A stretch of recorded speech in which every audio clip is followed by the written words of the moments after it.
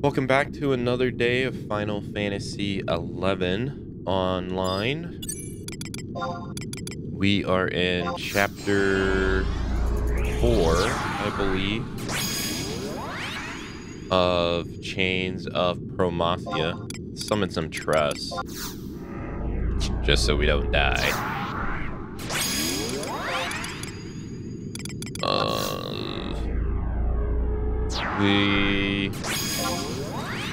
Last thing we did yesterday was fight a notorious monster in the room behind us, and we got a key item. So now we're going to go use said key item back to where we need to be, but we need to go... let's see. I'm not sure if we can get back there, but we'll have to just see.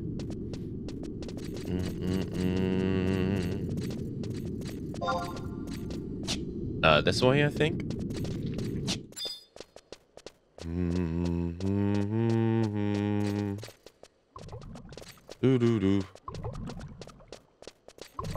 Oh. Let's go this way. I wonder if we want to put on the sun ring. We got a ring that has strength +3 on it. I wonder if we want to put that on. Doesn't seem bad. Plus, it was free. Oh yeah, we'll be able to go this way. Yeah, for sure.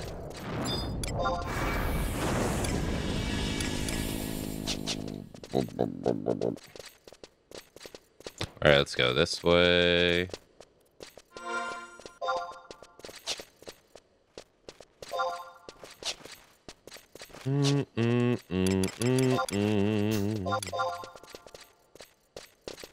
And this way.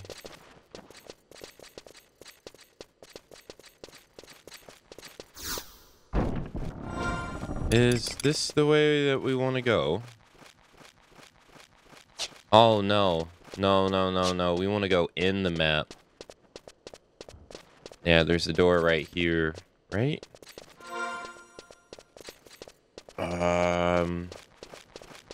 Yes. Yeah, we want to go right here. That's right. This place is so confusing. And I think we want to go here. And then there.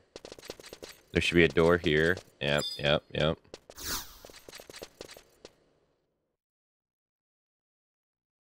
Yeah, because we needed to get the key for the door.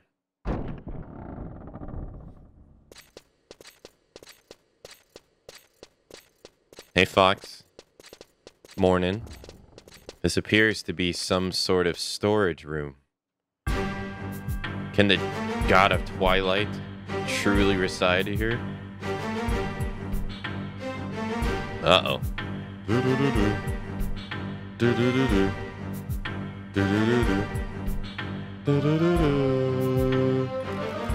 Is this the Twilight god, Promathia? There you go.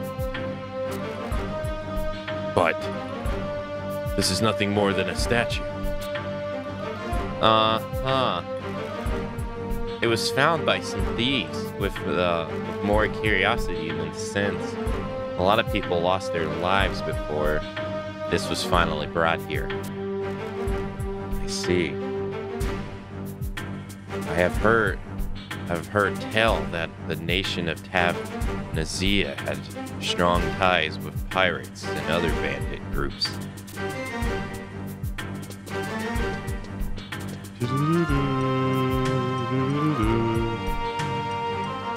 The Tabnazian Cathedral used to buy up weird artifacts all the time to give its researchers something to study.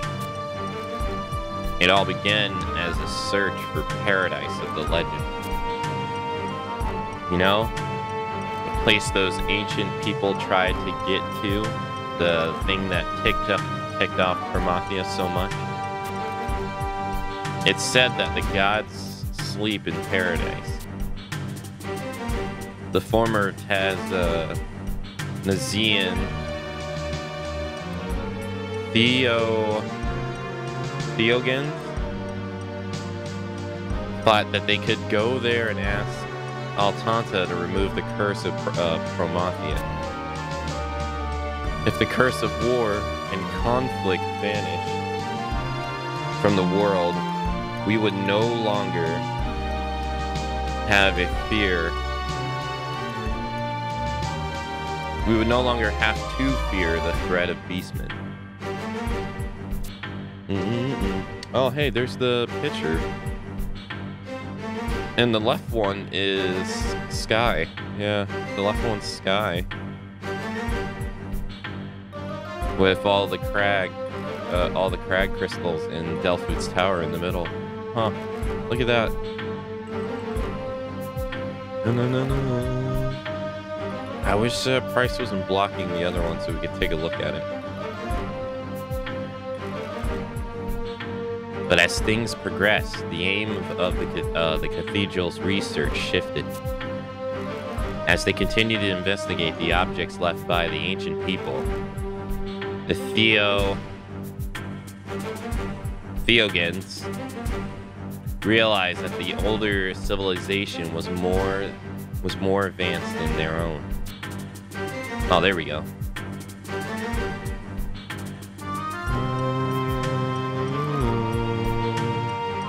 I'm gonna wait for it to zoom in. There we go. I'm gonna get a good look. That's definitely Bahamut. But there is a city on the bottom this time.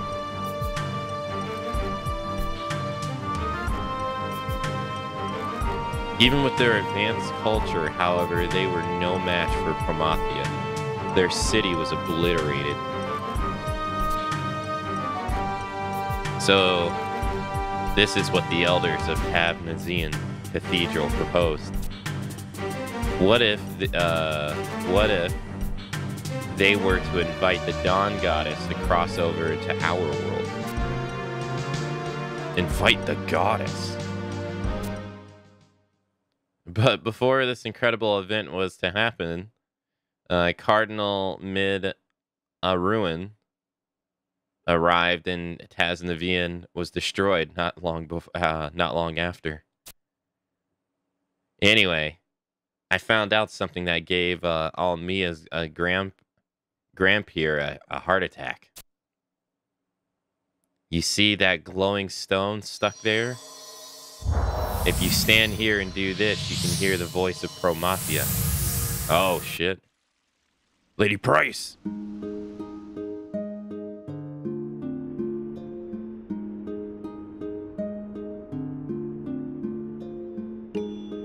Okay. So, this is the Taznavian child known as the abhorrent one. It seems she's caused a terrible accident during the baptismal ceremony. Many of the clergy lost their lives during the incident, and those who survived told the terrifying dreams of the deity. What truly proves this child's damnation is her ever useful form. That and the rumors of her ability to read people's minds. Why does this new cardinal allow the child to walk freely after the cathedral had taken steps to ensure her internal confinement? And why bring her here to Sandoria? According to the Cardinal Mild-Ruin, the birth of such child is a sign that our most desperate wish is about to be granted. I speak of the treasure entrusted to Taznavia. What generations of cardinals have hidden from in fear, this Mild-Ruin has chosen to reveal to the Sandorian Cathedral. Okay. If Tabnazia's treasure is brought together with the holy artifact we hold, the gates of paradise will no longer remain closed.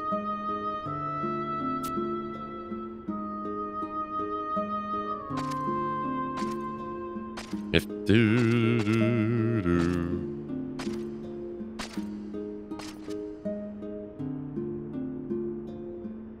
Christ, you are the child of destiny. However, your part in this is over. There's nothing left within you. Uh-huh. Wait, so she's already met Diablos? You. Why are you here? You should have met your demise in the city of Al-Tariu, along with the Keeper of Apocalypse. Does this mean the battle still rages? Oh, okay, so he's referring to the boy. Or do you mean to tell me you fled from the battlefield? Battle? What battle is this? The battle upon which rides the fate of the world. The image of Promathia I revealed to you. It was your task to travel to Altio and regain that form. Regain that form?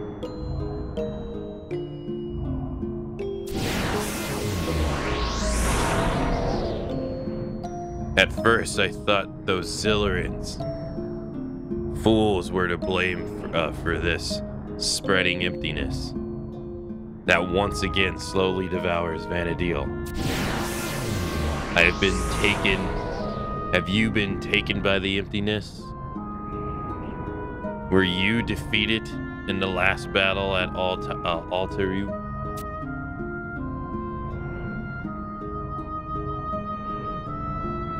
Was I defeated?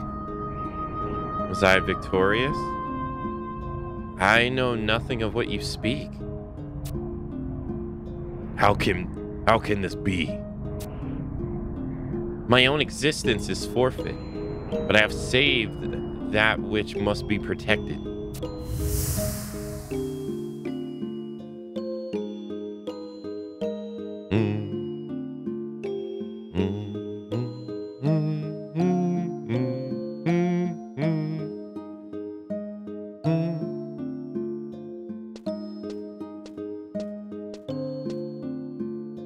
Welcome to the Hall of the Gods.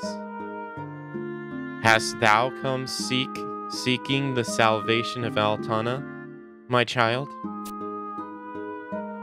I seek no salvation. I only wish to know the truth. Dawn Maiden Uvinoli. You who resides within the spirit of the goddess should be able to answer my question. Was I born to carry out the will of divine Promathia? Or was I born to thwart his design? Or to thwart his design? Ah, a most interesting dilemma. Why dost thou think the face of Promathia is smooth and unfeatured? I don't know. All those who follow the Lady of Dawn gaze upon her visage.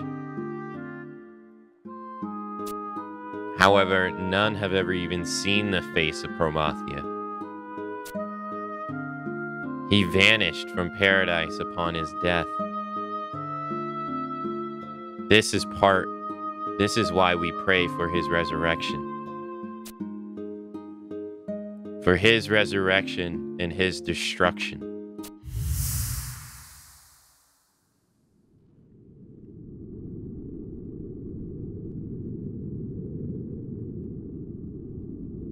Well, if he's already dead, why would you want him to come back to life?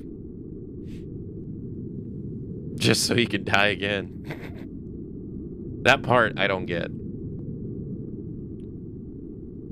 Has your strength returned? That even one such as yourself was overwhelmed? This is truly an unexpected turn of events.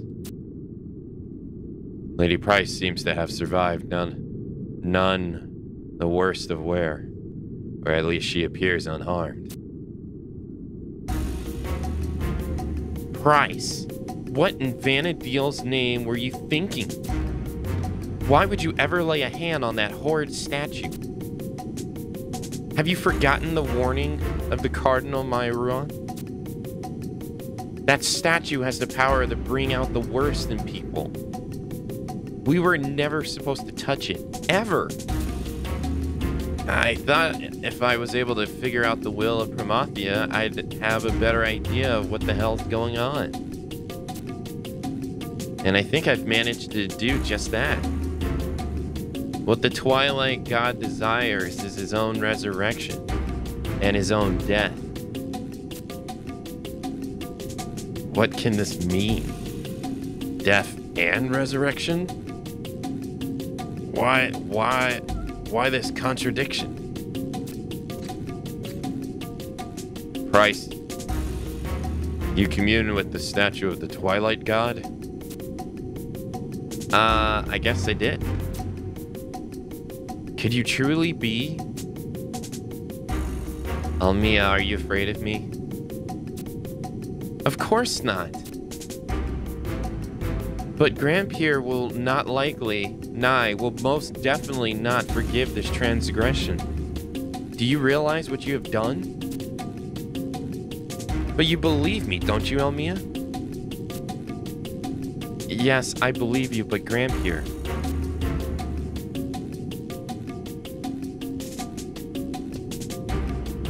Let us return to the safe hold. The air here is stiffing. Almia. Yes, there's nothing left for us to do here. Come on, Price. Let's go home. So the Dawn Goddess.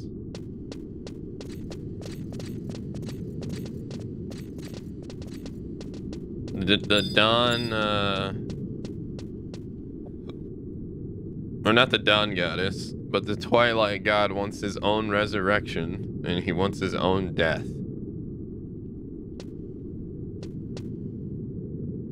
The expansion's called Chains of Promathia, and he is covered in chains. So.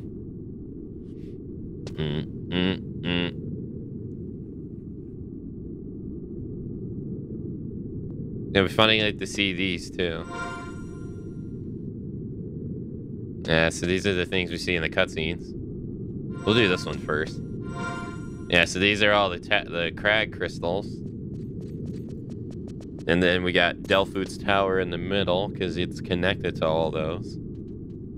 And then we got Sky at the top that we saw in Zillert. Apururu, get out of the scene. What are you doing? Move. And then we got Bahamut above a city. I don't know what that's supposed to be above Bahamut. Okay, some kind of symbol. I'm gonna assume those things that are getting shot at him are when they were fighting him back in the day.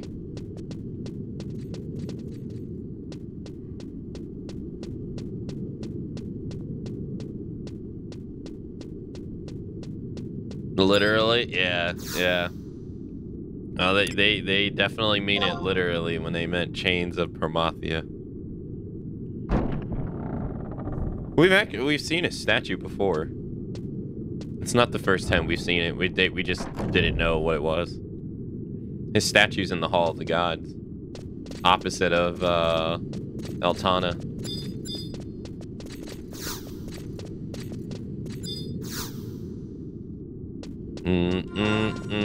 Alright, do we want to run back?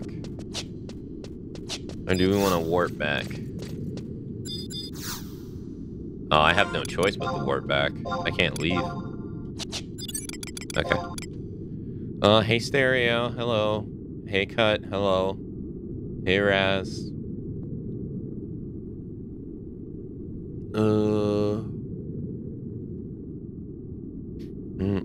Alright, let's get out of here.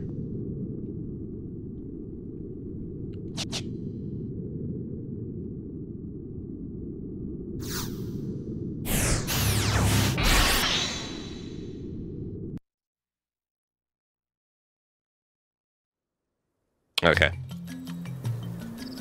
Alright, now we gotta go back to... I assume we gotta go back to Taz.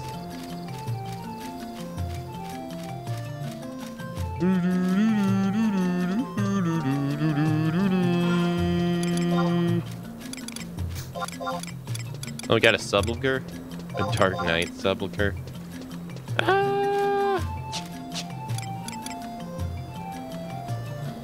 Let's go to Windy Woods first, before we go back to Taz. Let's go to the entrance. Do.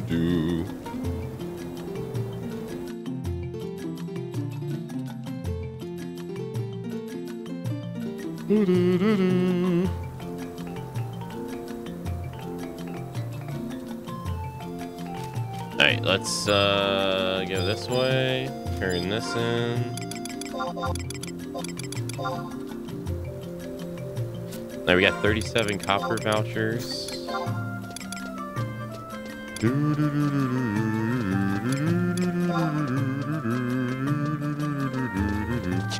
Oh yeah, I think before we want to continue, we want to spend our spark points. Yeah, we got 96,000 spark points. Yeah, probably want to spend some of these. Yeah. Yeah, while we're at it, probably want to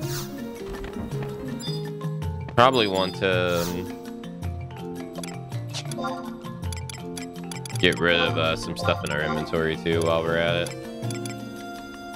Ooh, I don't think we're gonna make much money off this lizard blood, but let's go to the auction house.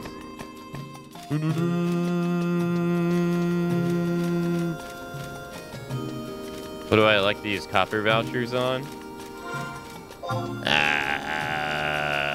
For this character, I haven't used them on any, and for my main character, I don't really remember. Not really. Yeah, that's what I thought.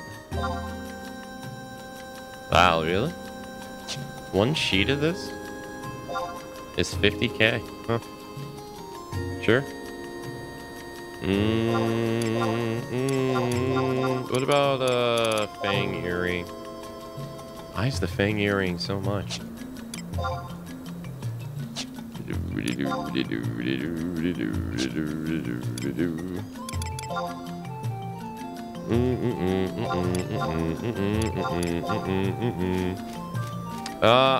I just keep the copper vouchers in case I need some currency in some city. That's pretty much what I do.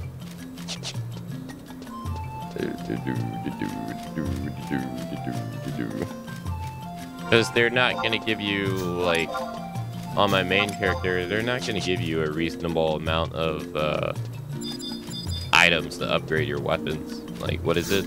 We have 37. Exchange currency. Is it provisions? Let's see. Let's go with rift boulders. Yeah, like, you have to trade 2 to get 1. So I wouldn't even get 20. To me, that's not worth it, especially if, like, the price of platoons have been dirt cheap for years, since most relics people don't find valuable anymore. I don't remember which one went down in price, but one of these went down in price once the data mining of the prime weapons came out. One of them plummet as well. And I don't remember which one. I want to think it's these, because these are the ones that are tied to mythic weapons. And I think they were the most expensive. Because these are tied to the Aeonics. Or not the Aeonics, the Empyrean weapons. And these were cheap because people don't like doing the Empyrean weapon farm. Especially on this server, because this server has a problem with a lot of the camps being botted, unfortunately. So those were cheap as well. So spending it on these provisions is just not worth it. So I just keep it for currency. There's nothing really else you can spend it on. Not really.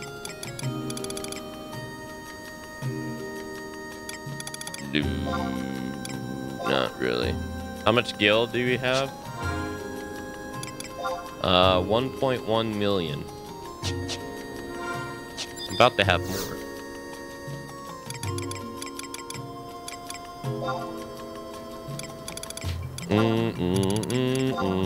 So, I probably should explain what these NPCs do. So these NPCs didn't always exist in the game. And these three didn't always exist at the same time either. This was the first one. The one in the middle. This was the first one. I don't remember who came after this, but this guy right here is just a deeds NPC.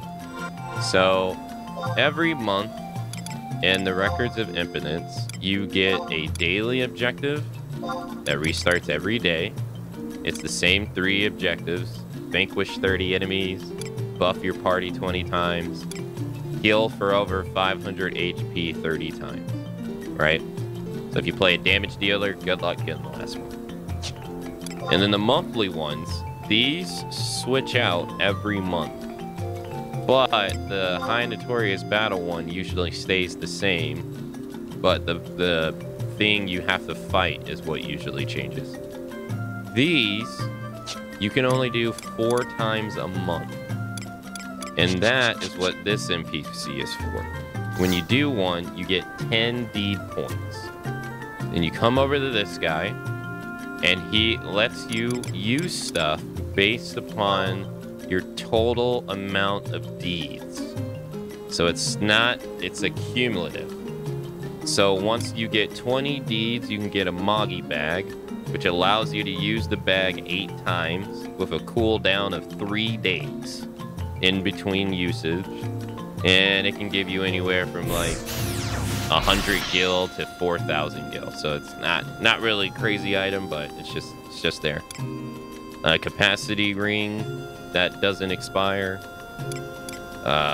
which is a pretty damn good one. The endorsement ring is pretty good. And all kinds of stuff. Deed vouchers. They give you keys to use at the Gabi, which in my opinion is pretty useless because that's already RNG as well. This stuff right here is actually pretty okay though. Deed voucher +1. So the gear that it looks like we're wearing, the dancer toes. This stuff has been augmented so many times over the years. So this is it's originally level 50 to 60 gear, and then eventually they had a event in this game called Limbus that allowed you to raise your artifact gear to level 70. Into the level 70 to 75 range. And that's when that was the cap.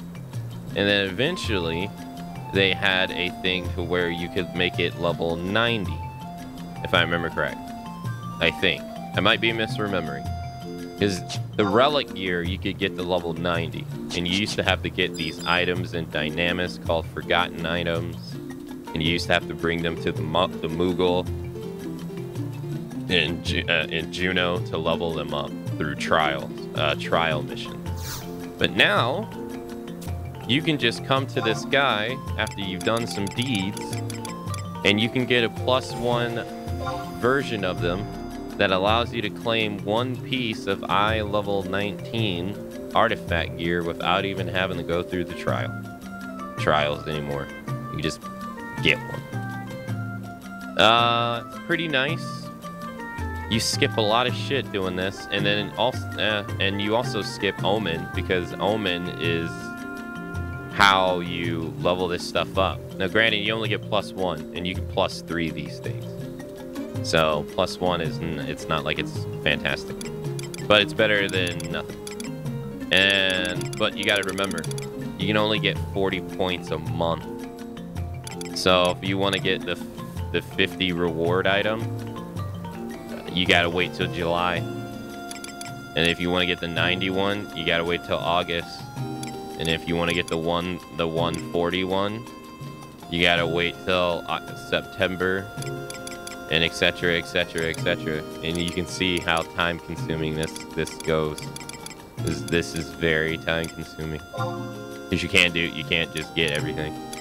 So and honestly, not every reward is like crazy useful, but there's a trust that you can only get through this, and there it is right there. You get them at 480 points.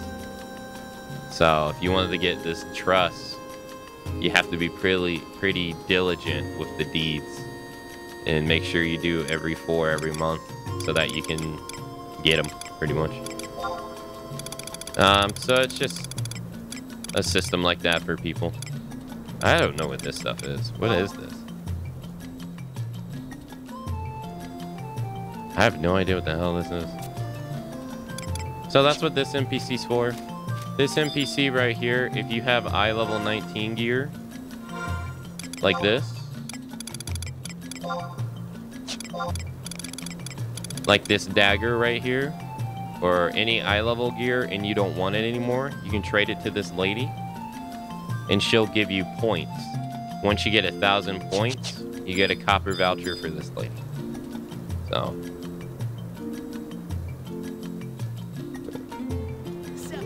hey, thanks for following. Thank you. I'm doing good, Cut. How are you?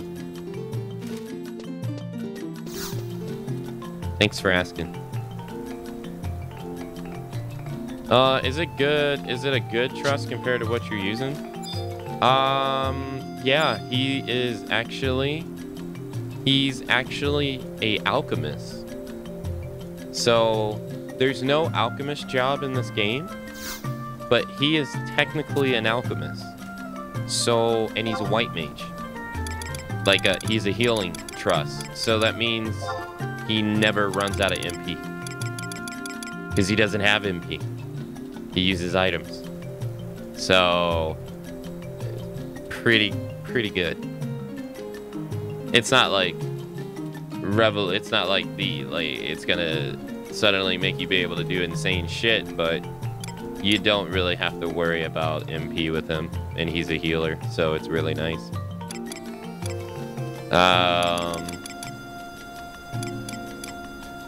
Yeah.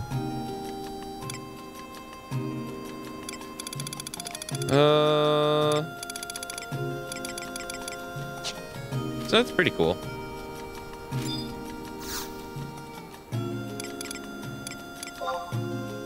I think we already bought this stuff, yeah? Alright, well.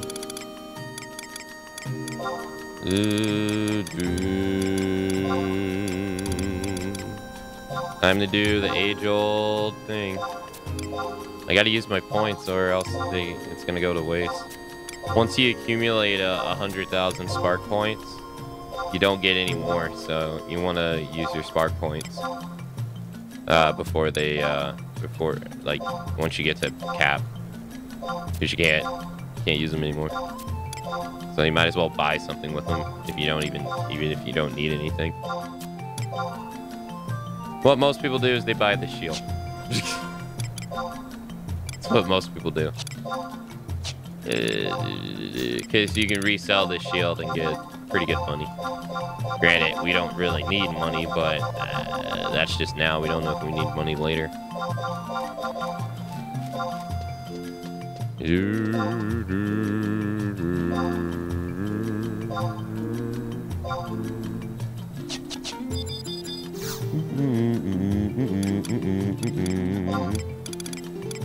So I just want to take the time to do this. People also do the same thing with their acolyte points as well, in case they don't want to go fight a Unity monster. You can use your acolyte points to buy specific items so that you can resell the item and get some money. This requires you to have max fame in Juno to get the most out of it, though, because that's the best place to sell the shield.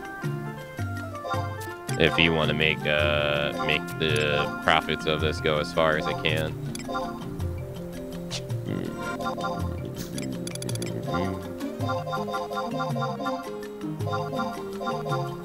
I should probably just sell the apple pies. I'm never going to use those things.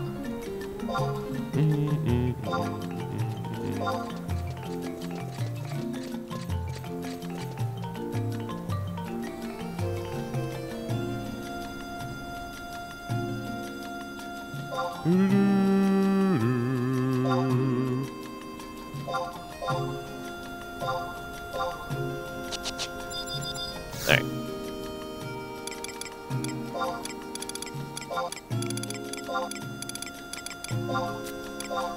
And then there's a limit to how many points you can spend a week.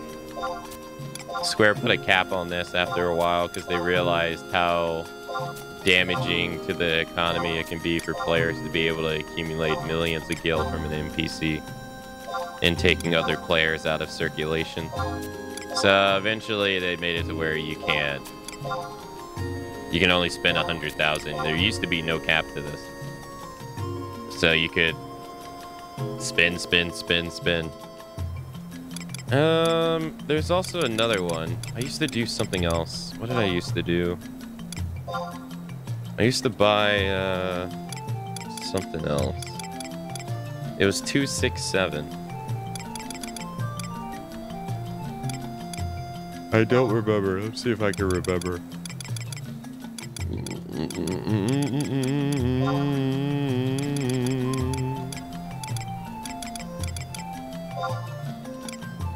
I don't remember what it used to be.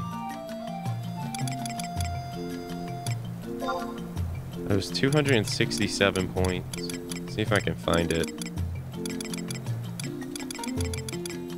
This is why I should write this stuff down in like a notepad so that when I come back and play later, I can remember this stuff. So I'm not going to remember all these small details.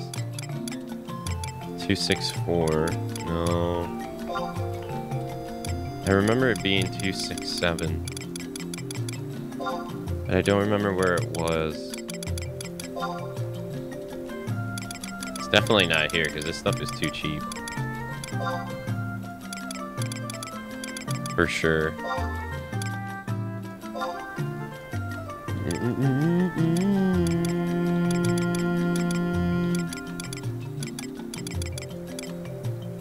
$269. Where are you? Chainmail 264. Maybe that's what it was.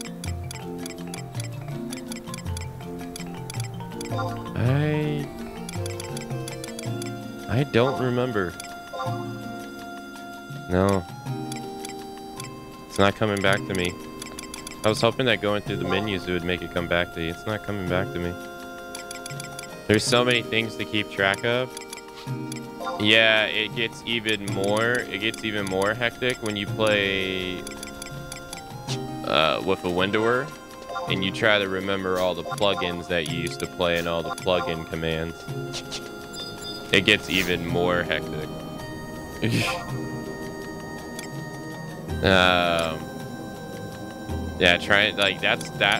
that is one thing that I like struggle with when I come back and play every single time is I forget all the freaking windower commands that I would use. And I'm just like, so I tried writing them down on like a doc form. So that when I come back and play, I can just be like, oh, okay. Oh, okay. Because it's so much shit to remember. What am I looking for? I don't know.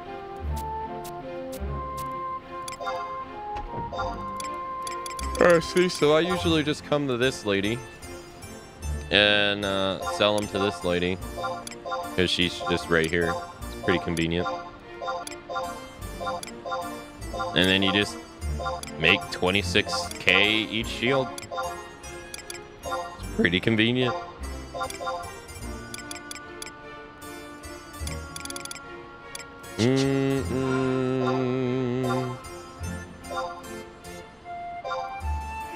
And so you can make about, I forget how much money off this lady from doing this or selling this shield, but you can do it once a week.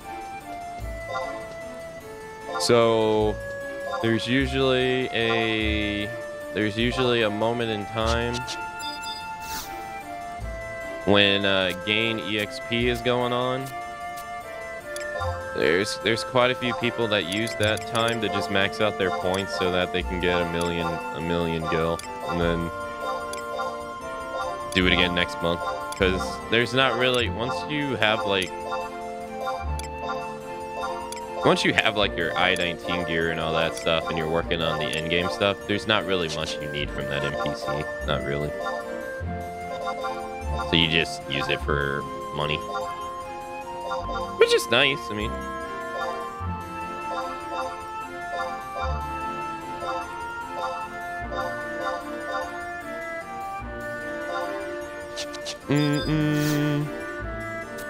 Like here I am able to make 2 million gil on this character, like without even trying, which is ridiculous. It's kind of ridiculous. I have 2 million gil doing this. So, yeah. And if you think 2 million gil is a lot of money, I'll show you why it's not a lot of money. So Square has introduced relic armor, like the relic armor and all that stuff, job specific armor. Square also introduced job specific back pieces, which don't cost money, they just cost you time. But they also introduced job-specific neck pieces. And look at these bad boys in price. So you can augment these at an NPC. Let's just look at the dancer one. Where's the dancer? I don't even know what a dancer one does. So they're not all equal. That's one problem. The pup one sucks ass. Because it's made for magic puppets, and magic puppet is the weakest puppet. So it sucks. But 30 accuracy is nothing to bat an eye at. This gives you Walt point C 10%, which the cap is 50, so 10% on one piece of gear is not bad. It's not bad. Magic accuracy 25, that's for stun, pretty much, and then accuracy plus 25. Like I said, though, you can augment these, and the augments are usually pretty good. But look at the price that's attached to it. 43 million gil for the +2, which is the best one. And the augments you get from it are based upon which version you buy. So the +2 has the best augments, and it is the best one. So, in my opinion, it's just better to save up for it. But like, look at the +1. It's just 1 million. So you're playing 40 times more for the +2. But it's the best one. So,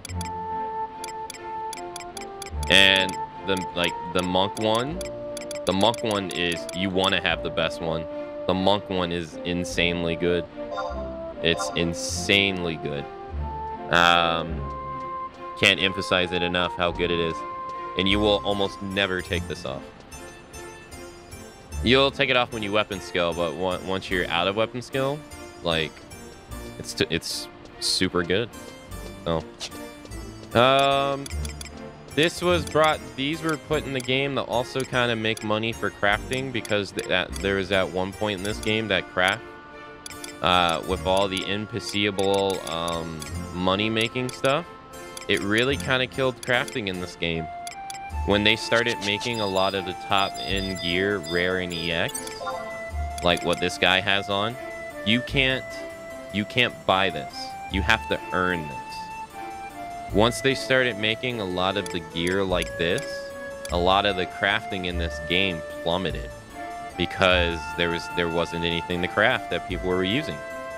And so the neck pieces was a way for Square to bring back crafting into this game, because it just really didn't have the use, unfortunately. And then they also did it for cooking too. Cooking has been long killed off for a long time.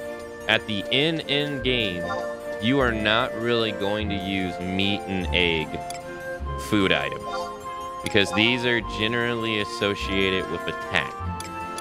That's how it was. Because at the end game, you want to go with accuracy, because shit has such high evasion in this game at the end game. So seafood was really the only option. And for the longest period of time, it used to be Soul Sushi +1 was the best shit you could buy. It's not anymore. So it's still pretty respectable in price, but it doesn't sell that often, because Sublime Sushi has now taken its place, and it's now the best one on average, right? They introduced a shit ton of sushis. These are a pain in the fucking ass to make if you go out of your way to make them, because the fishing part is the part that's the pain in the ass, and then there's a specific item you have to farm to make these. So outside of this, there really wasn't a whole lot to money making anymore with food, because Square made it to where you can now buy Soul Sushi from an NPC. Now, you used to not be able to buy this stuff. You used to only be able to get it from crafting. Now you can buy it off an NPC that you get from just doing story missions. So that also hurt cooking quite a bit. There was very little reason to buy Sublime. Like, it gives you, let's just take a look. A +1 stack of Sublime gives you 7 strength, 7 dex. The HP does not matter. The charisma really doesn't matter either. It gives you 105 accuracy, where Soul gives you 76. So 29 more accuracy, right? If I have that right, I think it's 29. And 2 more stat increases. Pretty good, but I don't know if I would say that is worth 350 to 400,000 gil a stack, which is 12 uses, when you can just go buy this off the NPC for like 40k. So this that really hurt cooking. But then Square introduced this stuff. They introduced these new food items, like this, called the Al Tanta Repast. And these food items are hella unique. Let's just take a look. You get strength +20, dex +20, vit +20, agility +20, intelligence +20, all stats +20. 90 attack, 90 accuracy, range attack, magic accuracy, magic attack bonus +20, magic defense bonus, doesn't matter, magic evasion +90, store TP +8, evasion and defense +90, and the pets get the same effect. How much does it cost? 40 million for one item.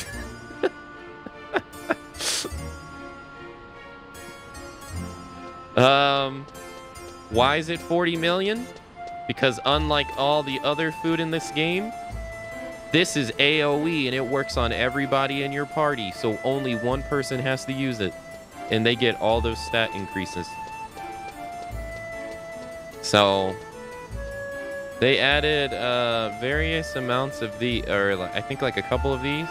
This kind of brought cooking back a little bit, kinda.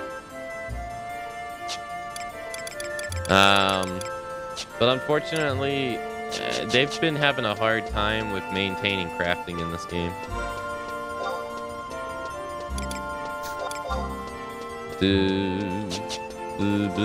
Better not die with that food on. You better not. Yeah. Somebody will. I hope all that made sense.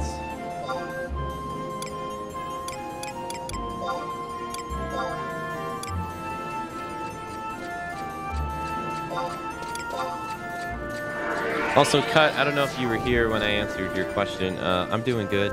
Thank you. I hope you're doing good. Sorry, I missed your, I think I was talking about something when you asked earlier.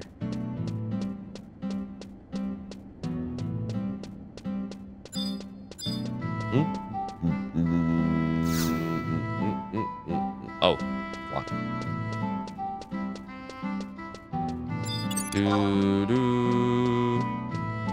Buy the full set, or this will have been for nothing. I don't even think I have a +2 necklace on my main account.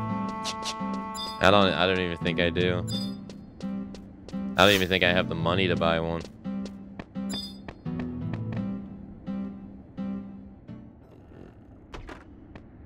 I played a little bit of this off stream yesterday, but I felt bad playing it because I felt like I should have been doing other stuff instead.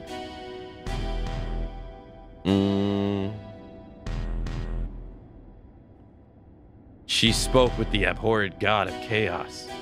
What more evidence do we need? It all makes sense now. Why else would Bahamut choose Tab-Nazia as his place of return? It is all because of this girl. She is the origin of all our troubles. Perhaps it is even her fault that the beastmen first converged on Tab-Nazia 20 years ago. Grandpere, it is unfair to blame Price for all of Tab-Nazia's misfortune. It's because Price's heart is pure. That is why she was not controlled by the evil after touching the statue of Promathia.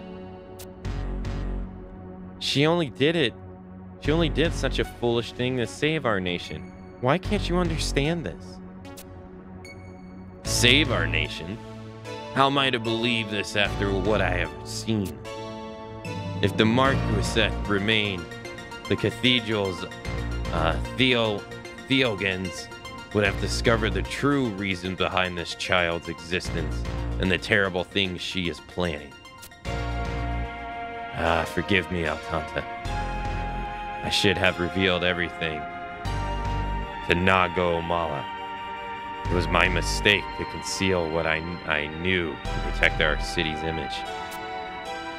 He could have possibly led us to the truth before the true intentions of the Inhort One. Grandpere, have you forgotten what the Cathedral Madaron told us?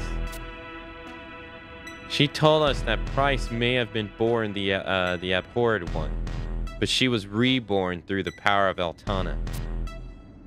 And perhaps we should question the loyalty of Madaron C. Giolument as well. What were her true intentions? I have recently heard rumors that the Sandorian Cathedral is attempting to capture her. Who could have told you such things?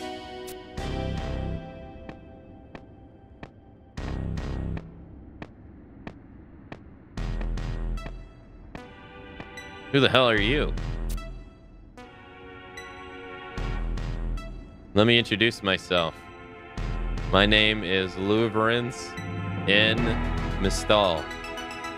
I have been listening to your exchange for the past few moments. This knight has been dispatched by the order of Sandoria's Cathedral to search out the missing Cardinal Maioron. He arrived here via a duchy airship. Louverance. I recall hearing that name once before when I visited Sandoria. Ah, so you must be the one who visited Madame Inari. You see, you are already aware of the details of my mission. At the close of the Great War over 20 years ago, the cathedral's reliquary was robbed. Mile Aluron C. Gil Lument is believed to have been involved in the theft of a large number of scrolls and scriptures. It is said that this loss ultimately drove the reigning Papscu, Muchaveta P. Coucherit, to his death. This is why Sandorian's cathedral is adamant in locating the cardinal. Miss Maduron, you've got to be kidding. I know neither of guilt nor innocence, and that is why I've been searching for anyone who remembers her. It looks as if I finally found someone who can give me some useful information.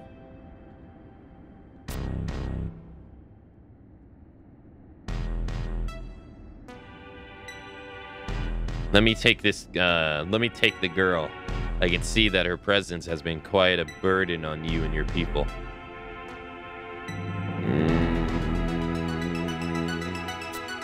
Well, if this is what the cathedral desires, I am not one to stand in their way.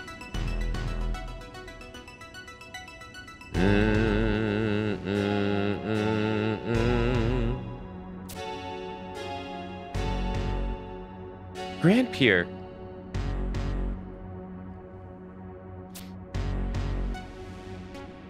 Hilmia, don't worry. I was beginning to think that it's about time everyone learned the truth. I've got to do something, or people will continue to doubt and hate me. Christ, but... Hey, Louverance. As much as I'd like to take you up on your offer for a free cruise to the kingdom, I'm gonna have to pass. I gotta go to the Northlands with these guys before I can do anything else. Like they say, a promise is a promise.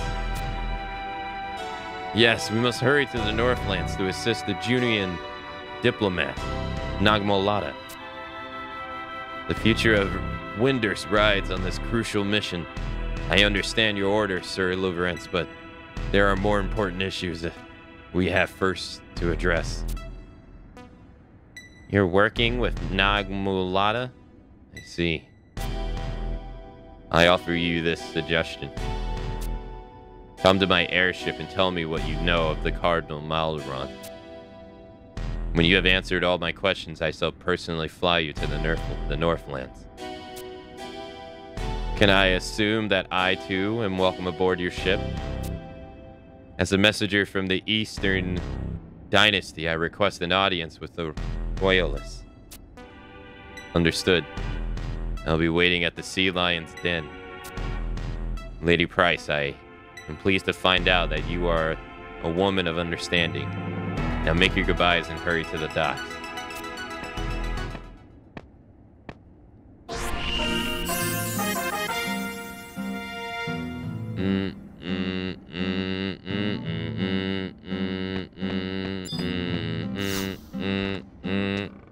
Thank you for your offer, but I'll pass. That's pretty much what she said.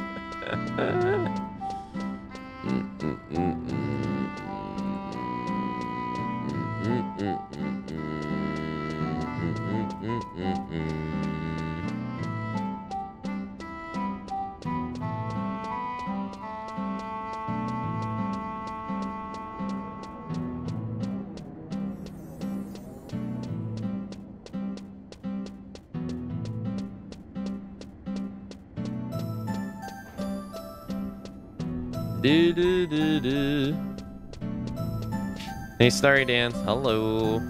The MMO way? Oh, what? Me playing it and feeling bad?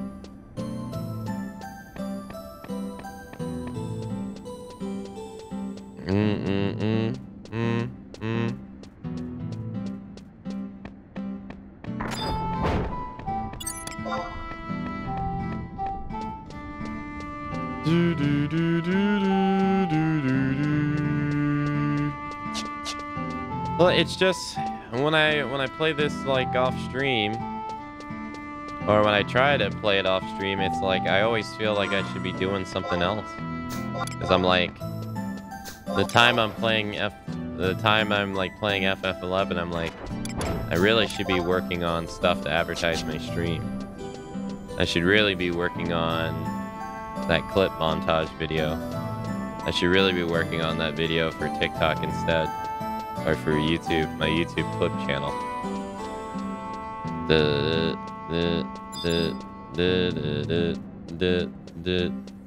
That's what usually ends up happening.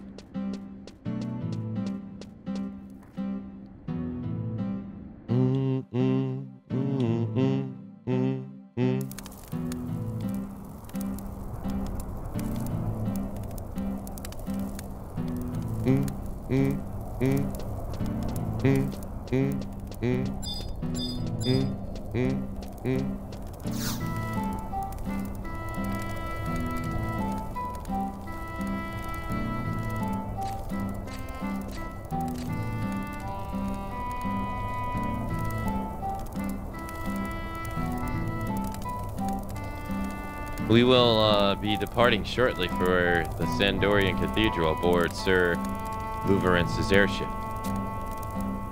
I asked if you might accompany us, but they answered me with a hardly no. However, you need not worry, Akane. I will take an eye off Lady. I will not take an eye off Lady Price. And if by chance Sandoria breaks its promise and refuses to release her, I will do everything in my power to rescue the fair lady. However, if there is one thing we must worry about, it's the amount of time we are losing with all this sidetracking. We can only hope the boy is not too far from us.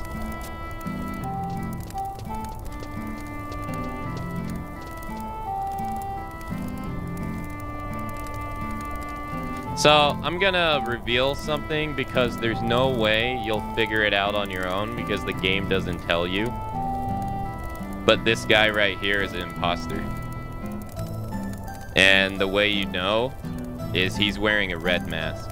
The real one wears a purple mask. The game never tells you.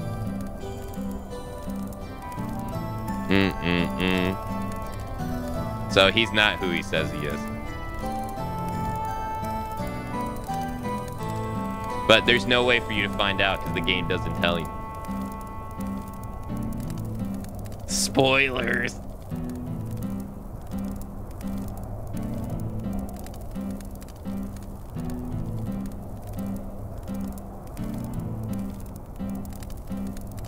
Oh, the ship is about to leave. Let us all aboard. Where's Lady Yulia? She's not accompanying us? I spoke with Lumia earlier and do not feel that she possesses any information for us to use to the kingdom. She is to remain here on the island. The Elder I always have a hard time saying his name. Dispatchiari.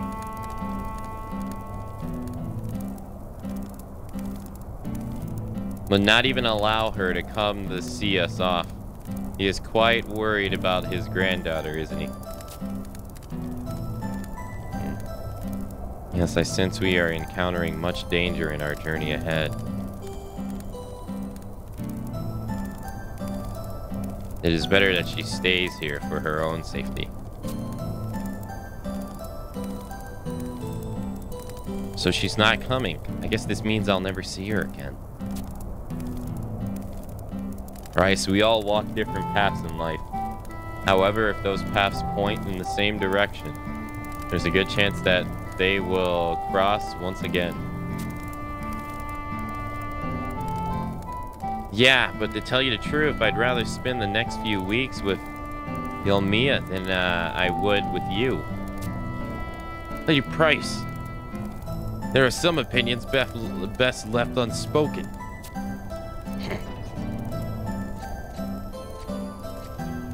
Well, I guess this is goodbye. Don't go falling off the cliff or getting eaten by a buffalo or anything, because I won't be around to save your butts.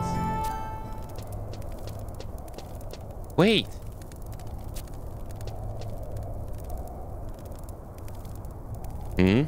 What? Take me with you. I still may be of some use. I haven't yet told you of the song that, I learned from Cardinal Maileron. I feel that song may be an important clue into solving the mysteries that lie before us. Interesting. Very well, you may accompany us to Sandoria. Well, you changed your mind fast. Did you hear that? Almia and Price back together on the trail of adventure. Price, I'm so sorry. I know you already know this, but let me say it anyway. I do not have any of the special powers that you do. There is so much that I do not understand. However, there's one thing I do know, and that is that I wish to travel with you and sing your song.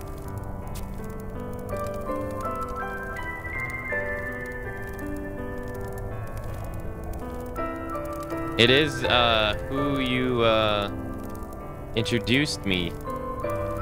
It is you who introduced me to the world filled with song. And this is the only way I can repay you. Thanks, Almia. Now let's get moving.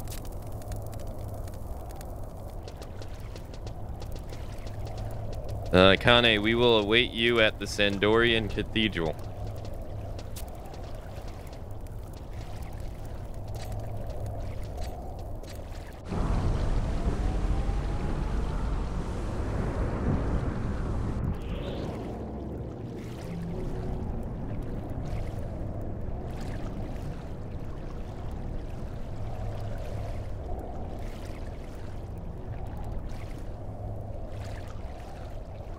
Oh, I guess I misremembered then.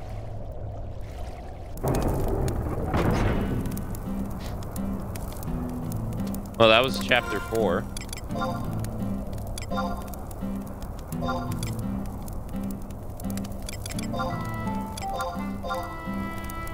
Banhammer. Alright, well.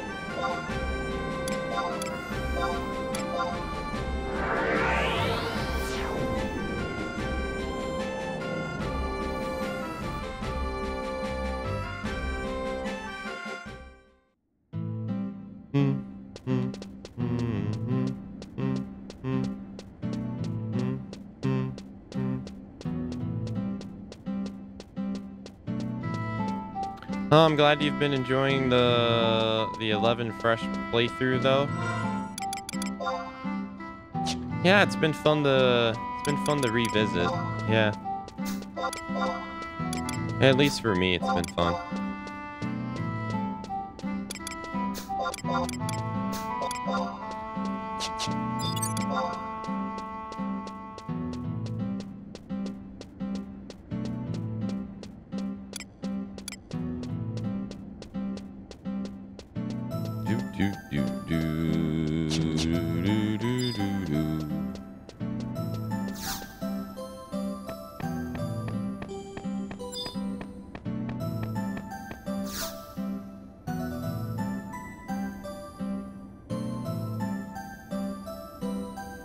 Kane, would I be correct in assuming that you have encountered the fearsome Mithrin sin hunters in your adventurers? I can't say I have. The sin hunters are responsible for hunting those who have broken Mithrin law. However, their hunts are not restricted to Mithra alone. In some circumstances, we Elven also become targets of their pursuit. A short while ago, a sin hunter arrived in the safe hold. She appeared to be in search of Cardinal Milduron. I explained to her that the Cardinal's whereabouts have been unknown since our isolation following the Great War.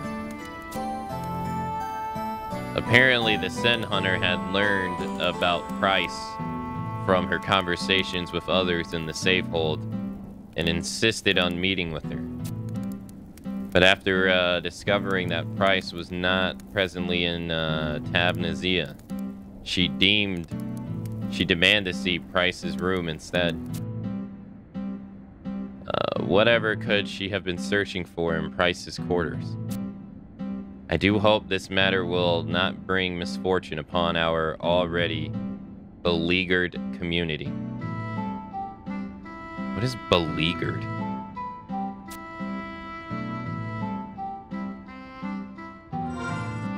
I have no idea what the hell that even is.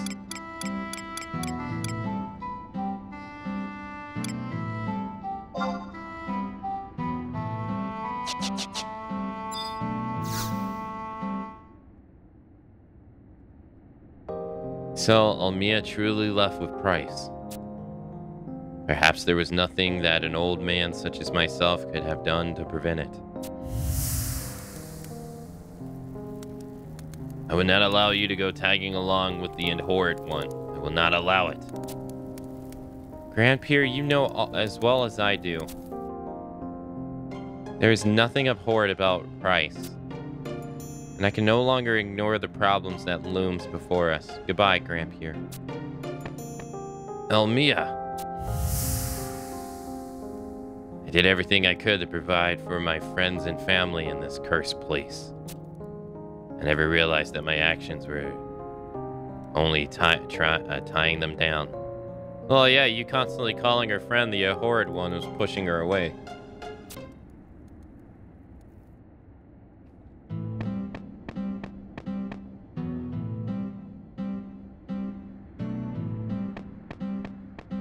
You know? Just saying.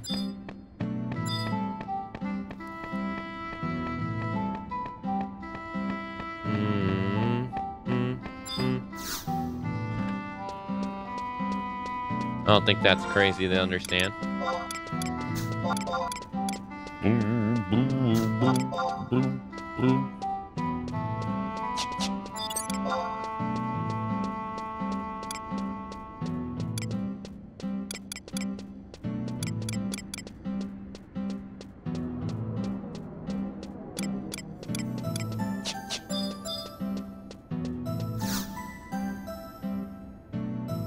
Oh, he doesn't have anything new to say.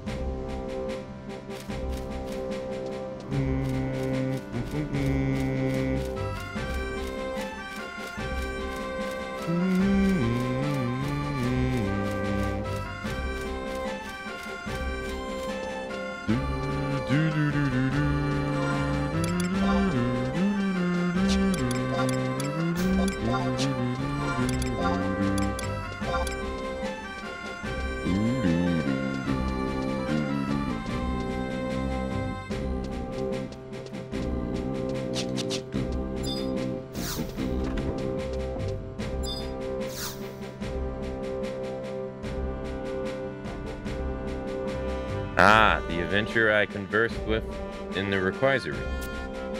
tranquility. Now you say you're searching for one Sir Loverance, an envoy of the cathedral. He would be the grandson of France Mage M. Mistal, the royal knight who were investigating earlier. You were investigating earlier. That Sir Loverance had retired from the Royal Knights is common knowledge. However, I have heard nothing of his enlistment in the Order of Temple Knights. If we High Priests were not informed of his return to military service, he must be entrusted with a mission of the highest importance indeed. It would seem to me that if Sir Loverance is traveling by airship, then the wisest place to search for him would be the port. Do you not agree?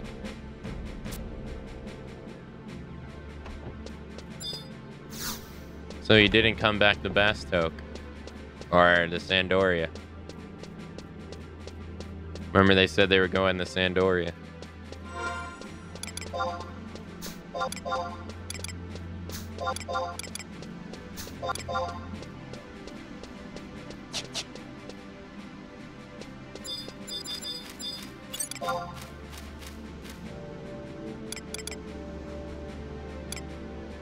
Oh, it's a puppet master.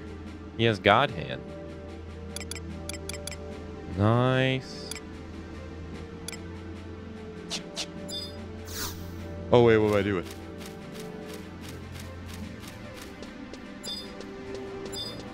Beleaguered is like under trouble, tired, under stress.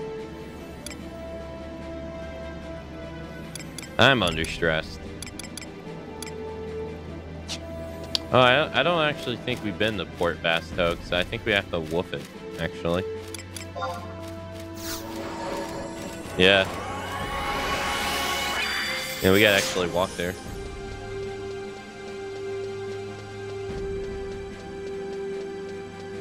The new Twitch stuff is very concerning.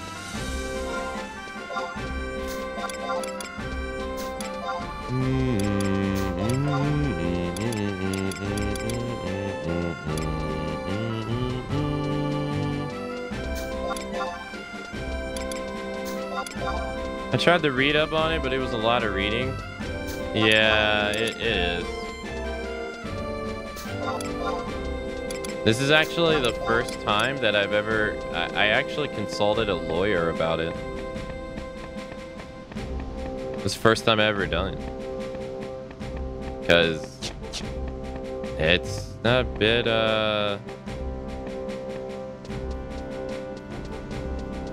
it just ain't good. They don't inspire confidence. At least to me. They don't inspire confidence anymore. At all. I have like zero faith in them to do like anything.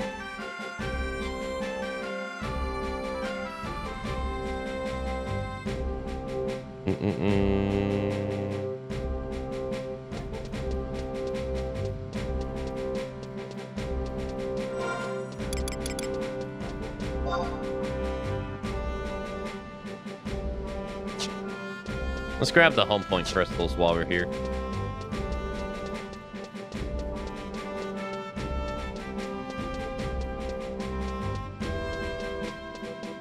Twitch can definitely be sus sometimes.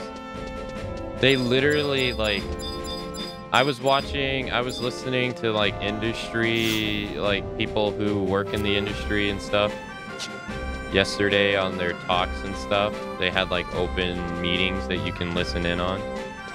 So I listened on all that stuff yesterday, and a lot of people who run advertisement agencies, or they work with advertisers to have their ads play on Twitch.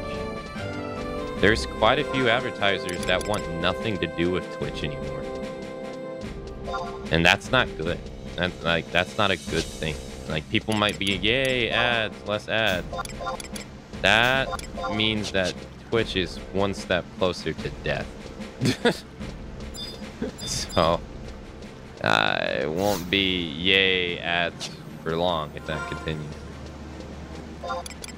But there is people talking about, like, there just really is, like, there's so many brands that do not want to put their content on Twitch because they are seeing that, like, the guys were saying, like, they have the data that shows that people are more likely, and they even admit it themselves that they thought it was weird. They themselves thought it was weird that they have the data that shows that despite Twitch being a more intimate experience than, say, like watching a pre-made video on YouTube, right? Because that's what YouTube is pre-made videos. The intimate part of Twitch, which they thought would be, let's just say for them, a lot more influential in terms of advertising, is turning out to be not the case. And it's turning out that YouTube videos are still, in terms of content creation, the best way to drive advertisement. Because people react more to YouTubers, to what YouTubers have to say, and stuff like that. And it's also the fact that the video lasts the value of the video lasts more than the value of your stream. Like, especially for me, or especially for people, like, say, like me, who stream a lot. While technically my stream, I technically make my last stream less valuable by streaming 8 hours a day, because it's so much content that people can't keep up. You can't keep up. And so there is, like, that's just the nature of live streaming, though. And so you're only as valuable as in the nature of live streaming as what you're doing now. Where in YouTube, it's not the case. YouTube, you can potentially have your video. What people were saying last week here in chat, that they were getting recommended videos from, like, years ago. That creates value. That's a valuable thing for that creator, that their video from 3 years ago is being recommended to someone. That does not exist on Twitch.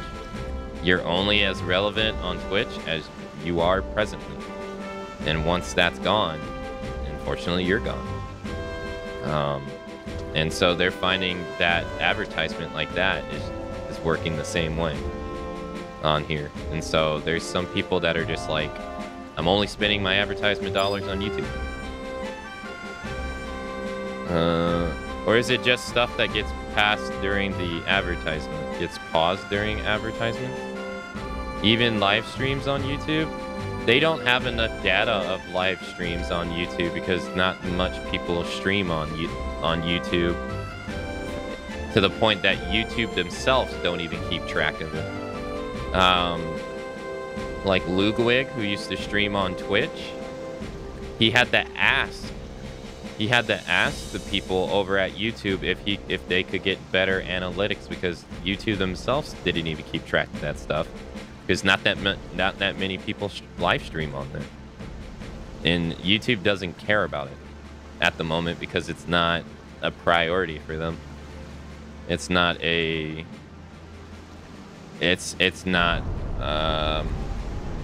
main focus. Their main focus is video content, so they don't really prioritize live streaming stuff.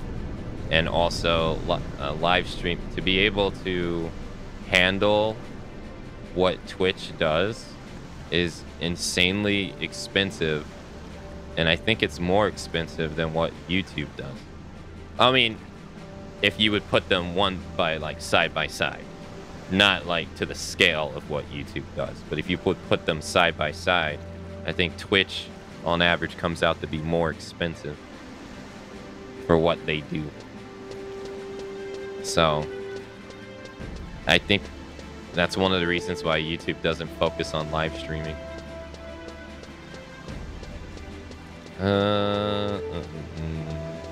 Explains why I see the same ad 5,000 times.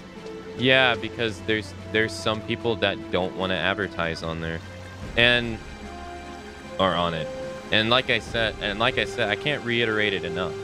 Like, people, I don't think people truly realize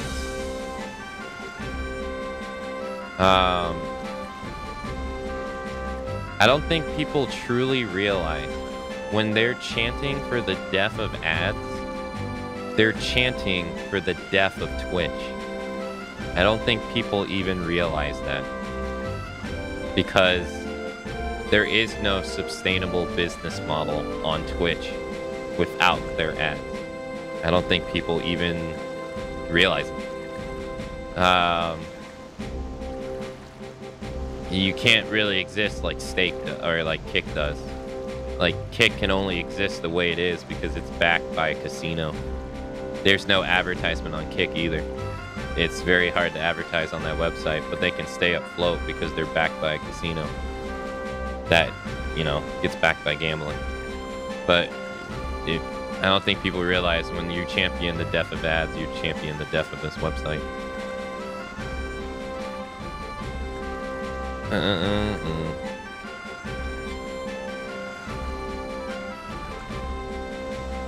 Expensive, but at the same time, Twitch uses Amazon servers for the heavy lifting.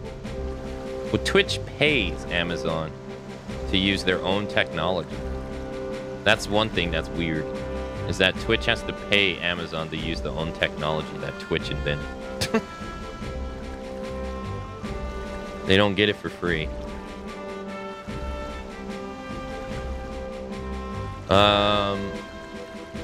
If they took Turbo away, I honestly would stop watching anyone I'm not subbed to.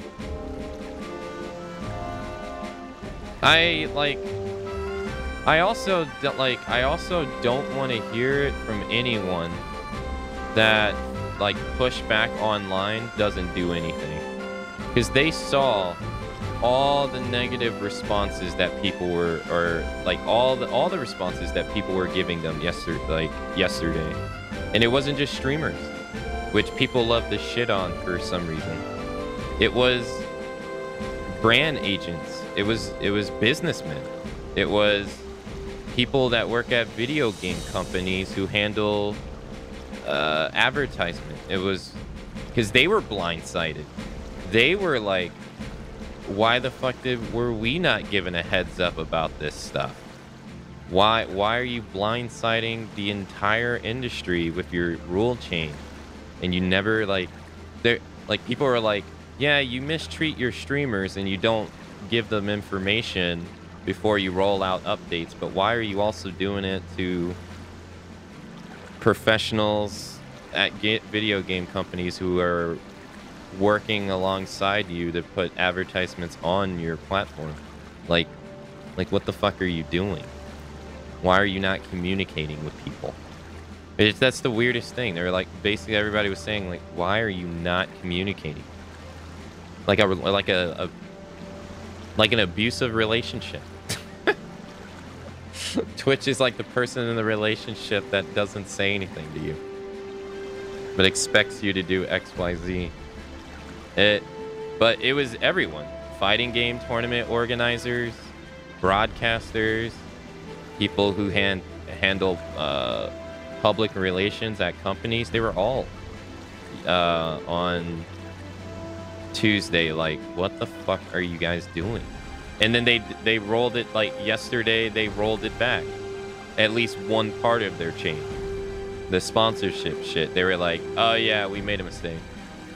And everyone was like, how the fuck did you think it was a good idea in the first place? Like,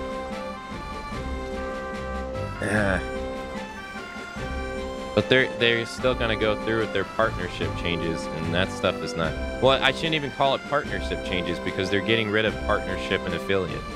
They're consolidating it now, so partners are not going to exist anymore. They're getting rid of it. there's no longer going to be partner and affiliate anymore. It's going to be everyone's the same. And you're going to enter into a monetization agreement. So it just doesn't look good.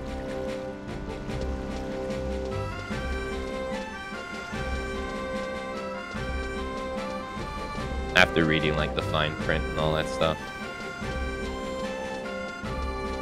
Yeah, I wonder if it was even legal to their sponsor contract.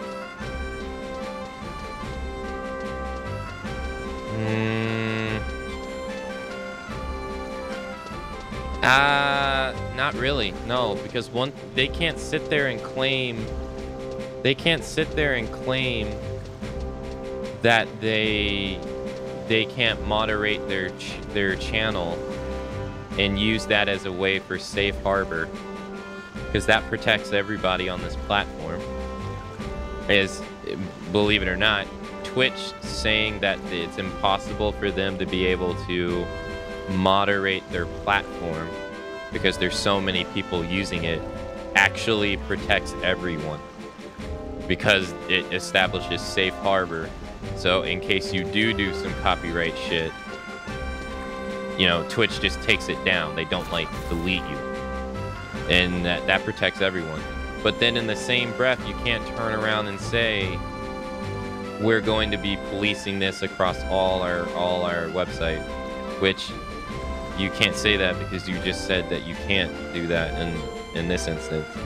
So you're being hypocritical pretty much, and that doesn't work. You can't say that and benefit from safe harbor and then turn around and punish people on your website for the exact same thing, or like for something like that. It doesn't work that way.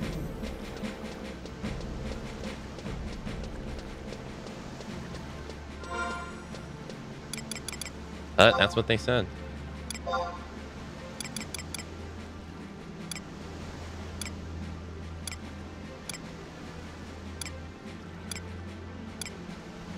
It's all a mess.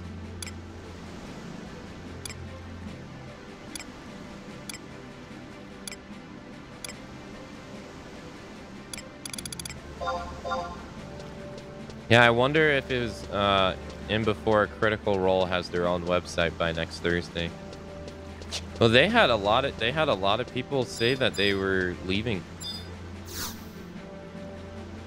I don't watch them, but they had OTK people talking about how they are reevaluating their position on even using this website. They were like, what's the point? I can already say, if under the new rules, if I lose my partnership, I most likely will retire from broadcasting. I can already feel it. I don't think I will have it in me to continue.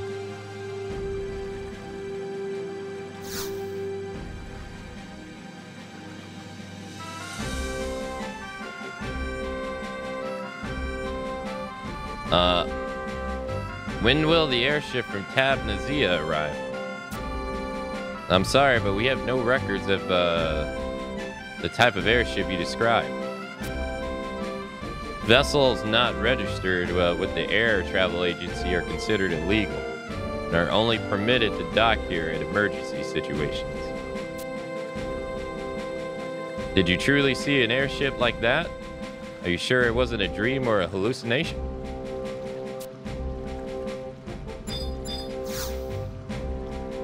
Are you still going on about that imaginary airship? I assure you, every single vessel is strictly monitored by the air travel agency.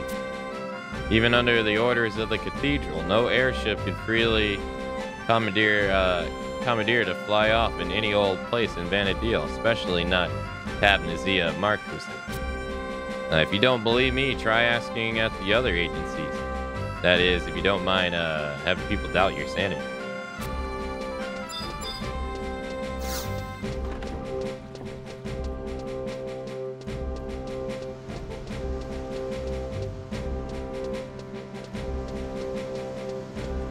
What rules would I be breaking?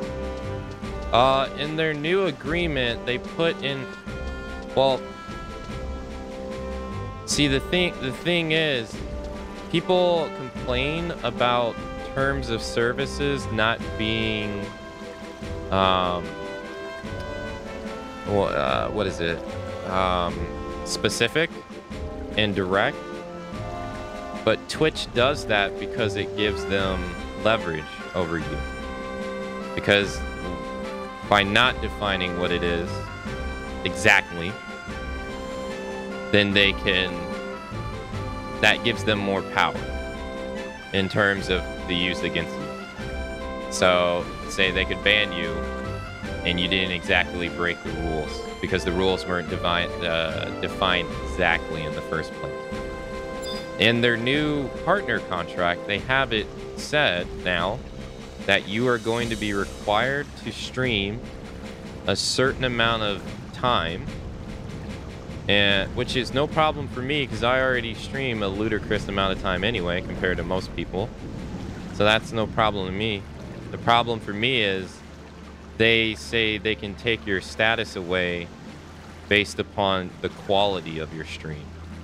So if you don't meet their criteria of what quality stream is, they can take your status away. And I mean, I'm not going to lie to myself. Despite my best efforts, despite me being here 8 hours a day, despite me trying to be the best that I can be and the most entertaining I can be, my stream doesn't grow. I have lost as many followers in the last couple of days as I have gained, and that's been going on for years. People don't like me for who I am that often. As many people who come here, most people leave. And so under these new rules, they wouldn't help me. They would most likely hamper my experience on here because I wouldn't fit their quality. And what is quality? Again, it's an ambiguous term. It's an ambiguous term that it can be anything. Who judges it? What is it? There's no answer. But that's the point. That's the point. There's no answer on purpose because it can be whatever they want it to be. And that's the problem. And they want you to stream a certain amount of hours, but they don't say how much. They don't even give you a criteria. They want you to be a quality stream, but there is no definition of that. What is quality? And then all these other things they put into it that's brand new, that are just anti-creator, and stuff like that.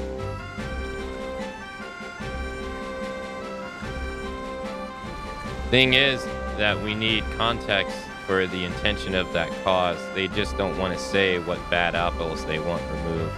No. But it's like, I'm not going to sit here and lie to myself.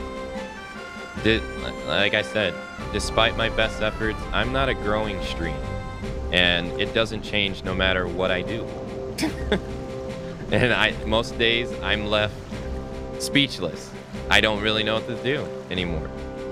I've stopped doing the intro to my stream to where I talk to people at the beginning of the stream because people stopped showing up. And I stopped asking questions because people don't answer. And people don't want to talk, initiate conversation with me. So I stop asking people. And it leaves me in a place to where I just feel like I'm doomed. And I don't know what to do. And I feel that way on pretty much everything. I feel that way on YouTube. I feel that way on TikTok.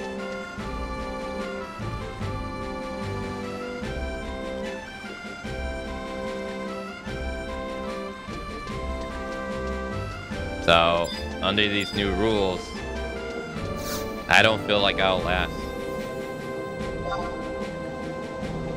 I think it's I honestly think if it goes the way I think it is, and I hope it doesn't, I honestly think it's going to push me towards just, honestly, just retiring from all of it. Because it just doesn't seem worth it.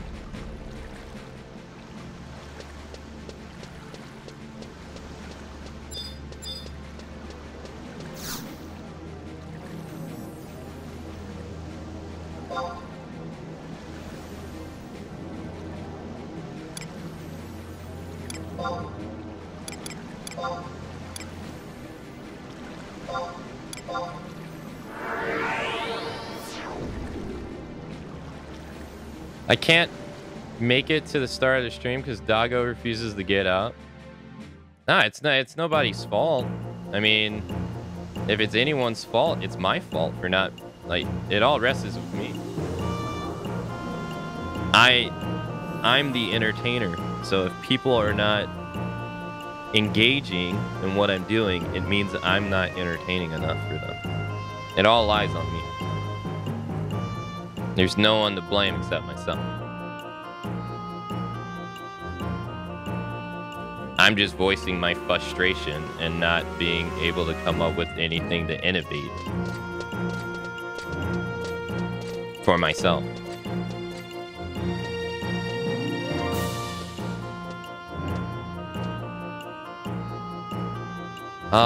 Where? Why? This isn't Sandoria. I thought we were going to the cathedral. Smooth move there, Luvi. You look all smart and stuff, but you really ought to get yourself a compass. Come on, admit it. You took the wrong way back there, didn't you? No, we're right where we're supposed to be, Basto.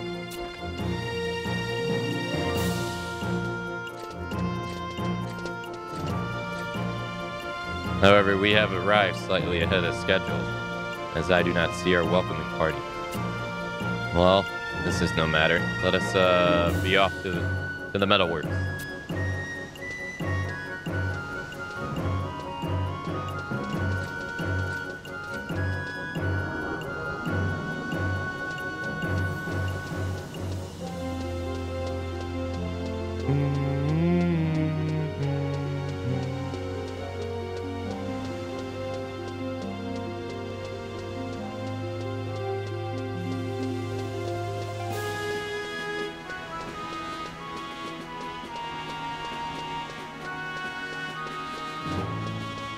It's hard. More and more people stream now. You can't watch everyone. I mean, that's true too. No, I understand. I don't watch streams as much as I used to because I'm too busy working on my own stuff. So I don't get to watch people I enjoy watching as much anymore. I get it.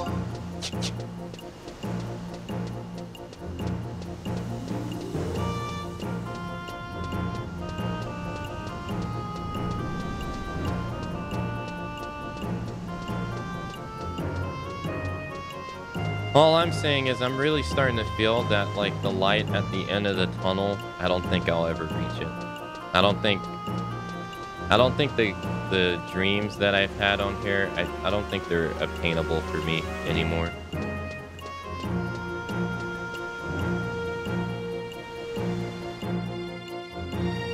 And I don't think there's any amount of effort that I can put in to change that.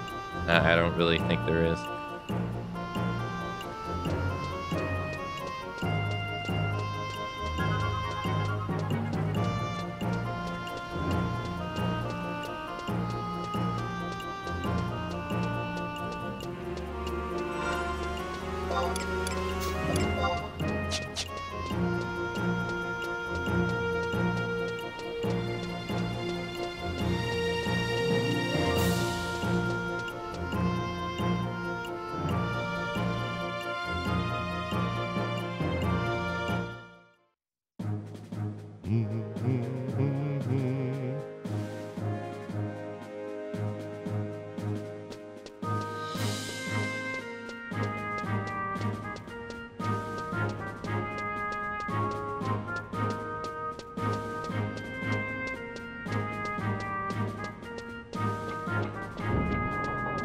hate it when that happens.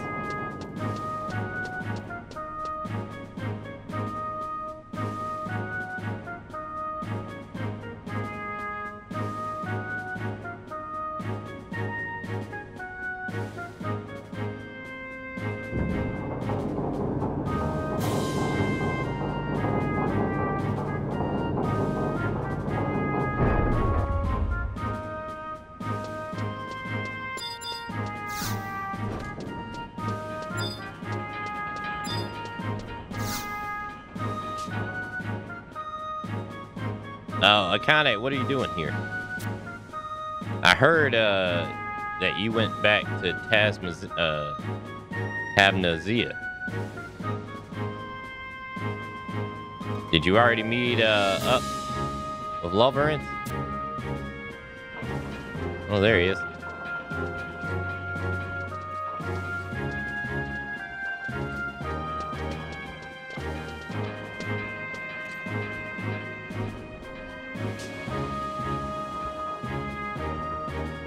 Akane, how did you get off the island? Ah, Sid. Price, do you know this man? Ellipsis.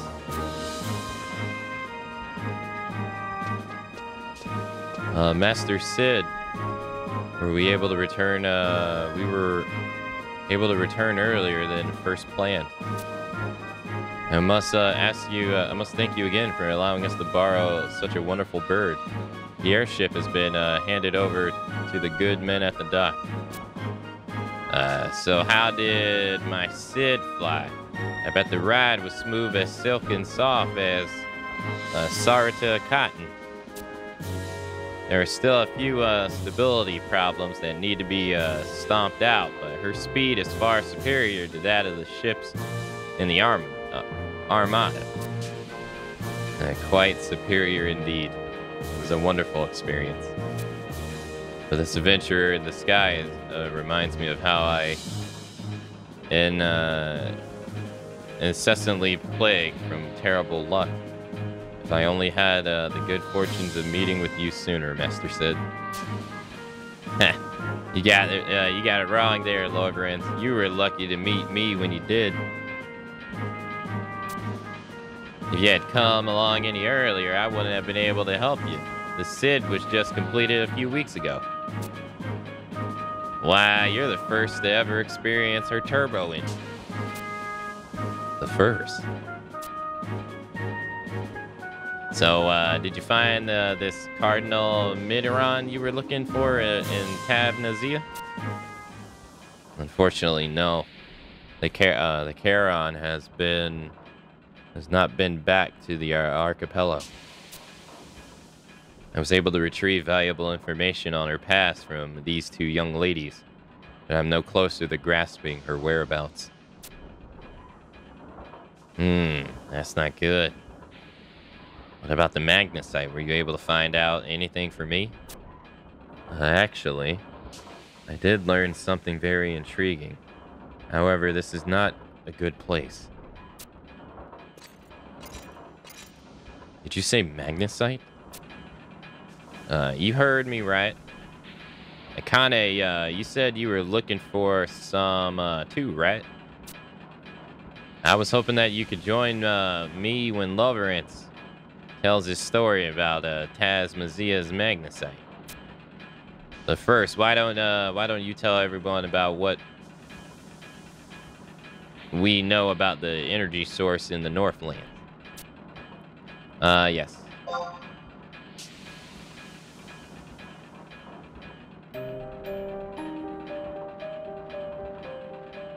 I see. So, you have been following the advice of Esta Nartal, traveling to the three nations of Sandoria, Bastok, and Windurst to gather information on the multinational expedition. If we can discover where the Tabnazian magnesite brought to Bastok originated, then we will discover the final destination of our journey.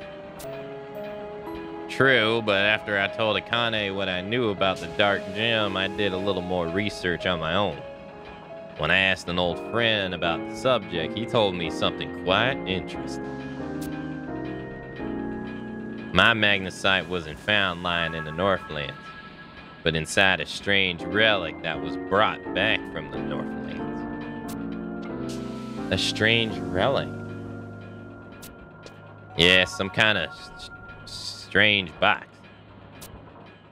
According to the priests of Tabnazia, the ancients made the box from some unidentifiable metal, just like the kind used in the Crag of Dim. That sounds kind of like the baptismal vessel. Baptismal vessel. Price, you don't know something about this box. Do you know something about this box? Of course. The Tabnazian theologians used that box when performing the baptism ceremony. It should still be in the sanctuarium's tablets. I'd know because I'm the only one who has the key to that place. I've been protecting the key ever since before the Great War, on Miss Myloron's orders. The baptism ceremony, when Price's accident was. Yes, why didn't I see it before? Even though you were deemed the abhorrent one, you still look the part in the theologian's baptism. Then let me tell you this. While in Tabnazia, I attempted to investigate the baptism vessel for Sid. However, I was forced to abandon my investigation before I even began. Just days before I arrived, an officer of the duchy, Nagmolada, broke into the sanctuarium and stole the relic. The vessel was stolen? It's those hooded bastards from Juneau. They must have learned that I was searching for the origins of the black magnesite and stole the box so I couldn't get my hands on it.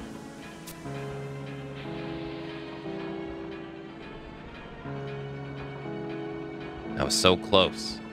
Now I'll never learn the secrets. Wait a minute. Price, you said you knew about the box. Can you tell us? What can you tell us?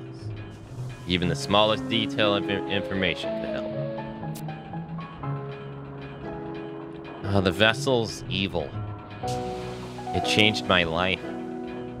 Dragged me to hell and back. Brass? We have to get the vessel back. The vessel out of Nagmalana's hands. It belongs in Tabnazia. Price, wait.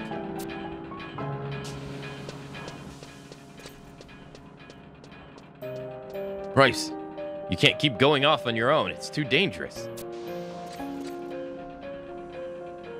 You mentioned that you and Tenzin had made arrangements to meet Nag Malada in the northern west tower of Soja. Great energy in the Northlands. A great energy in the Northlands. While not necessarily relevant to my current mission, I am intrigued on the personal level. I'll be waiting for you in Bendai,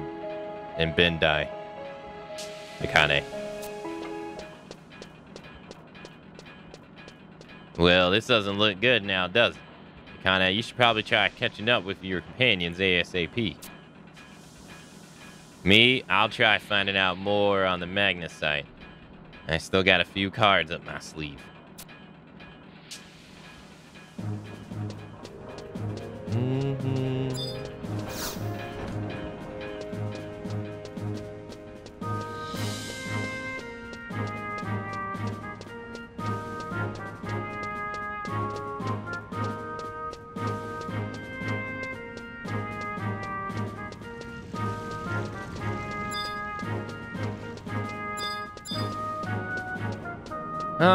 I wouldn't say it's the frustration of translating to a larger audience, Daedalus. I think for me, what it is that I know from experience that 95% of the content I put out will not get a response. Like, I know this. I can ask for feedback, and I know nobody will say anything. I know because I've done it multiple times over years. I know most people won't comment on a video. If there's a problem with something going on, most people won't say anything. Most people won't interact with anything. And when they do, it's usually negative, or it's some negative Nancy person. And that's usually when I get, like, overly annoyed. Because I sit there and think to myself, I'm like, why do I attract these negative types? Why are people who comment on my stuff mostly negative? I don't try to attract that energy. I try everything to get away from it. Yet here they are. I know this. I know at the beginning of the stream, almost no matter what I ask, most people aren't going to respond. Even if I ask them how they're doing, what were they up to, did they get up to anything, what have they been doing, I know most people won't say anything. And knowing that you're going to be ignored 95% of the time doesn't feel great. It just makes me not honestly want to engage.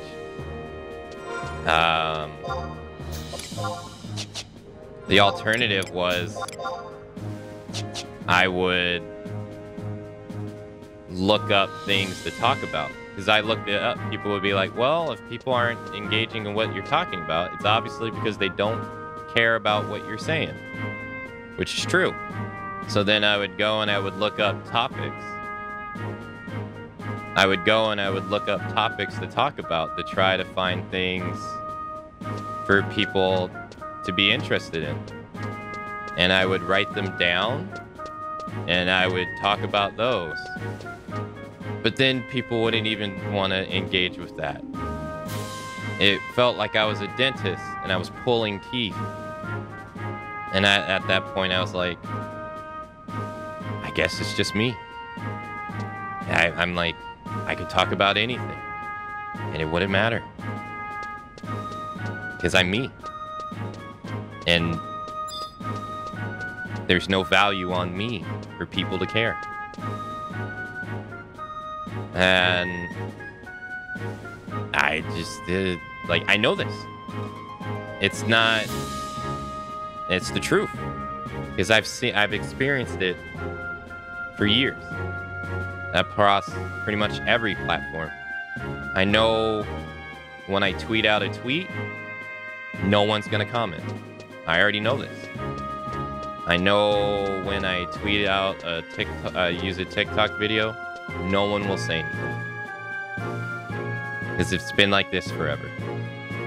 And it doesn't feel great. And I don't know what to do to change it. And I try and try to look up ways to be more entertaining, but at the end of the day, what it all comes down to is what I provide. What I provide as is just not seen as valuable.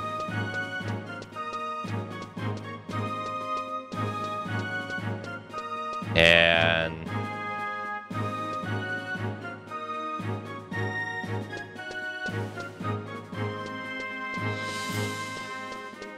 I mean, that's really all it is. It's like it's one of the reasons why, like, I have such a hard time having the conversation with, like, when people come into stream. It hasn't happened nowadays, but I think about it often. Like, it used to be that people would come to my stream and complain about big streams all the time. And I never really related. Because I looked at it a completely different way. Because they're looking at it as a personal one-on-one conversation thing. And the way I'm looking at it is like, when that guy asks us a question, people are willing to kill another person to engage with that person. They want to talk to that person. If you go and you watch like an Ots Darva stream, they're fucking flooding Ots with so many questions to the point that he's annoyed because he can't keep up. But that shows that they're highly interested in the guy. They're interested in what he's doing. They want to talk to him. They want to know about him. They want to hear about him. They want to ask him fucking everything under the sun because they are invested in him. They like him. And so while people were complaining to me about big streams, I looked at it as like, those people are there because they find that person interesting. Sure, their popularity has a part to do with it, and you can't deny that. But I just, like, I never saw it the same way.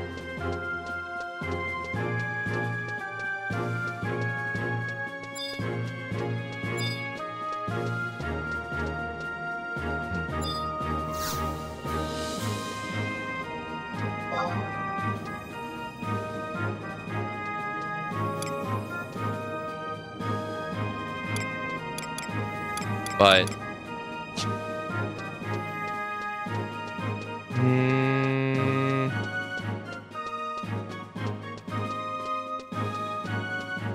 no, your comment, no, Starry Dance. Your comments on YouTube are not annoying. They're just abnormal, not because you're doing them or anything about you. Not anything related to you. It's just towards me, they're abnormal because nobody comments on my YouTube videos. So it's only you and Ray that ever comment on my YouTube videos, almost ever. I mean, Daedalus' comment here and there, and a couple others have, but like I said, 95% of the time, it's radio silence. So I can't get feedback from that. Like, it's so hard to get feedback on anything. I don't know. Obviously, what I'm doing is not good enough. But there's, like, no real way to get feedback to improve. Like, I don't really... It's frustrating. It's very frustrating when you know what you are doing is not really going to work.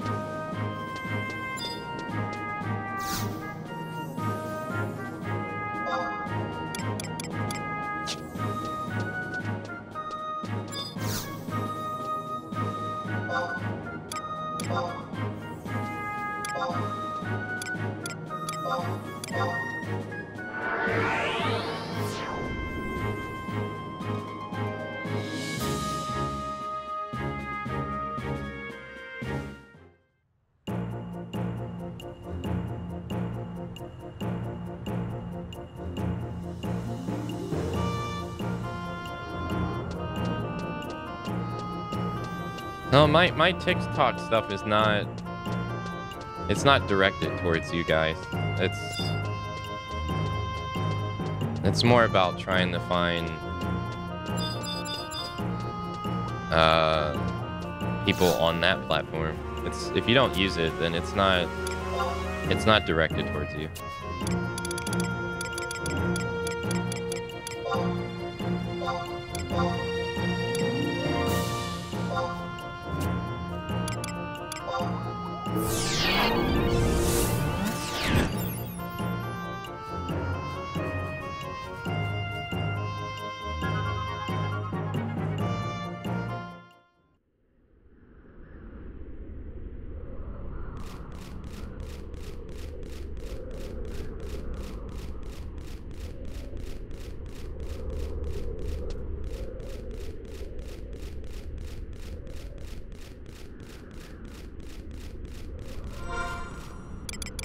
No, you don't have to apologize to me about how you use stuff.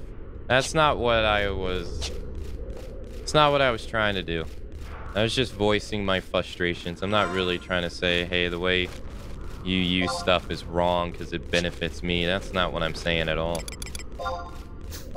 All I'm saying is that I know that most of the stuff that I work on won't get a response.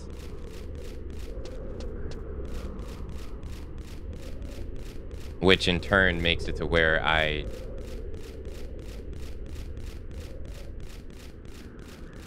try harder and that doesn't get a response, and then I don't try at all.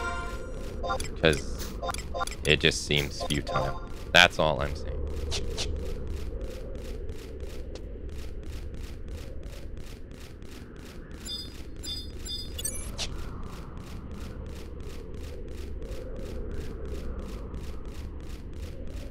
Seems like one huge gamble of profession. I mean, but you can say that about anything. Can't you not? Like, if you live in America, most people are not secure at their job. COVID showed people that reality. That most people and what they thought is job security doesn't exist.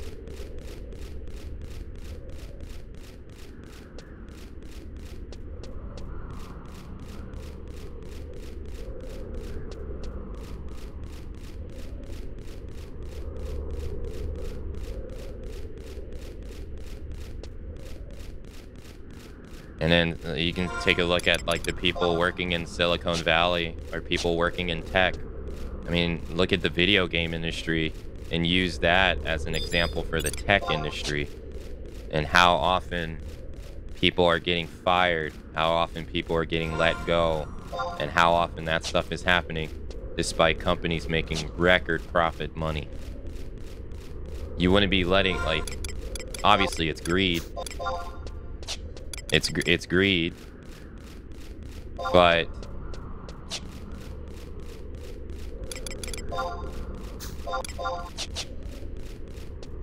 you have so many people that are losing their job despite their companies raking in a fat load of money and being able to pay them. Like, it's not as secure as people think it is. A lot of it ain't.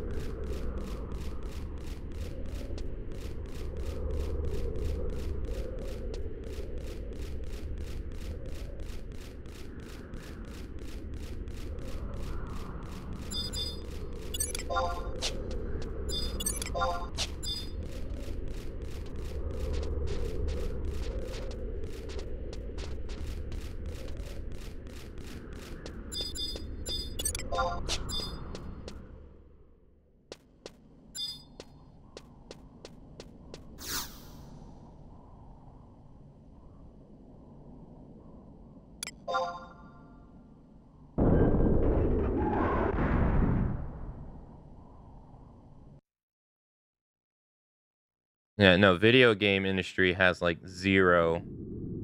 There's zero job security if you are not either a top programmer or a businessman. And even if you're a businessman, there's no security because, you know, it depends on your department.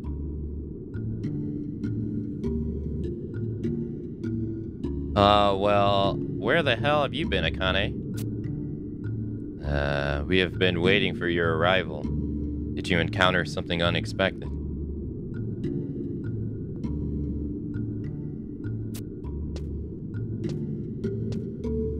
I've never could have imagined such a masterpiece of ancient architecture could be hidden beneath these towers. I sense the gate of paradise. are within our reach. Lorvance, you were not expecting to see you here. Hey, buddy, if you come to try to stop me, don't think I'll leave here without a fight. I'm not going anywhere until I get my box back. I have no such intentions. I'm simply here as an heir to the knights in the stall. What worries me more is the absence of Nagmolada. I assume he has already set off for the 4th crystal. And that is what we must do. Follow me, Phoenix. We'll lead the way.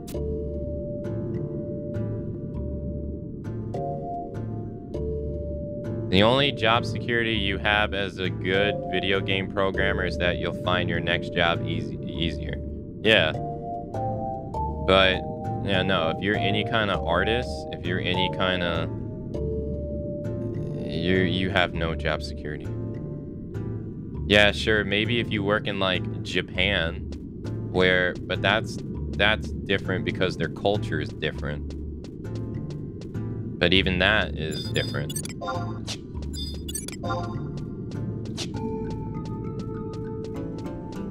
Don't forget what happened to Kojima.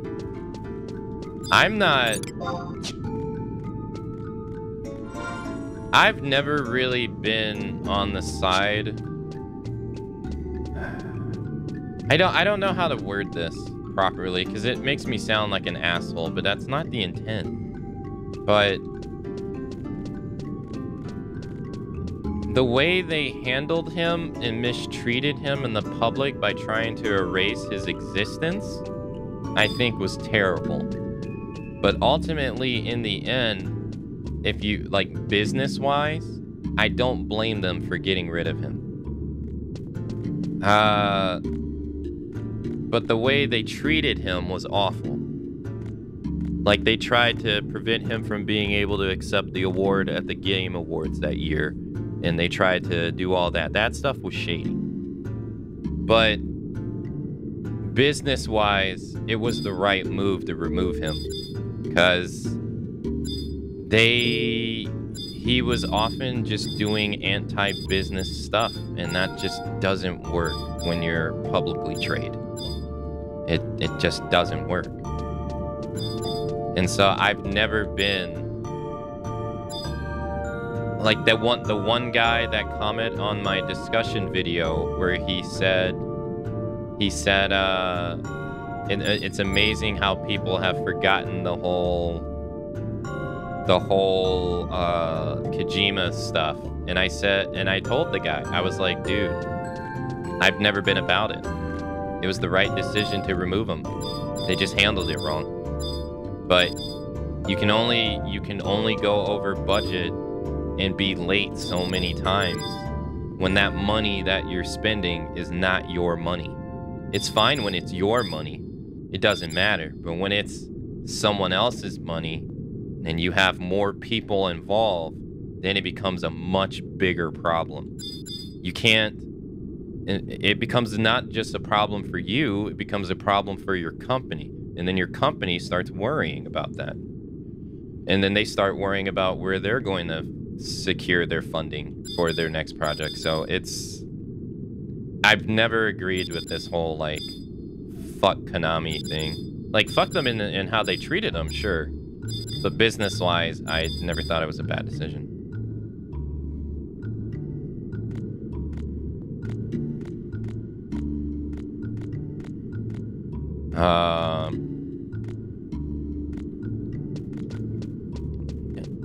Not really.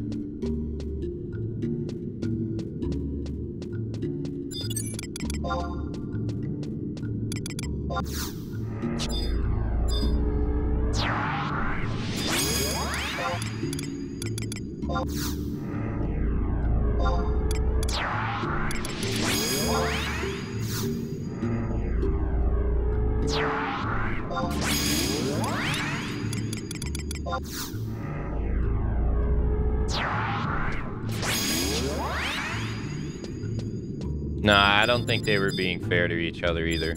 Like, I can't... The thing, I guess, that annoys me about it The thing that annoys me the most about it is that it really shows the biasness that people have. And I get it. Most people don't look that deep into stuff and they're like, I like Kojima, I like him, he makes stuff that I like. But it's just not that simple. But most people will make it that simple. And it's not. Like, you can't. It just isn't that way. I wish it was that. If it was that way, yeah, sure. But it's just not. You know? I'm not really about this, like...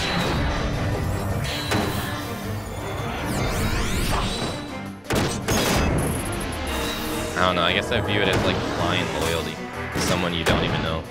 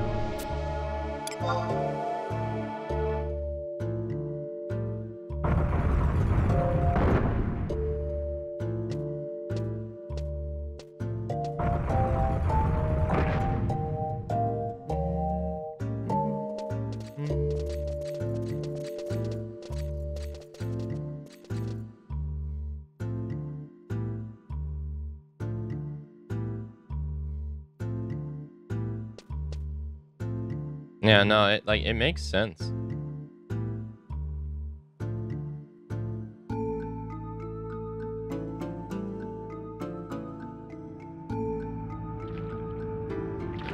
I would say zero job security applies for the entire entertainment industry.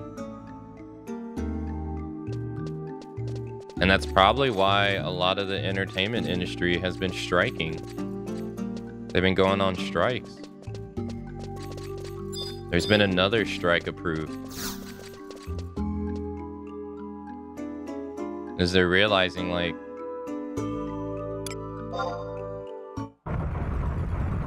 how expendable they're being treated.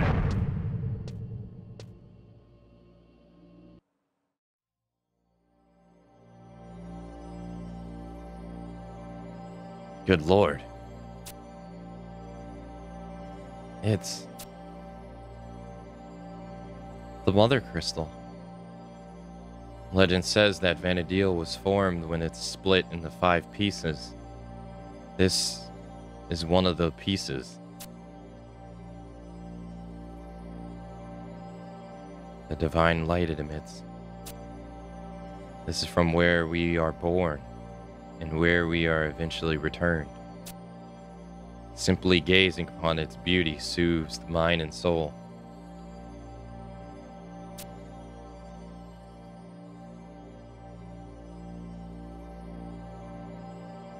Hey Akane, can you hear it?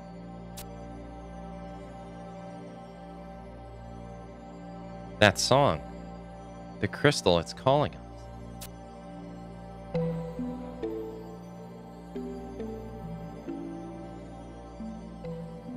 That star, you, song, yours, someday hope, become dreams, our prayers. And what was splint a thunder will once more become whole, complete and inseparable for all eternity.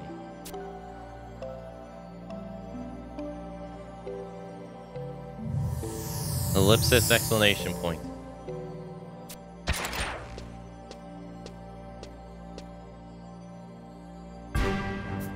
Now that all the performers have arrived, the play can begin.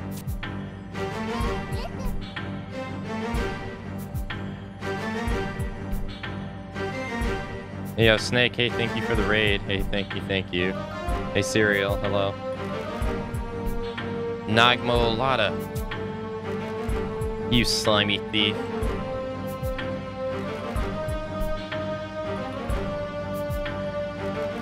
Give me 1 sec. Give back the vessel. Anazia's presses baptism vessel. I was assumed that I learned how the box... I was amused when I learned how the box was being used. According to the old man, this ffxi, all those who entered the faith were required to pledge their loyalty to the Dawn Goddess before this vessel. Well, not quite practical. Is it? It is quite intriguing use. And that way, even devolved creatures such as yourselves could become subconsciously aware of the power of the box. Not practical? What do you mean? You know what the box really is used for? Of course. Just as I know the use of that amulet you carry. The amulet? Many millennia ago, the king of Zillard made that amulet a testament of affinity to peer into the hearts of the Kalu.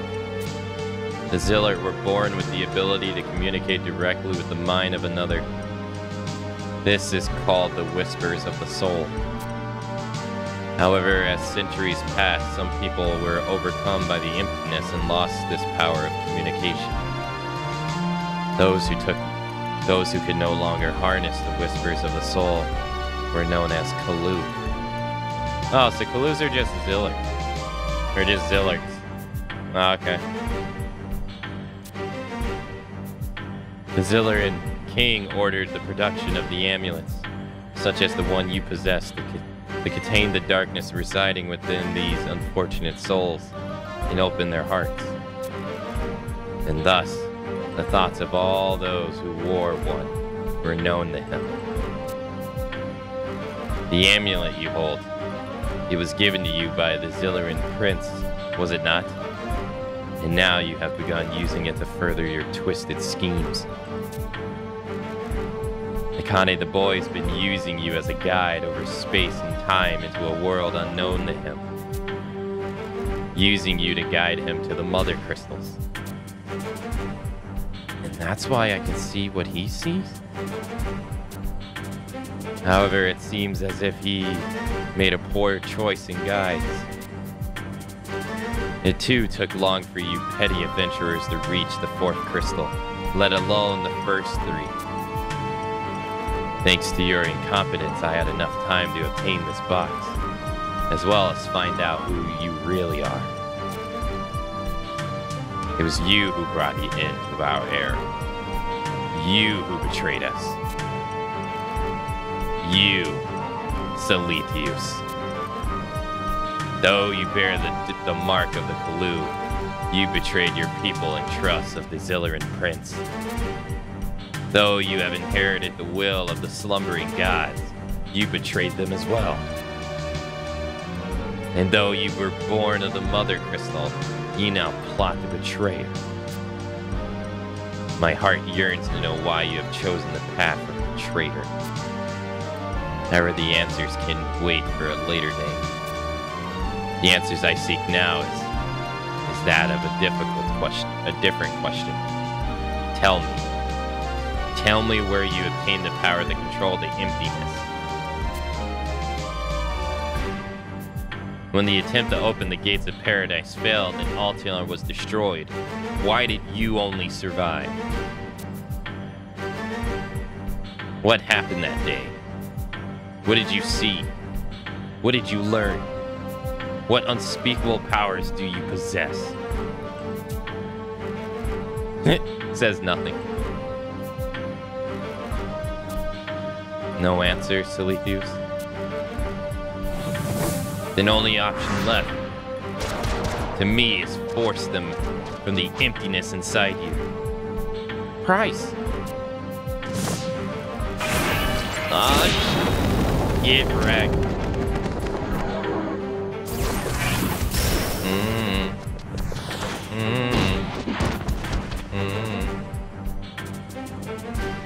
Stop.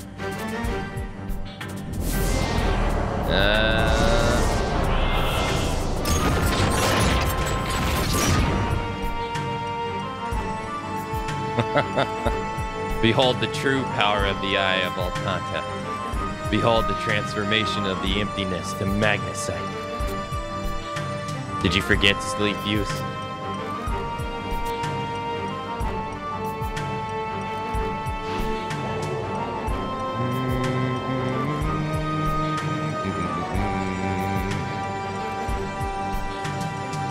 Now answer me, boy.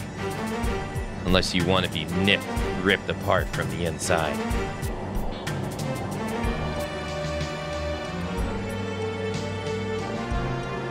Akane, don't lose this. Come on, Sulithio, stop thinking and start talking. Tell me. Tell me what to say. Tell me what to sing. What?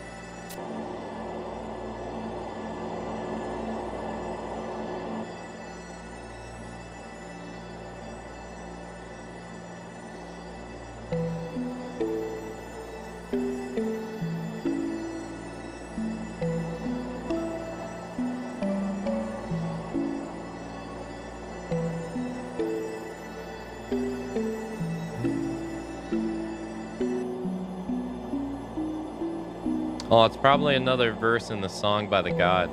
Probably what it is. The star is you. The song is yours. And someday that hope will become your dreams. Our dreams. Our prayers. Shine forth, star of hope. Let your song ring out across all of Vanadil.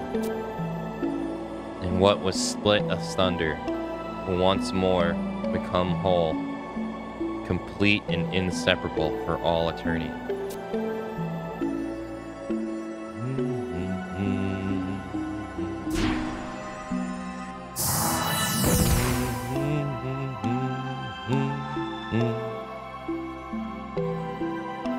Is he trying to answer me? Is it only that I can't hear him because I have lost the whisper of the soul?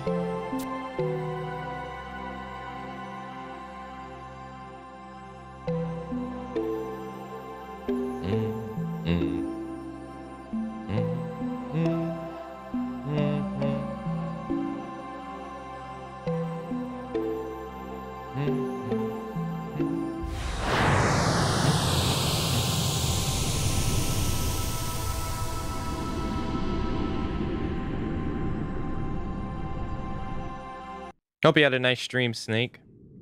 Sorry, it was a long cutscene. Thank you for the raid.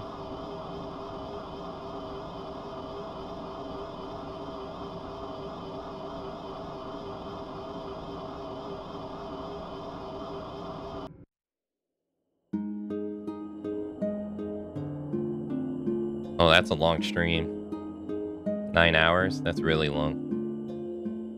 Wait, where are they? I don't recognize this place. I bring thee 2 children who are no longer here, who no longer hear the whisper of the soul. The boy on the right is Sethuis, and the boy on the left is Nagmulata. I beach the blessing of the king before commencement of our journey to the city of the Kalu.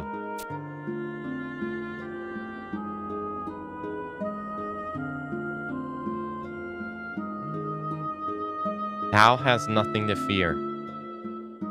Those who receive the blessing of the king may abide in the city of the Kalu without worry or care.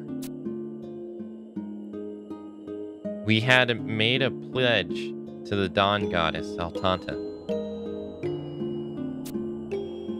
We shall make all haste in concerning the cause of thine's illness, and return to a world with neither Zillir nor Kalu. Though the whispers of the soul have grown quiet for thee, I ask for thy trust. Thou must live as before, believe in the honesty of people as thou did when their thoughts were open to thee.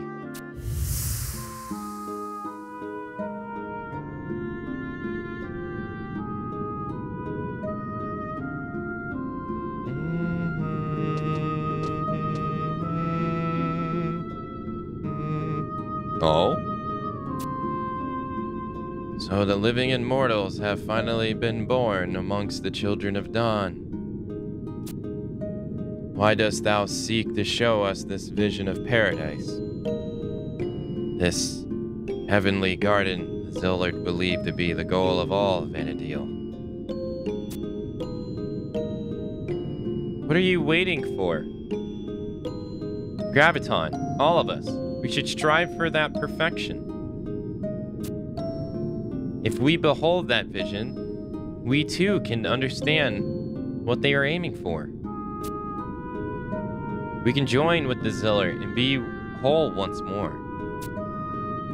This senseless conflict between us will end. Silithius. What is wrong with you all? We have nothing to fear, Diablo says. It's too late, Silithius. We have already fallen. Our hearts have been stained with corruption.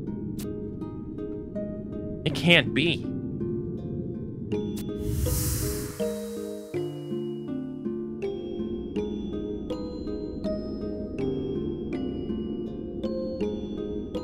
Dawn Maiden Vianoli, what are you doing here?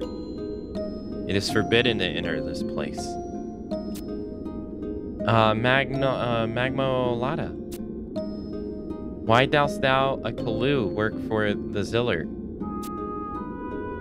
Lady Vianoli, this battle has gone beyond the point of salvation. The killing, the lies, the mistrust.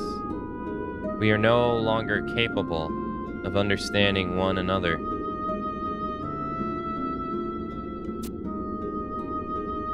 It's all the fault of the terrestrial avatars. It's all the fault of the terrestrial avatars. They are merely using the foolish Kalu to force the king of Zillard to keep the gates of paradise closed.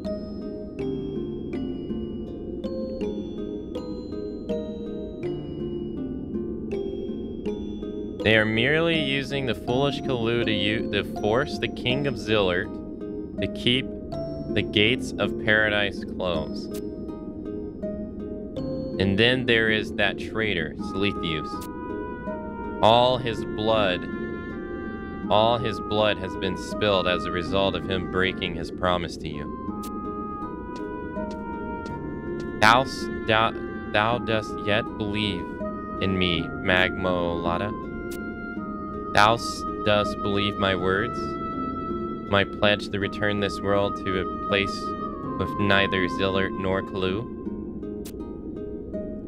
Lady Vianoli, they are calling me a traitor to the Kalu people. However, I never once considered myself to be one. I never once considered my actions to be a betrayal. I have returned to your side. That is all I have done. I will never betray your trust in me. Even if thou discovers I have betrayed that trust, Lady Nivoli, not only thee, I intend to betray all the Zillard. It is because I...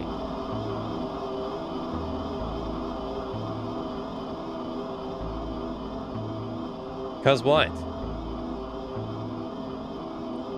Kane.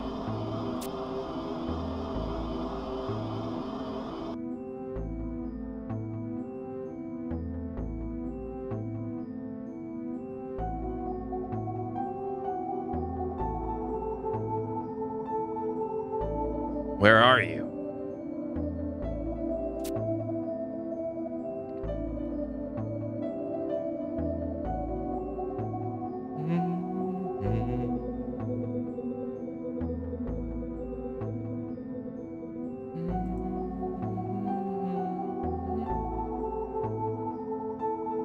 Help us.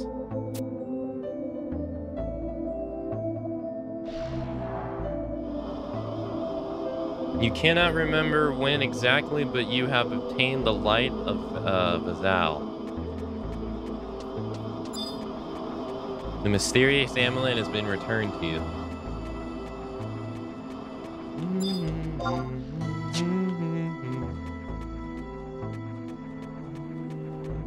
Yeah, teleport over here. Maybe. So we're back in our promi.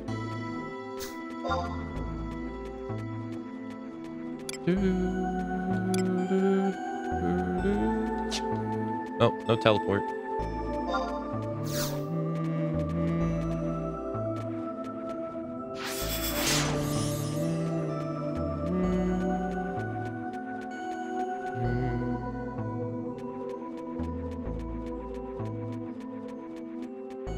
Oh, that's fine, Savannah. That's no worries. I'm glad you look forward to the streams. Thank you.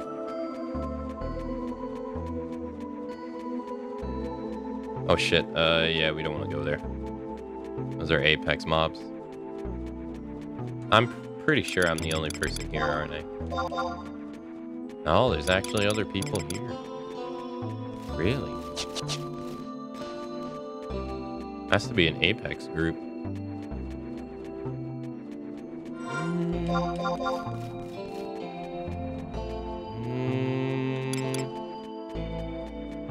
That's a lot of Windurstian people. That doesn't... I mean, I'm not gonna say it's sus, but... yeah, most of the time, the nations are pretty split.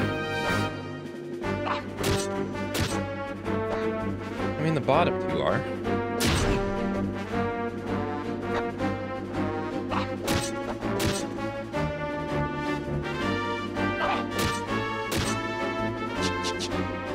Oh, this one has a lot of HP.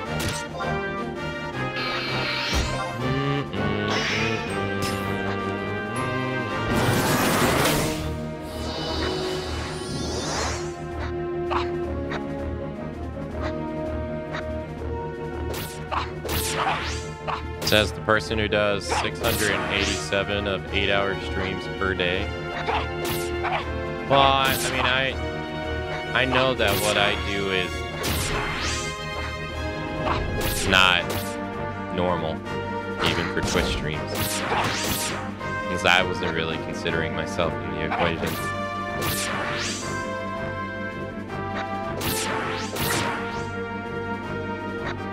If anything, I should probably stream less.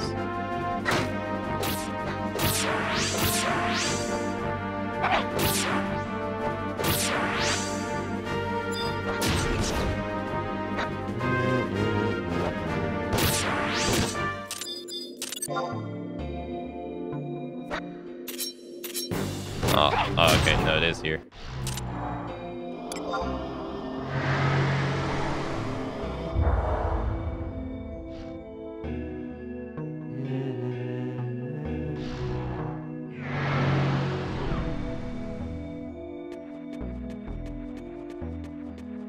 That's why I was talking about the Capcom stuff the other day. The Capcom creator program has like 500 people in it, and I'm in the top 5 of people who stream the most in it, which was surprising to me because there were so many people in it.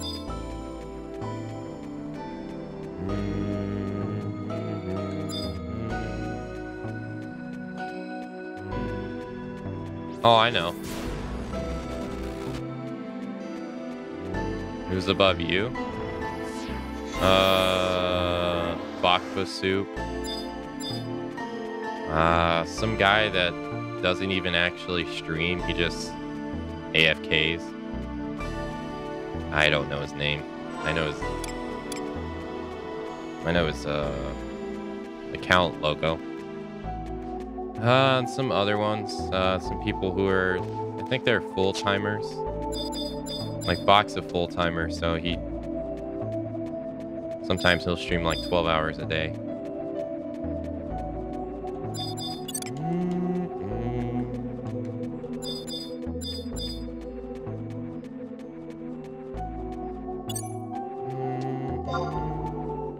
I don't really remember the others.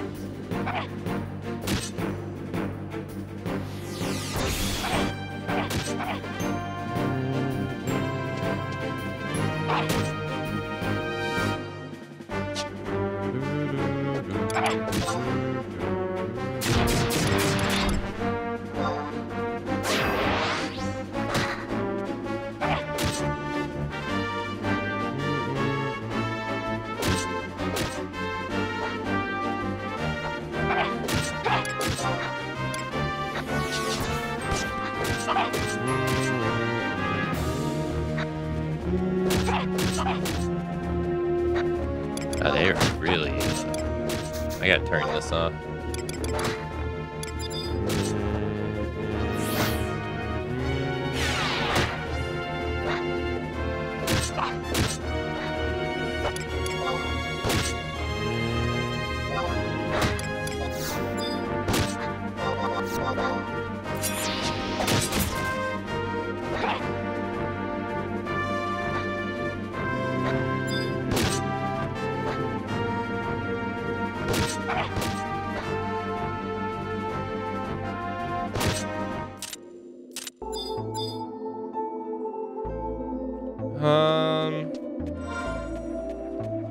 They are. I mean, did he just aggro me? Oh. I mean, the idea of a subathon has changed over the years. I don't know who was the first person who really changed it, but the idea of a subathon went from one long stream to sleeping on stream and it being over courses of days.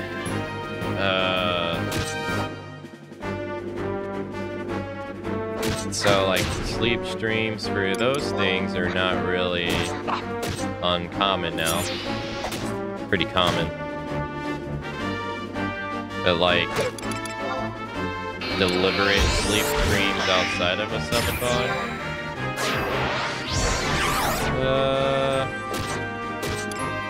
Yeah, those are weird.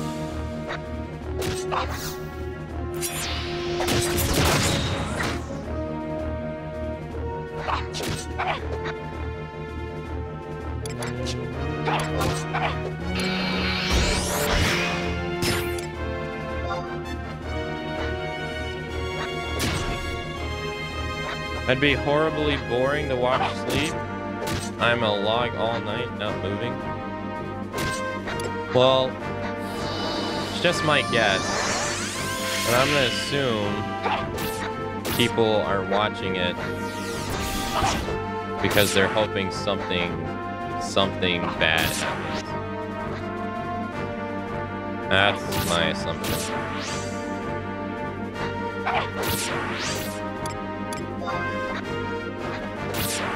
Spawning a lot of them.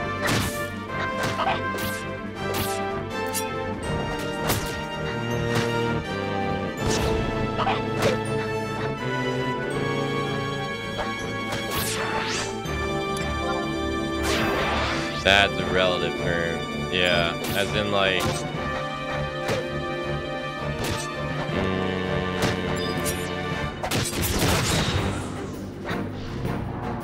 Or that you would wake up and forget you're streaming. Yeah, pretty much that, yeah. That's what I mean by bad.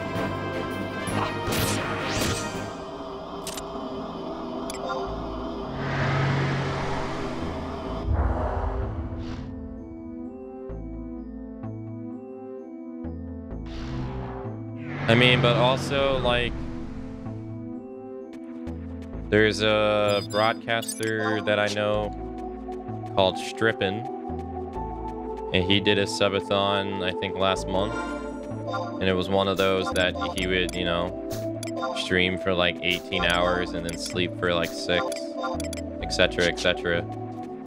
And his community, while he was sleeping, just hanged out with each other. That was it. I mean, that was all it was. It wasn't like while he was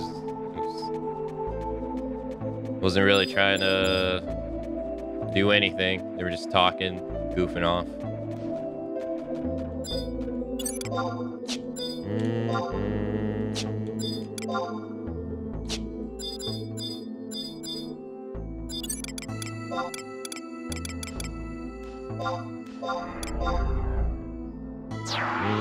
So I guess it really just depends.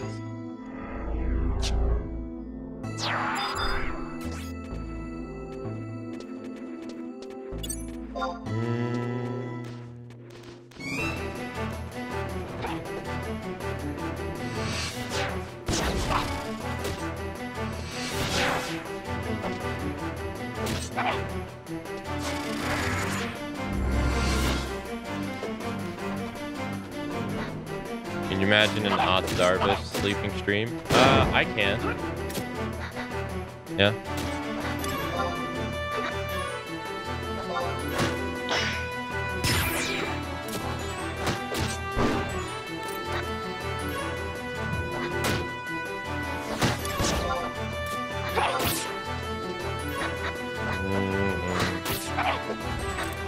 They'd be doing something like spam this larva to wake Oxdarvis or something like that.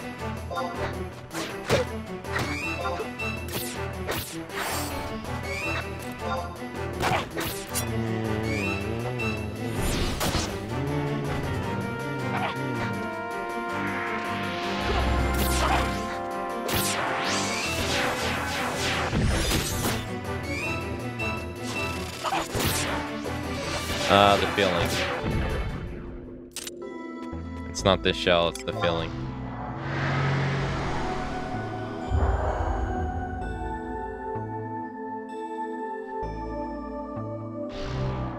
Because what would you rather eat? Just a shell or the filling inside?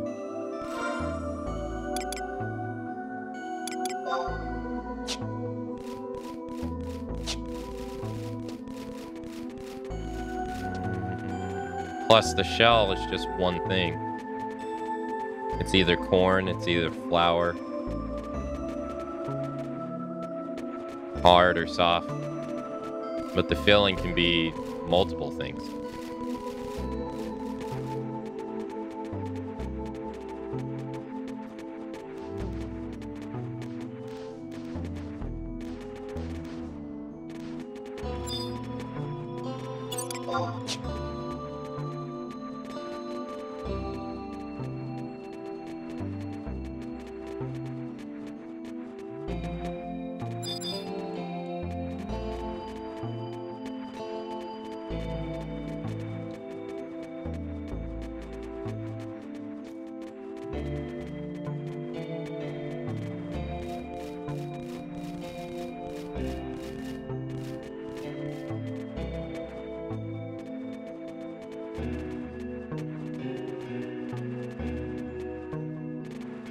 Yeah, but the question wasn't what makes it a taco. The question was, what's the essential part of it?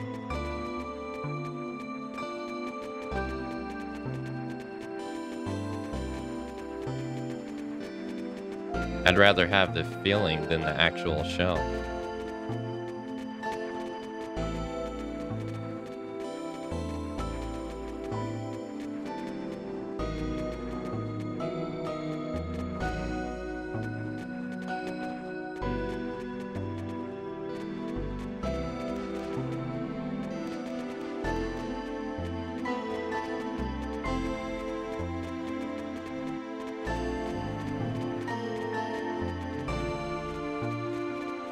I mean, if you were starving and you're on the verge of dying, would you rather have taco shells or what you put in the taco?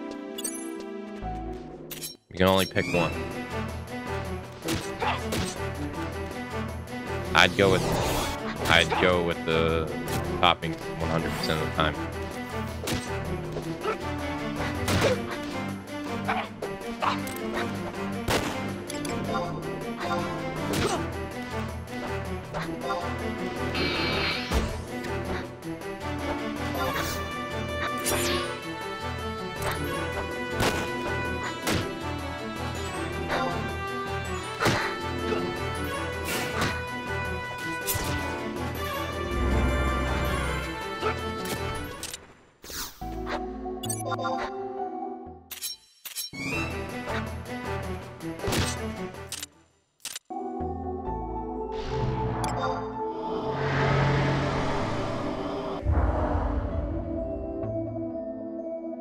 Your stream inspired me to purchase 11 because it's only $9. I don't know when I'll be able to dive into it.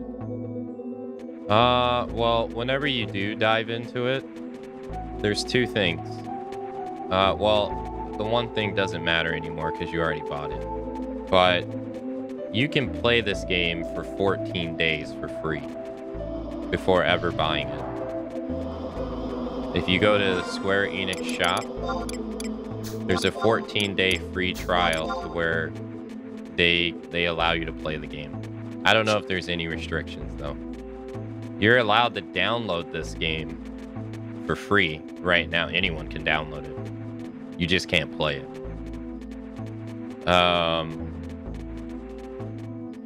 And then after you buy it, when you buy a new game, you're allowed to play the game for free for 30 days.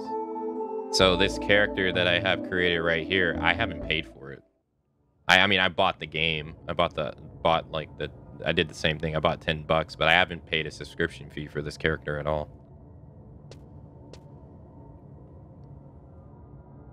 And so you get that for 30 days.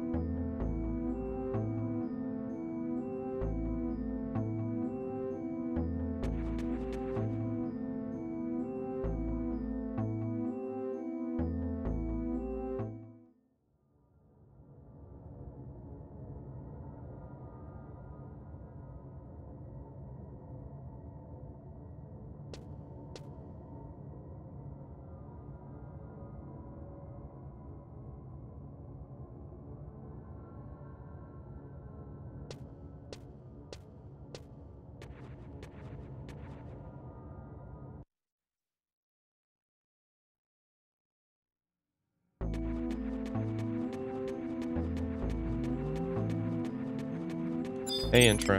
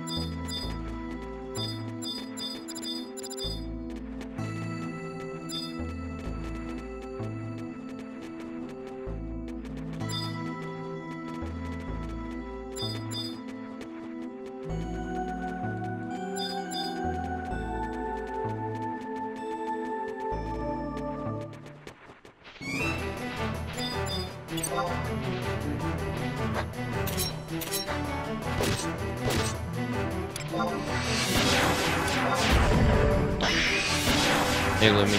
I mean, one day. I don't know why I said that, sorry.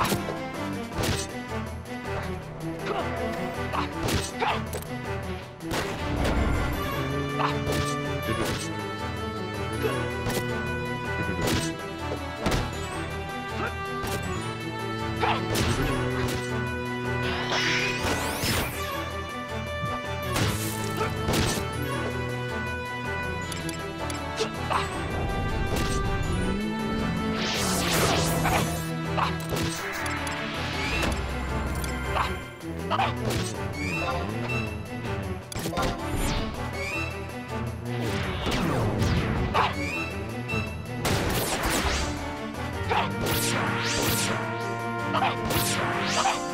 I got the 4 hit.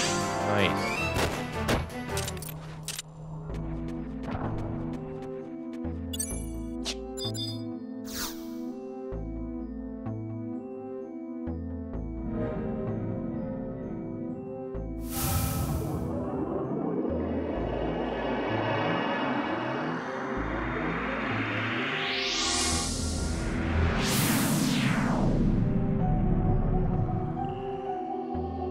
Okay.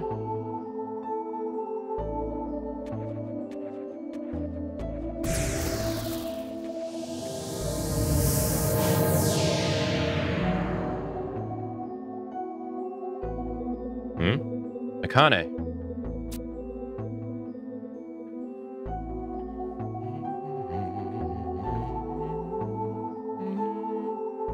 So this emptiness. I've never believed I would be swallowed into its darkness. Akane, you have my thanks. If you hadn't awoken me, I dread to think of what would have happened.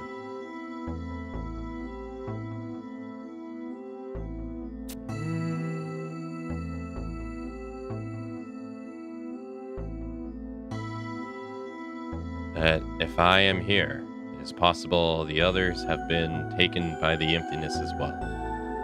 We must look for them.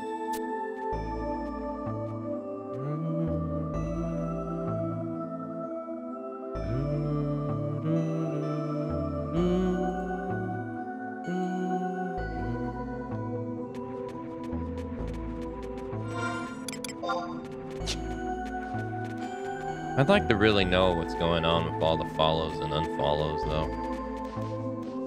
Seems like every day I get...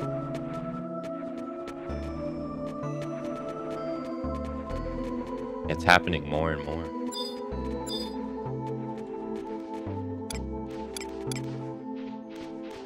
Just wish sometimes you just wish you could figure out what the whys to stuff.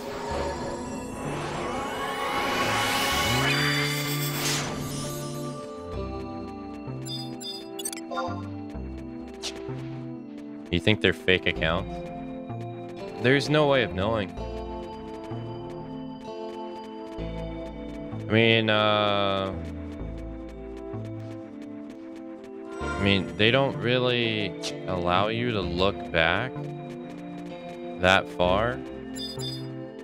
Not really. So unless it's like someone who follows and then unfollows, which that does happen. Like, someone followed the other day, and then they unfollowed like an hour later. And that happens. I mean, they even spoke in chat and everything and all that stuff. And probably just either didn't like after a while, or... I mean, I do play 3 minutes of ads every hour, and people hate ads. So, they could hate that too. But there's just no real way of knowing outside of that. You have no idea. There's no way of knowing, like, unless it's like fairly recent. You really don't know who it is.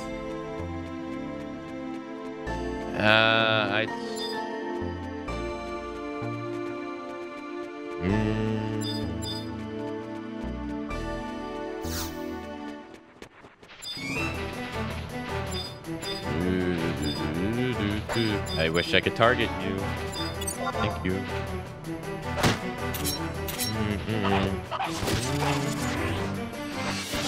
And same with the inactive accounts. There's no way of knowing. That's why I just said I wish some days you could just know the why for certain things.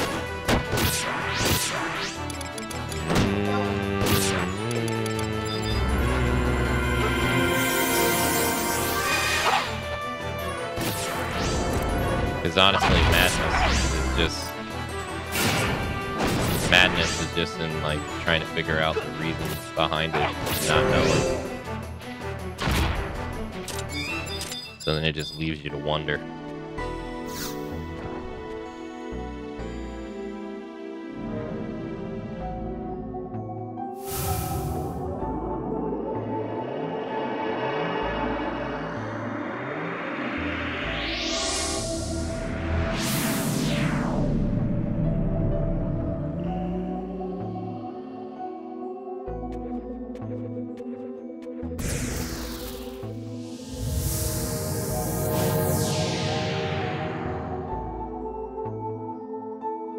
Akane?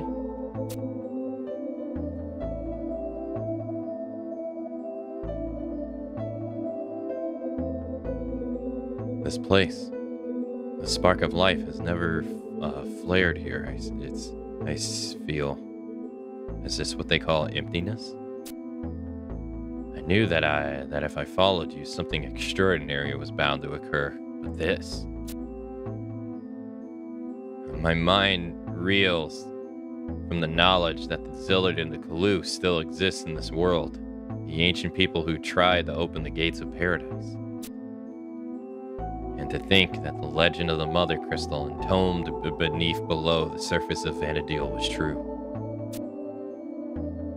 I must track down the Junian diplomat, Nag Molada. He and I have much to discuss. Let us be on our way.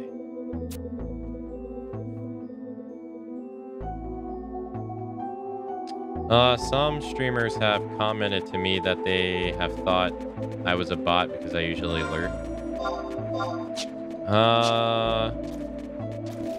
That's unfortunate.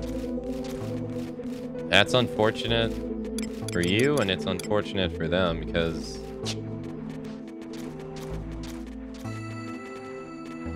I mean, on any given day, there are bots on Twitch that are, for various reasons, do various things. Most of them are data collecting.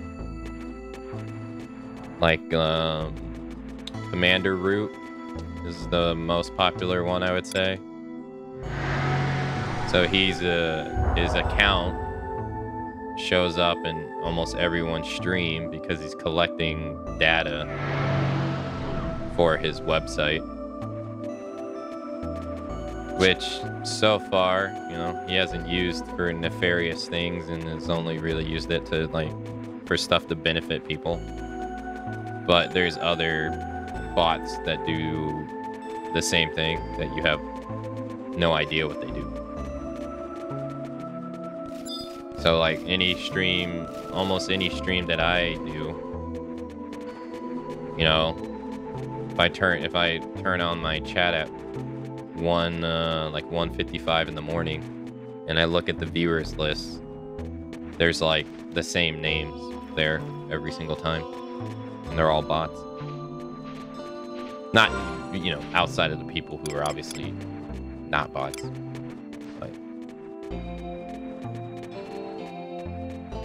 but bot behavior has gotten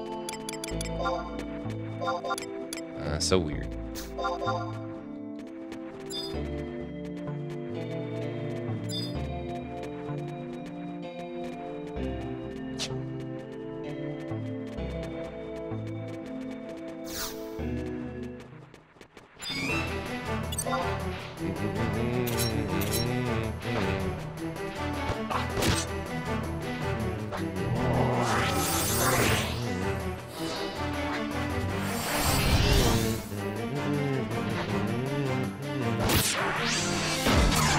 Nice boss.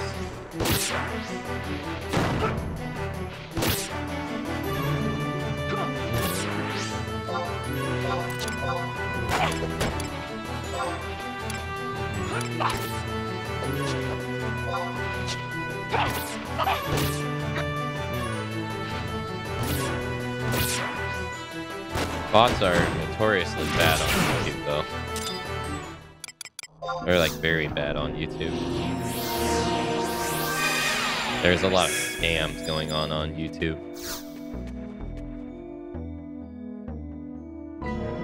And comment sections.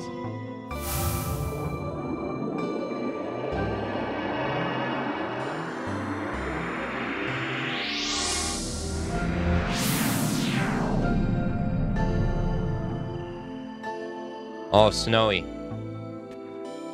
Angu salam.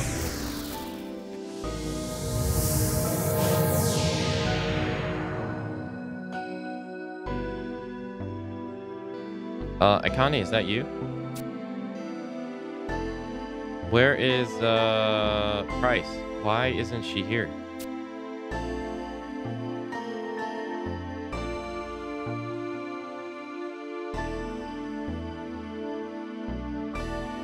Oh, I see. My research for her continues.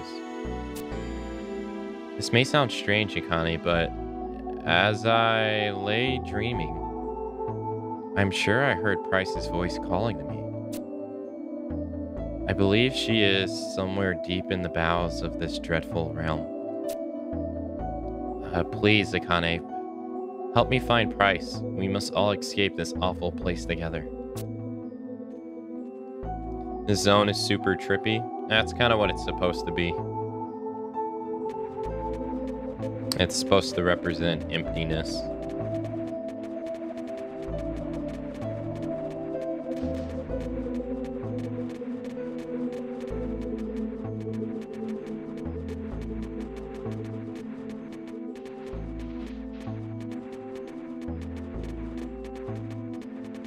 I didn't recognize the first part.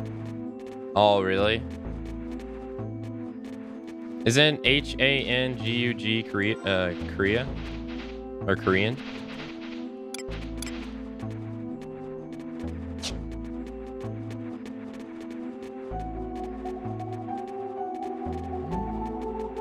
Oddly, it feels like a real take on the Heartless. I mean, yeah. Yeah, no, it's...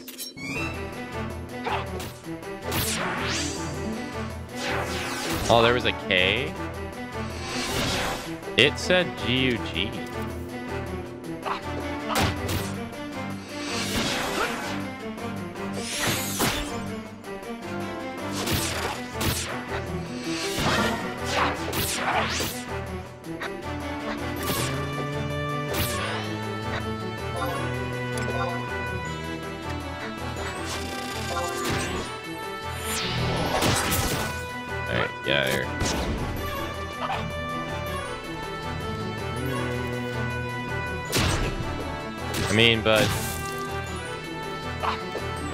I mean, the kid has the power of emptiness, so...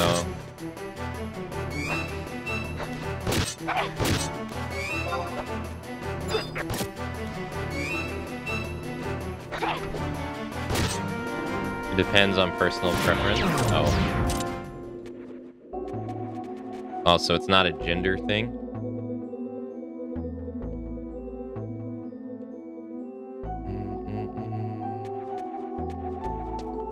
The kid has the power of emptiness, so in emptiness, I mean, I guess you could say it's like darkness in Kingdom Hearts, where he can devoid worlds of... There's no genders in Korea? Oh, okay, so they don't do... Oh, okay.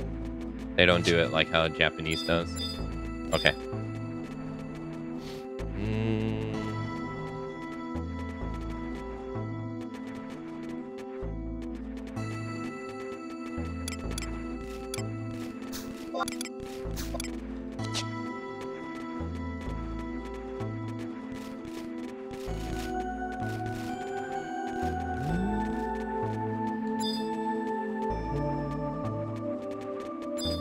My assumption is that the worlds get devoured by emptiness and then people basically starve. That's my assumption.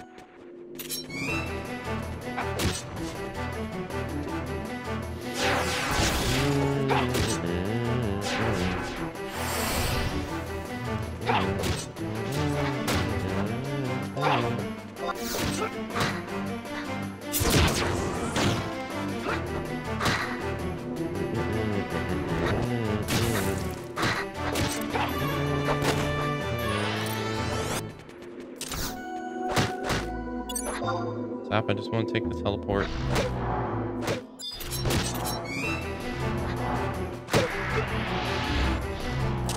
Let me just take the teleport. Thank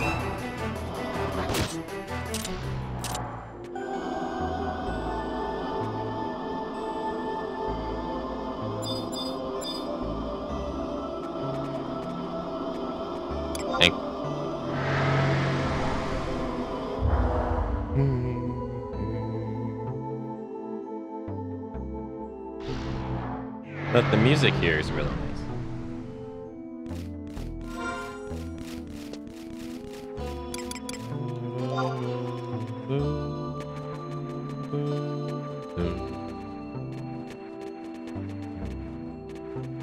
Like, I don't really understand what Stereo was talking about when he was talking about the music in 14, since I've never played 14.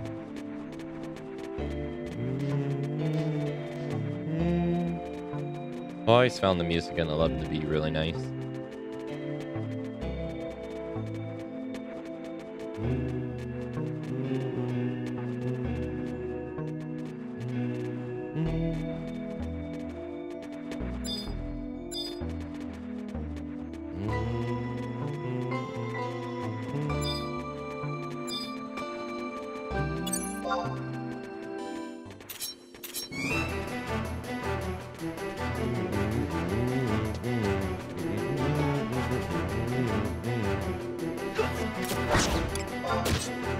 Thank goodness I put these pillars here.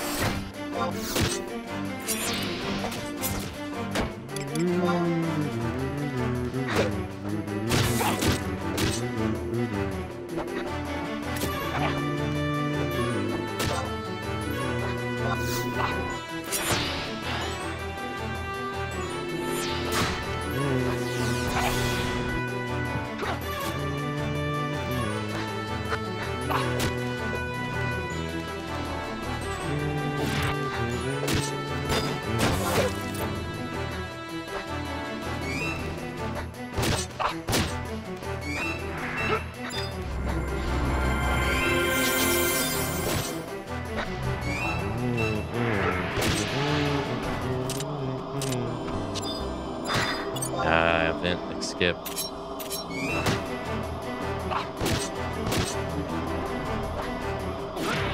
Alright, stop that.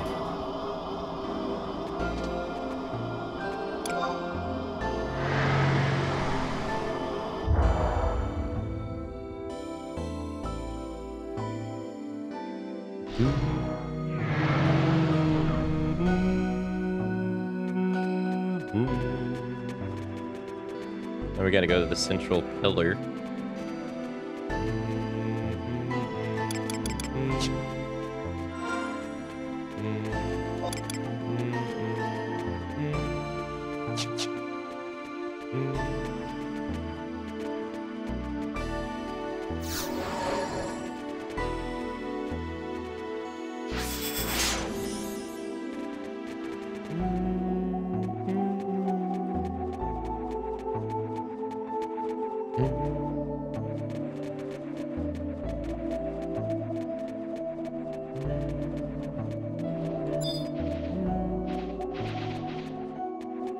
So for those that have no idea what's going on in the story, because it is a lot of dialogue and a lot of exposition, there's this boy that has a mysterious power, and it's called emptiness, and he's able to basically summon darkness at will. There's two races of people called the Kalu and the Zillerts. We actually learn about this in the base story and then also in the first expansion. But in this expansion, we learn that the Kalu and the Zillerts are actually the same people. But the Zillerts have a natural ability to be able to read each other's thoughts, or telepathy. And the Kalu have lost it. So you become a Kalu when you lose your ability to hear other people's thoughts. They have been at war with each other for a while because the Zillerts wanted to open the gates of paradise, And the Kalu are like, stop that. What are you doing? It's bad. Well, there are 2 gods in this world. Well, there's more gods, but you have Altanta, or Altana, and you have who's calling the Dawn Maiden, and you have Promathia, who's called I forget what it's called, the Twilight God. Well, Promathia hates people, and Altanta loves people. And so Promathia is trying to resurrect himself, and he's also trying to kill himself again. And we don't know why.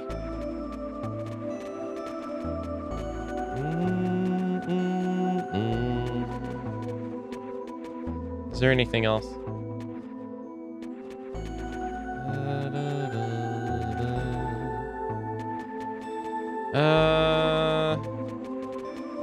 That's pretty much it.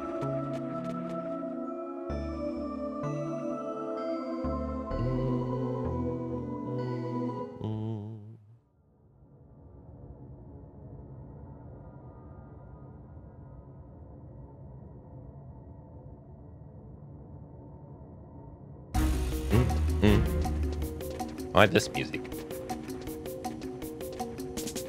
By Altana's tears.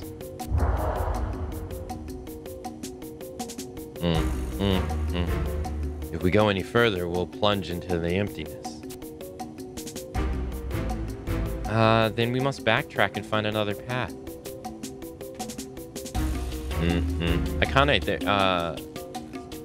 There was something Good. Good to see you all safe and well. Magnolata. It seems that Diablo spoke the truth. Although I did think it strange that one could enter the emptiness without being devoured by its darkness. You met with Diablos? Yes, in his dream world of Dynamis. He said that if I helped you, Akane, we would find a way out of this place. Help Akane? Does the exit lie in this direction? Yes. Well then, step aside. There's a little light remaining within this vessel.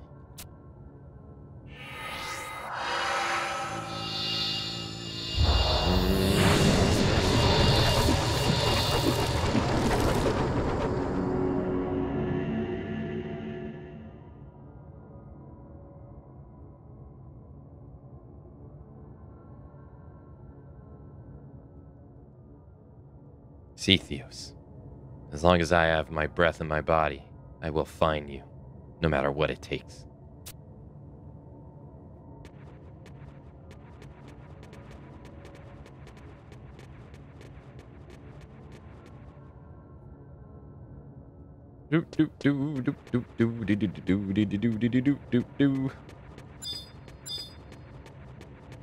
Oh, and I forgot. Bahamut is planning the annihilation of all people on the planet. I forgot that part. He's planning to kill everybody. The desires of emptiness.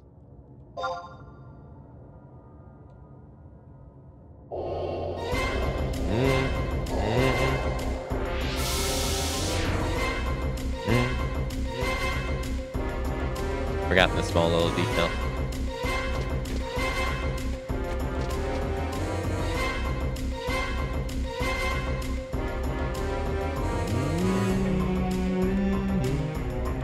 A dead end. Show yourself, Cepheus.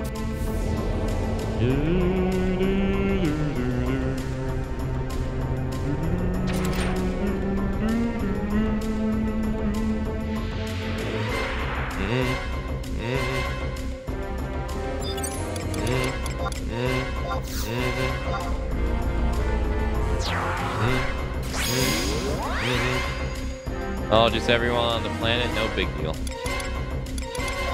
Well, it's because He doesn't trust humanity because back before the 5 races that exist today, it was when it was just the Ziller and the Kalu, who are of the same people. They fought him because he was blocking the gates to be open. And so the people fought against him. And so he's had a hatred of them ever since.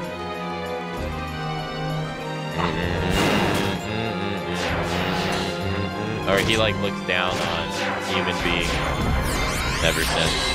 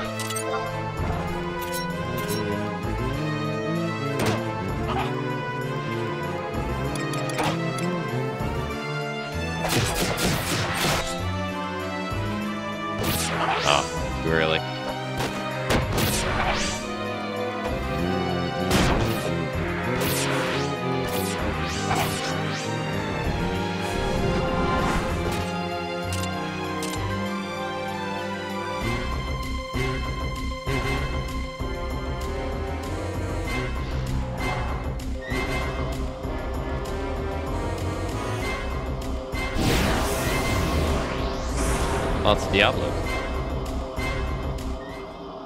What's he doing here?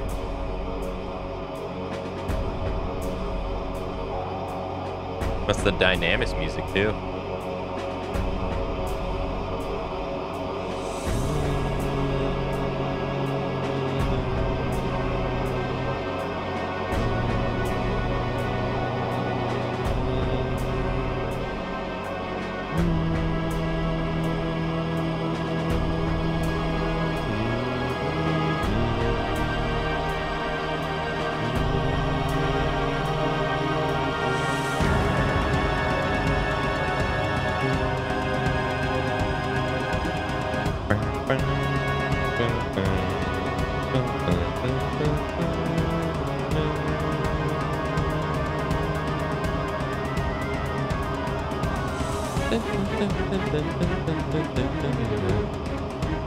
Lord Diablos?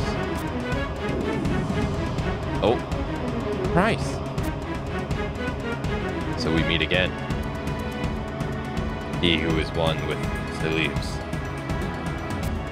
Now that the light of the 4 crystals have been robbed, it will not be long before this land is infested by impudence. I fear that it may be impossible to thwart the plan of Celebes. If I had only realized earlier what he was attempting. Diablos, what are you saying? You know what he's up to? Is he truly planning to thrust Vanadil into the abyss of the impudence? That may be the ultimate result of his actions. However, I do not feel that was his original intent. No, I learned the true ambitions of Celebes in the form of a dream. The dream of this girl. Celebes has come from LT, on a mission to protect the celestial capital. From where? That is ridiculous. The celestial capital was destroyed without a trace when the Ziller tried to open the gates of paradise over 10,000 years ago. Child of the Kalu, Al Tali was not destroyed as you thought. It still remains intact, its residents alive, resting in a safe place. A safe place? Beyond the 5th crystal. Akane, search out the final mother crystal. There you will find the truth you seek. I do not understand. After you say that there is a hidden realm beyond the 5th crystal, the gates of paradise, they could also be. Foolish children, do you still aimlessly seek the dream of paradise? I must warn you, it is not your will that guides you to the gates, but the will of Komathi. You and every other soul on this world are slaves to the will of the Twilight God. And that is why Bahamut, keeper of the paradise, has set out to destroy you. The will of Komathia? Komathia's curse on mankind? So the true reason Bahamut has deemed us his enemy lies in the curse. Lord Diablos, is there any way to break these chains that bind us? There is one way. Long ago, remnants of the Kalu came to me and asked me to release them from the chains of Promathian. Cue the name of the expansion. I did as they asked. However, the result was tragic. The Kalu lost their original selves. They turned into tomberries. Ellipsis. Children of Vanadil. Prometheus' curse is necessary for the survival of your species. Without it, you would be nothing. It is only a curse. It is only a curse because that is the name you have given it. It is only your chains because that is what you make it. However, if we are not purified of this curse, whether it is one or not, there is no avoiding the battle with the Worm King. Even if we are victorious, there is no stopping the emptiness from swallowing all life in Vanadil. There are no roads left for you to travel. Phoenix has been reduced to a mere fragment of her former self, while Fenrir and the Guardians of Tomorrow remain powerless. And Carbuncle, bringer of rainbows, still ponders over whether to lend his hand to your cause. This is because he realizes he can't save you both. He must choose one, mankind or Vanadil.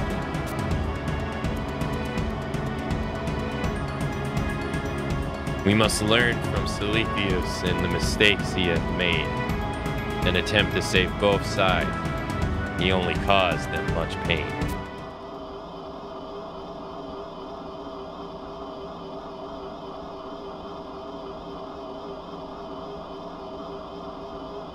But that does not take away from the fact that he tried.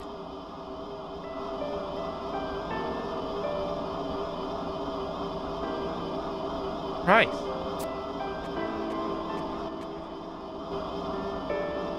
Diablos, if you had anything close to a soul, you know that pain comes with a package. There's no way around it. But it's what makes us who we are. You're nothing but an empty shell. What happened to your soul? If you're going to live your life in fear of hurting someone, then you'll never be able to save anything. You know nothing, girl. If you are so adamant about your cause, then why not carry the pain of all Vana'diel on your own? Sacrifice yourself for this world and its children. If you die, Bahamut's pact would be broken and Vana'diel would be saved. Break the pact? Why didn't I think of that? Kill the Keeper of Apocalypse.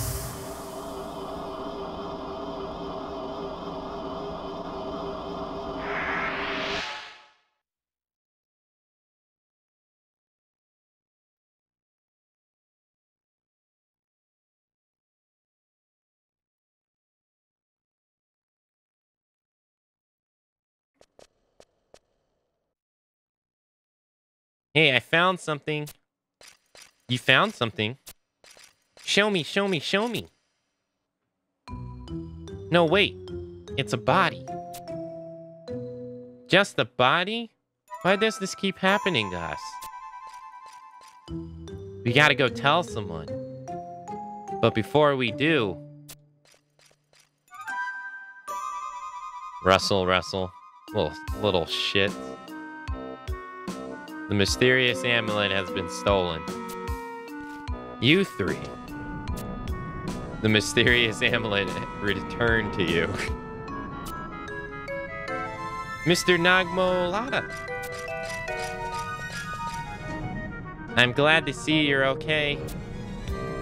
Lady Ishnatar was so worried about you. We were so worried about you too.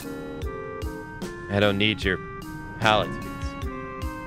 What I need to know is why you three activated the ruins of Soja. Do you realize what you've done? Or were you just causing trouble as usual? It wasn't like that. It was Lady Ishatar. She asked the adventurers to do it. This is Ishnatar's doing. What could she be up to? Did she activate the ruins to seal Diablos? Or could it be? Mr. Nagmolada was really mad. Mr. Nagmolada's steam's coming out of his ears. What do? We didn't get a chance to tell him about Price. She's still lying in front of the tower over there. But even if we leave her like that, she probably won't die. But if Price finds us, we definitely will die. Which means we leave her like that and stay alive. So the fifth crystal is in Altio. Wait, if the fifth crystal is in the area that's hidden, how do you get to it?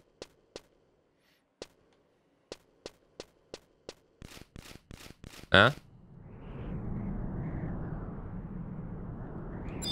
Seems like a trap.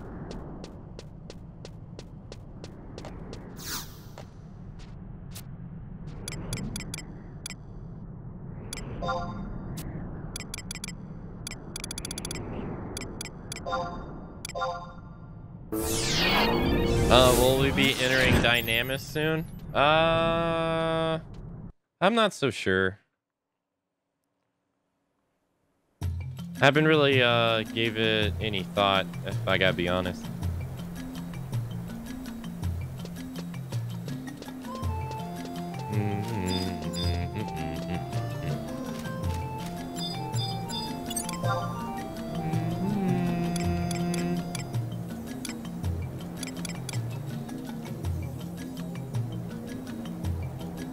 These things are ridiculous.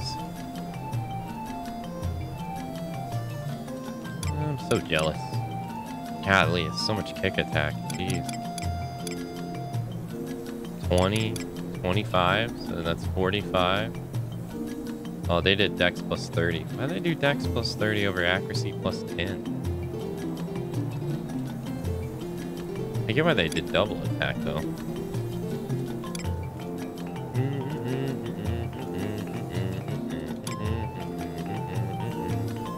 Martial arts plus 8%. Weapon skill damage plus 12%. Augments impotence.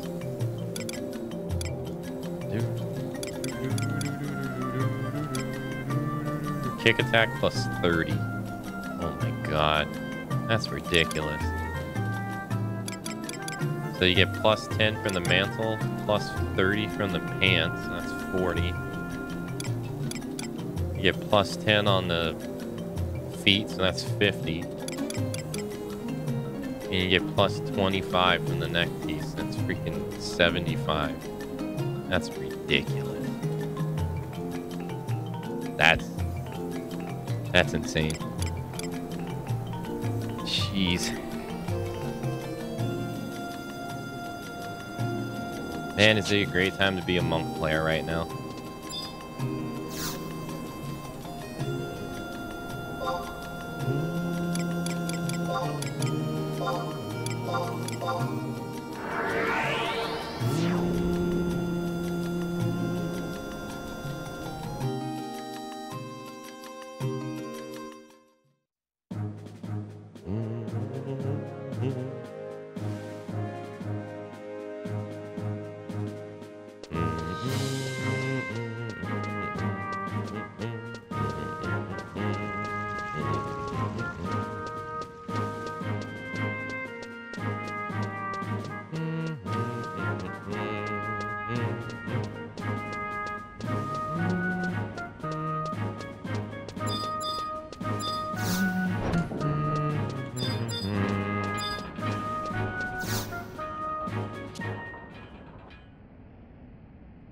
Akane, I was starting to worry about you. Are you, all right?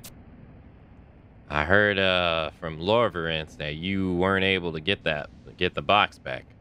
But at least you're in one piece.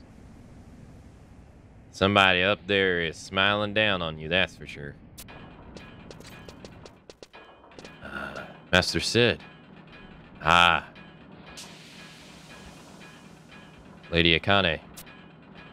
I commend you adventurers on your efficient method of transportation. After your ordeal, Tenzin, Yomiya made it back safe to Sandoria. However, there are still no signs of Price. We can only pray that she was as resourceful as Akane here in escaping from the glacier. Well, I have some bad news for you.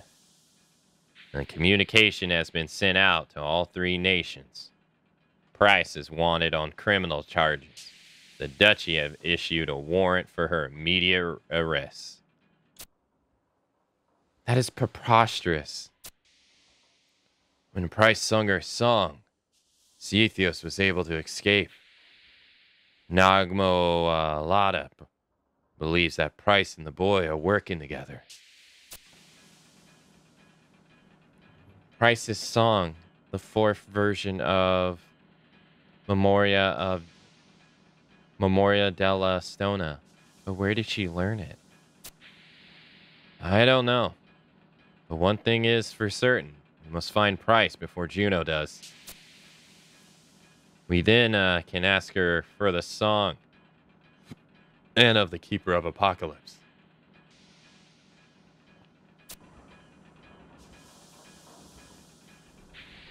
Yes. And of Bahamut. What was she trying to tell us?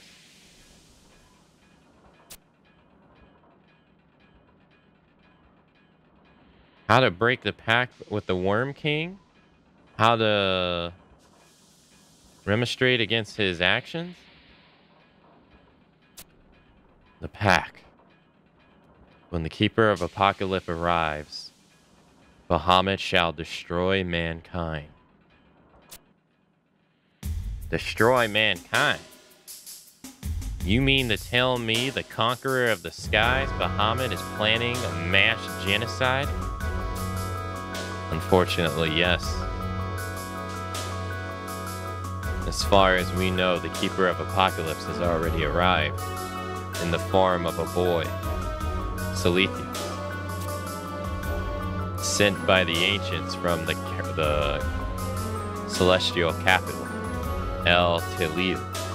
Seletheus' coming is foretold in mankind's pact with Bahamut, and that is why Bahamut too has awoken. And now the Worm King has begun calling upon his slumbering minions. He's forming an army to fill the pact. We traveled to the den of the terrestrial avatar, however, he wouldn't listen to our pleas.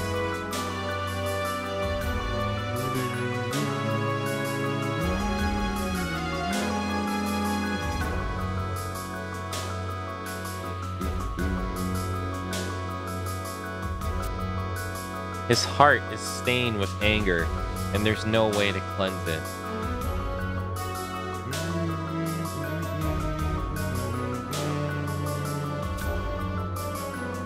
That is why the only option left for us is to somehow break the pact. But how?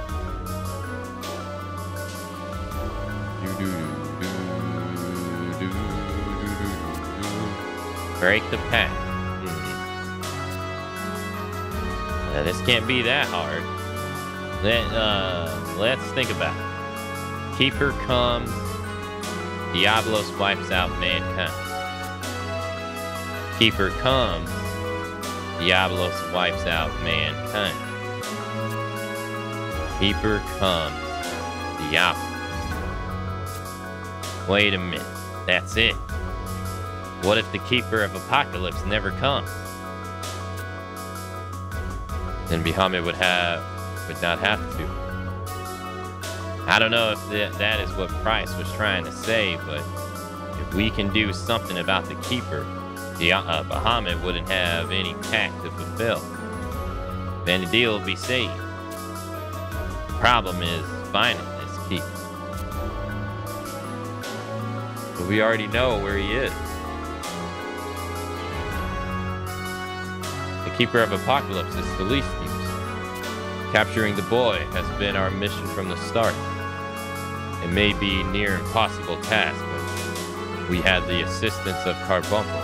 But if we had the assistance of Carbuncle, bringer of Rainbow. Tenzin, it's all right. I would like to try and locate Price. Price has the ability to communicate with Seletheos. Perhaps she knows something that we have yet to realize. I'm going to further investigate the celestial capital, El Tilil. If this is where the boy comes from, then there must be a path to return there. Now, splitting up into 3 groups to find information on Price and the Keeper. Why didn't I think of that? So, what are you going to do, Akane? Investigate, find Price.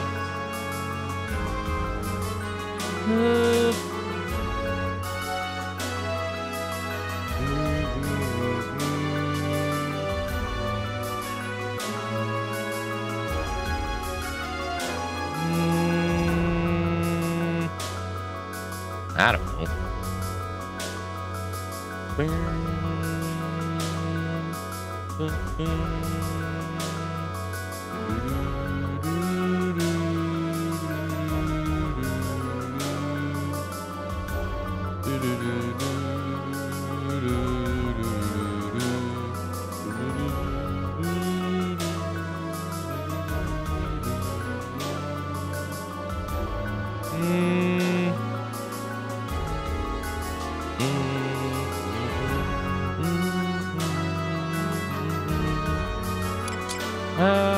What about,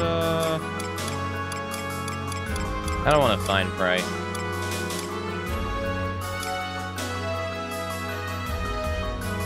I'm interested in these 2.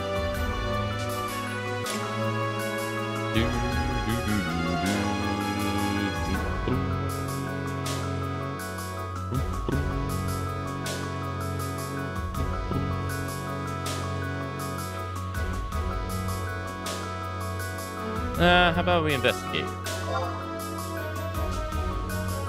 Lawrence. I plan on traveling to Tasnazia to further investigate the celestial capital of El Talib. It was the Tavnazian cathedral that brought the name back from obscurity.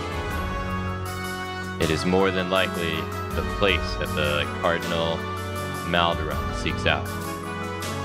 True. If you happen to find out anything useful, come back here. We'll see what we can make. That goes for all. We're all on this boat for good. We may be in for a rough waters ahead, but you've got nothing to fear with good old Sid at the helm. Understood, Master Sid. Now let us be off. We have no time to lose.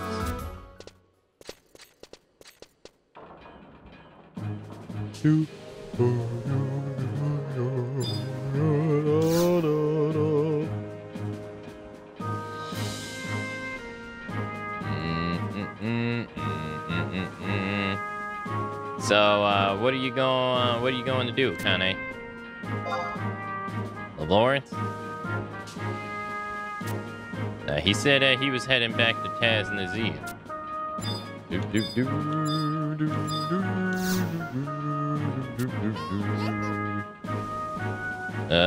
I've heard good things about you. It seems you're quite the adventurer now. Well, it's not a mission, but if anything, just a personal favor. There's a tavern in the port district called the Steamin' Sheep Restaurant. I want you to go there and see the Maltron if there needs any help. And if she does, could you try to help her? Of course, I'll reward you for your service. Hey D, thank you for the raid. Thank you, sir. How was your stream? What are you still doing up this late?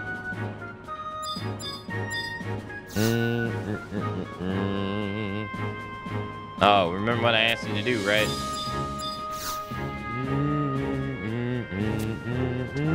You're playing Zelda? Are you liking it?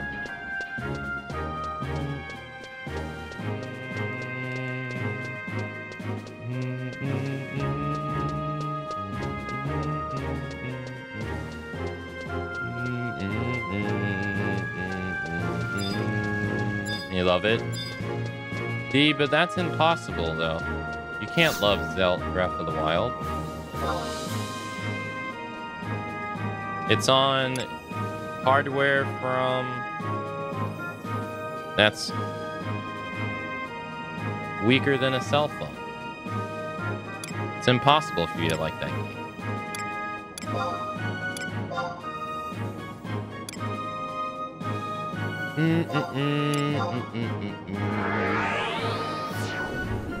Hey Pinyo, hello. If I would have known how good it was, I would have gotten a Switch years ago.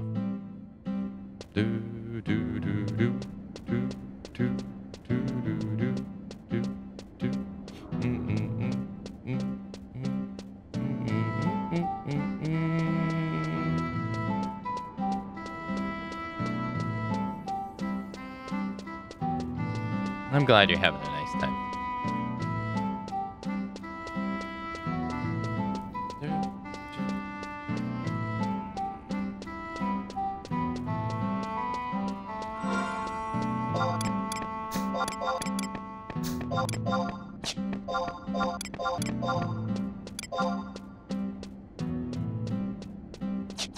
Breath of the Wild is better than any phone game can come close to. Oh, I agree. I was just being annoying because there's so many people that want to put that game down because of the Switch's hardware.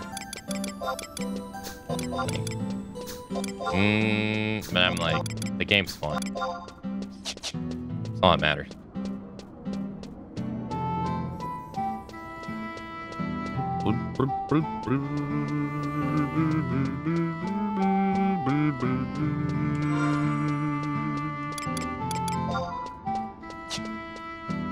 Yeah, there's a lot to it.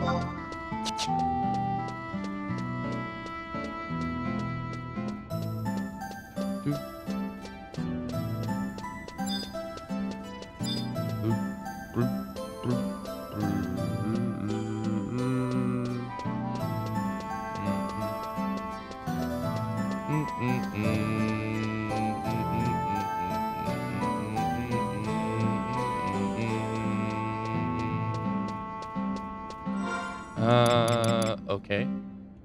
Where the hell is he?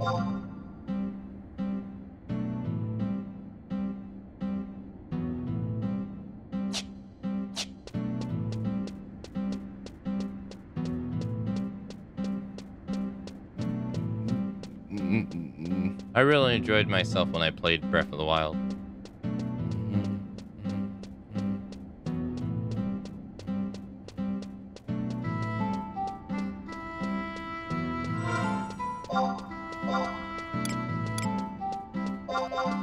Oh.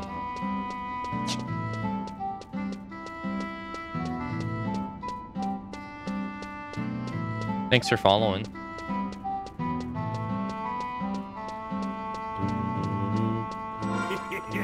Thank you. Take this taco guy. Hey D, thank you for the 36-month resub. Thank you. Thank you so much. Very kind of you, sir.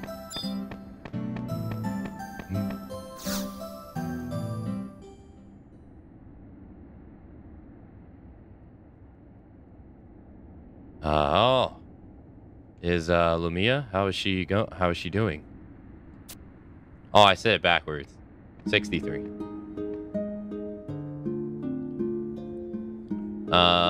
Greetings, Patchy Cleary.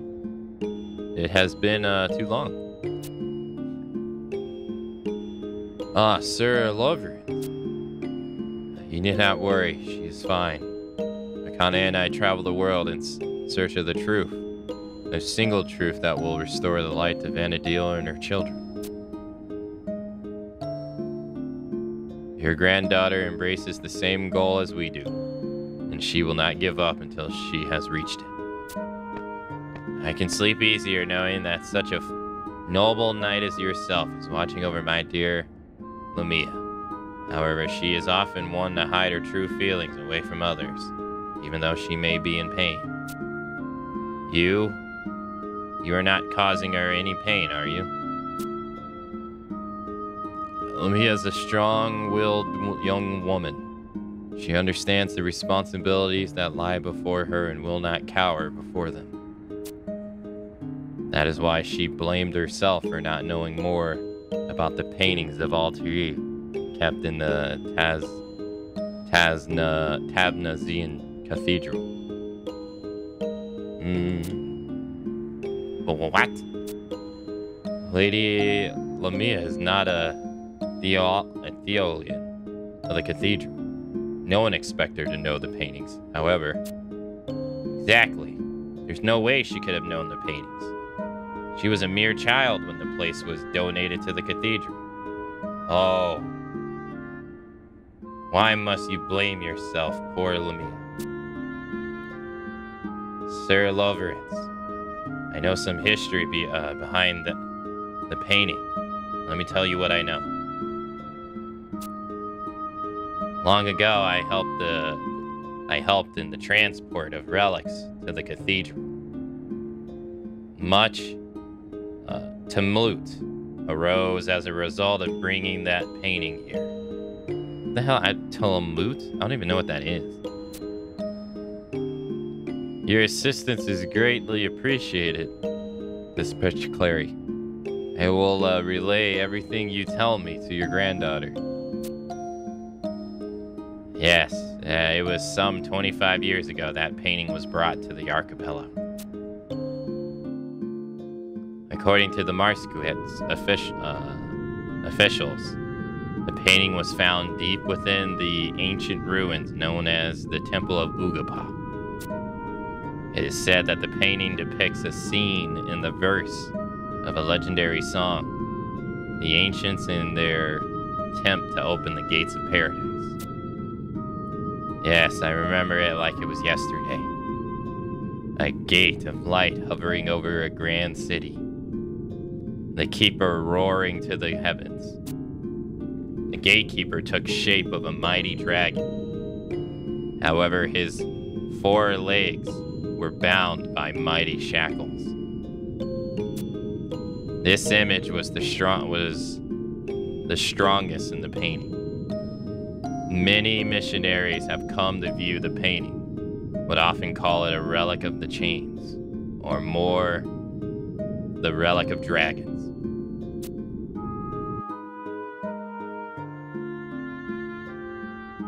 I see. So at the time of the identity of the city was still unknown. Yes. Until the Cardinal Maluran viewed the painting. It was she who told us the city of Alturi. As punishment for defying the gods, the city of Alturi was destroyed and banished at the bottom of the Northern Sea after the Cardinal revealed the truth of the painting.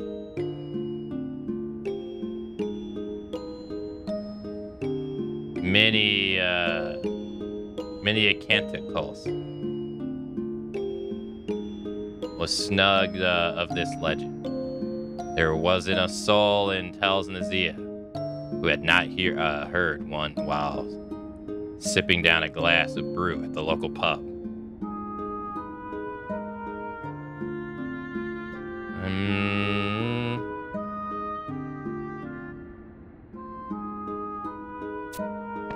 However, why did the Cardinal know the city and its legend?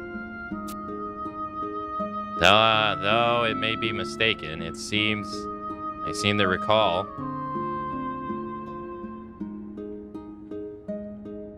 that before arriving in Taznazia, Malduran was a priestess who wandered through the Outlands on a quest of spiritual enlightenment. I have also heard tales that many of holy relics that reached the archipelago were brought from the Outlands by thieves and pirates.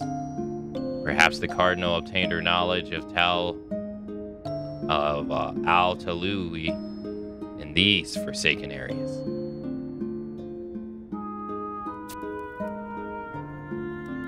The Outlands. I see.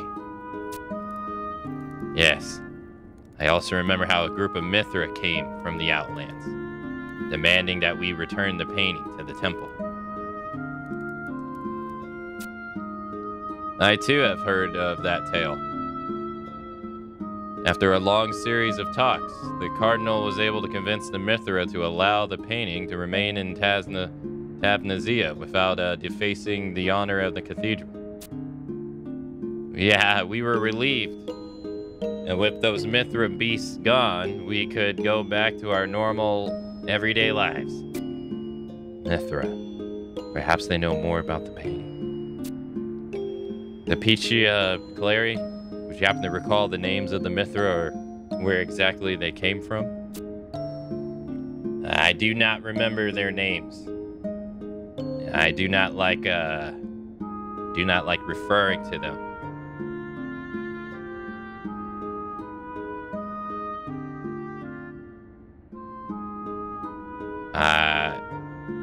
By anything other than the title of Sin Hunter.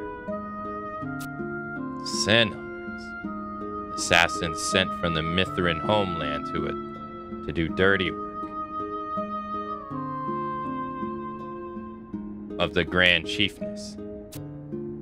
So the painting must be of great importance to their race. Sarah Lovrance, a young Mithran Sin Hunter visited the safe house a number of days ago too. If you can find her, she may be able to better inform you of the secrets behind the painting. A Sin Hunter, where is she? Was here? Excellent. Depetia, I thank you for very much for your assistance. I will heed your advice and begin the search for the Mithra.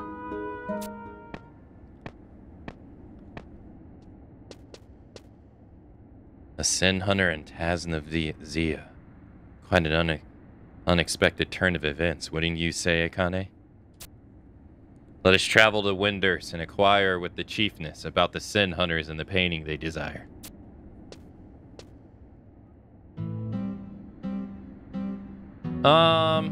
Is this a Final Fantasy game? I know it says it, but it doesn't look like it to me. Yeah, this is Final Fantasy 11. Came out in 2002. It was the Taco Talker says tumult. Tumult. I never heard that word before. I need to pull up my list of words I don't know and start writing down on them again so I can... Where's the list? There it is. Hold on.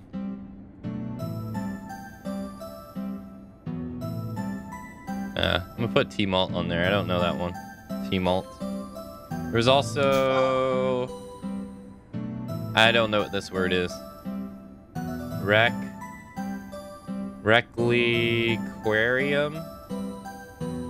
Cularium? I don't know what that is either. Some religious thing, I assume.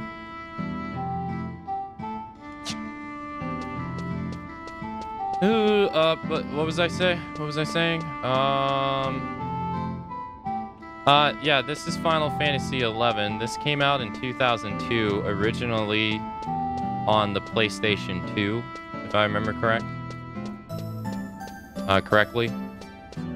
So it's pretty old. It was the first MMO that Square did in the Final Fantasy series.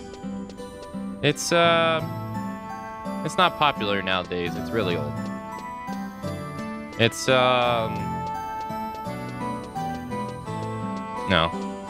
I think the general consensus from most people is that this game's not worth playing because it's so old. And it's an MMO.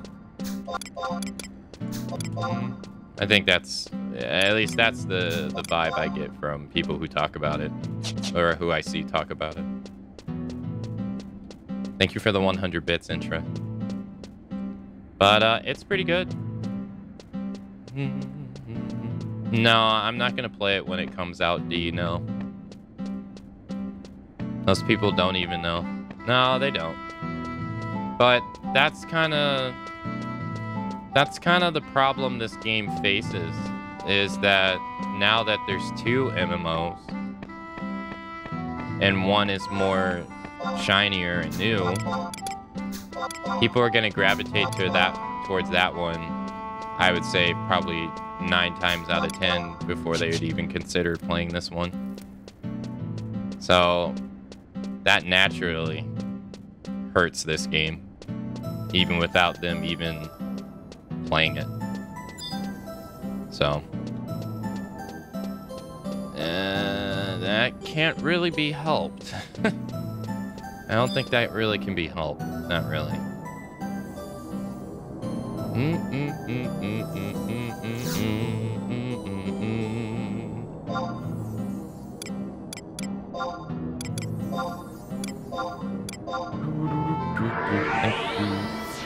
But no, I'm not gonna play Final Fantasy 16 the day it comes out.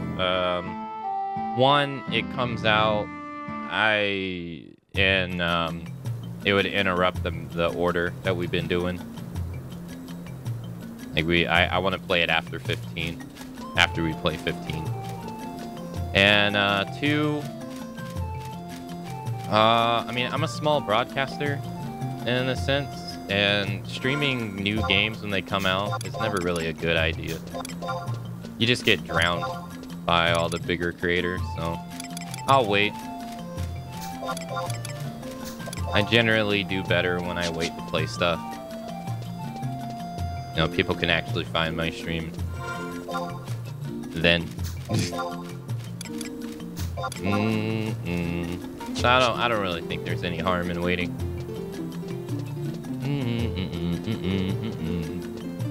Hey, Lumi. Also, welcome, Bad Bee. No. This way?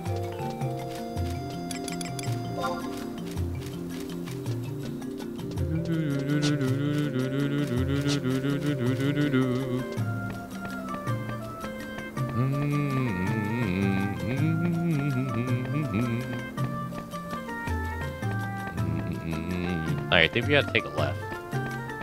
But it's very old. So it doesn't have a lot of modern stuff appeal to it, I would say. For people who may have not played it.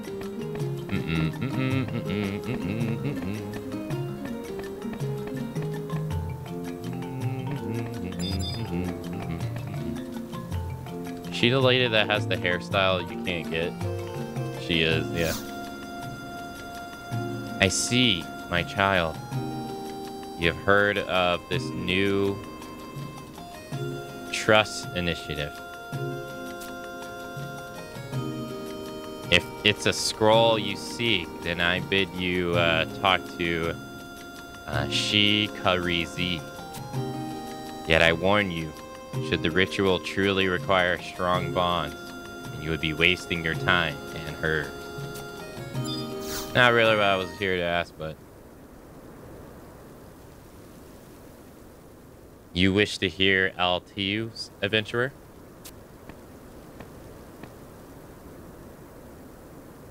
A moment. To ask questions in such a blunt manner does not befit a lady. My most humble apologies for the intrusion, Chiefness Parish Vashi. My name is Loverance in Mistala. To save the people of Vanadil, I seek the truth that hides behind the veil of history. A time of apocalypse is at hand. I beg you for the guiding knowledge of ages passed down through Mithrin's race.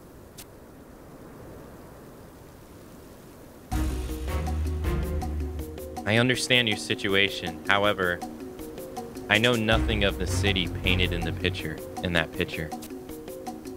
Even if you were to ask the Mithra trackers, I doubt they would have an answer for you. They are on a journey to fulfill an important duty. If I may be bold, are the Mithran trackers following the scent of some grave crime? Yes. They came to demand atonement for the sins of the Tabnazine and Cardinal. What crime could she have committed? Strangely enough, her sins are related to the picture you speak. The picture was stolen from the Temple of Ugapa. The Mithra tracker traveled to Tel Nazia to recover it, but was instead presented with a deal by the Cardinal. A deal? The Cardinal apparently knew everything about the legend recited by the Mithra and the duty that it entails. She also stated that the means of carrying out that duty would have been prepared in Taz Nazia. The tracker had no choice but to accept the deal. The fate of Vanadil's people was placed in the hands of the Cardinal. Chiefness, indulge me if you will. What is this legend and what of duty it reveals? What had your people intend to do? The duty was given to the Mithra by the ancient race depicted in the picture. A duty to awaken the sleeping gods. The sleeping gods? Surely you have heard the tale of the ancient race that wounded Vanadil by opening the gates of gods. The emptiness that poured from that wound tried to swallow everything in its path. The mountains, the sea, the sky, the forest, even life itself.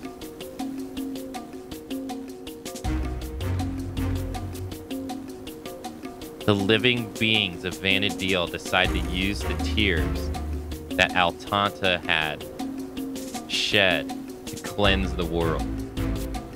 However, a battle erupted between the kings of the people and the kings of dragons over the 5th tier. A conflict that knew no end. The people that survived used the powers of the sleeping gods to heal the wounded land. And that is the legend told by the Mithra.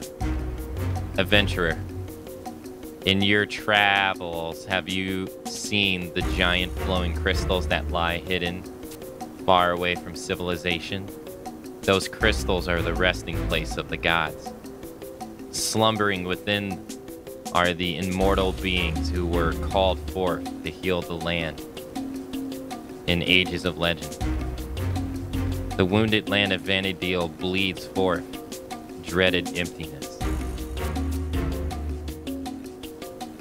It is now time for us to awaken the sleeping deities and mend our suffering world.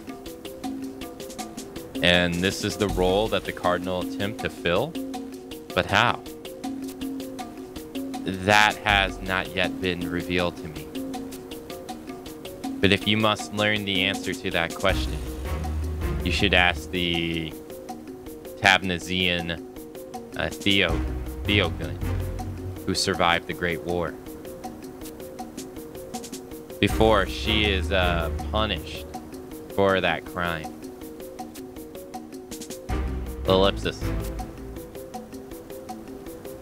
Do you need further explanation? The Mithra sin hunters never forget a crime.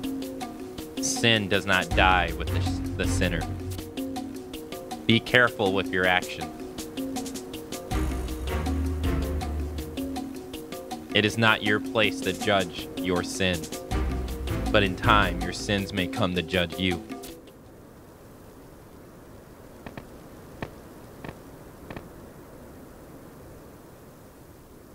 What do you make of her words, Akane? The theology of the Mithra veers quite dramatically from that of the Sandorian Cathedral in several respects. The legend concerning the 5 tiers of Altanta, especially at odds with what the Elven believe. That is why I warn you not to swallow her tale without question. Talk of legend aside, the chieftain's description of the emptiness had appeared in every corner of Vanadil is an undisputable truth. However, the Mithran trackers are now chasing after the Theogen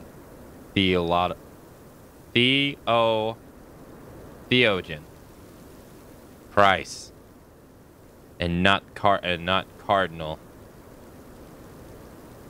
Mylderon,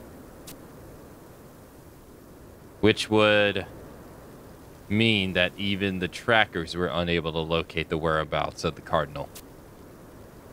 Does this mean that the Cardinal has already bid farewell of this world? Has my astonishing luck finally failed me? Oh, it's this guy. Nice to see you after so long, sir. I wonder if you remember old Honi Gomi. I thought you might have information for me. I thought you might have informed me of your presence. I was mighty surprised to hear that you were in town. As always, your visits could cause quite a stir. Ellipsis. But I do wabble on. Your subordinate passes this on to you. It is an item that should help tremendously in your task. But this is. Yes, yes indeed. It was broken when you crossed swords with that detestable Buki. I went to the Great Tar's lengths to have this repaired for you. What's more, I finally made progress on the task you entrusted to me so long ago. That despicable bounty hunter that caused you so much trouble, Goldmane.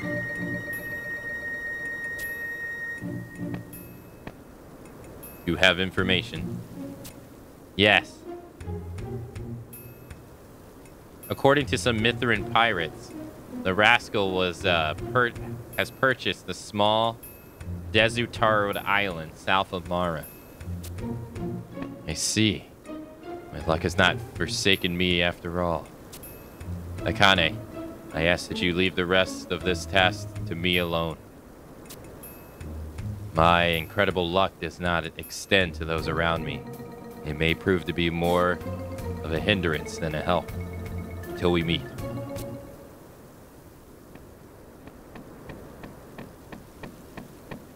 Doot doot.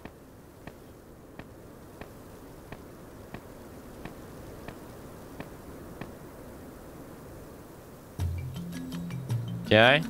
Purchase the small island to the south of Mara.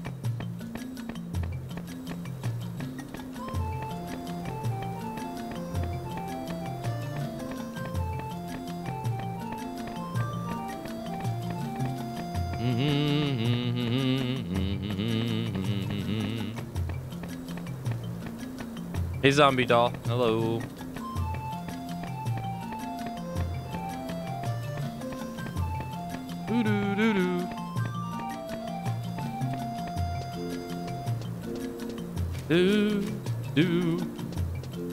All right, let's go to Mara. Because the area in question we've never been to.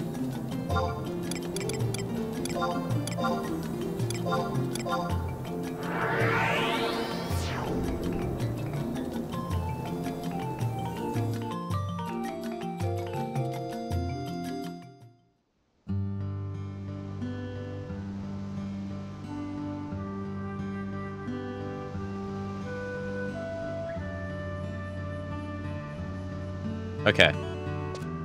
So now we're in Maru.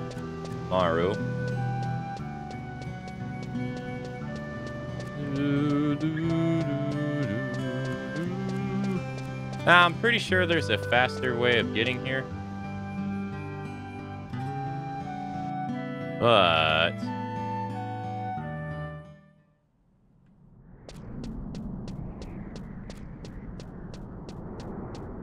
we're gonna take the long way.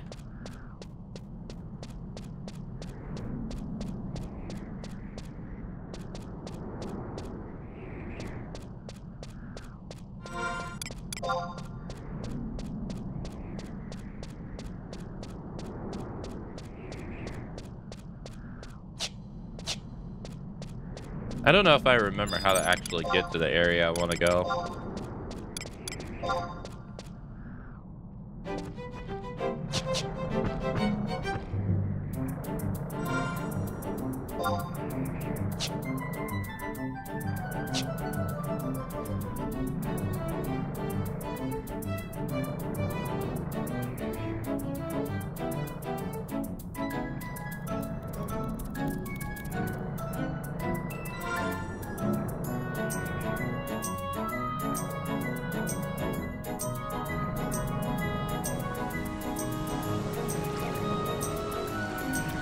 Is it over here?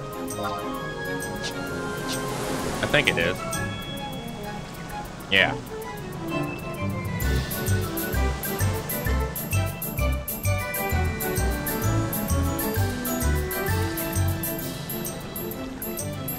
Yeah, so most of the time you can't move in the water like that. But over here you can. Because there's a hidden entrance right here.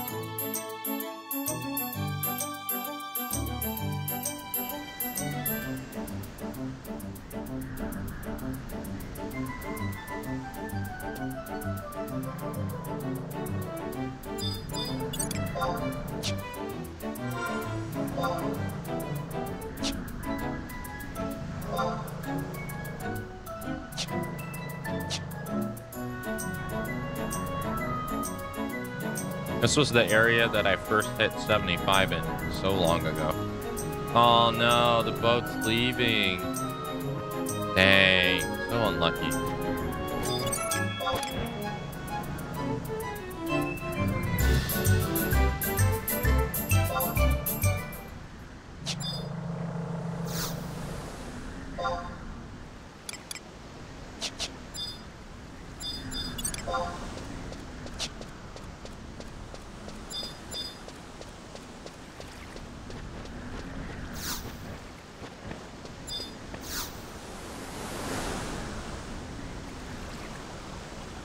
Da-do.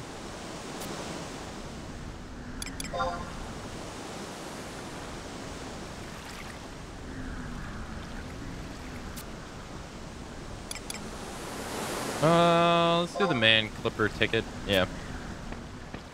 Alright, nice. Alright, how long till the boat comes back? 14 minutes.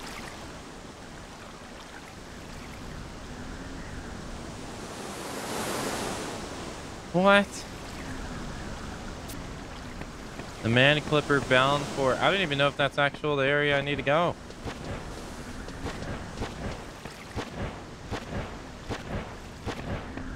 Is it? It's Malikalia Reef.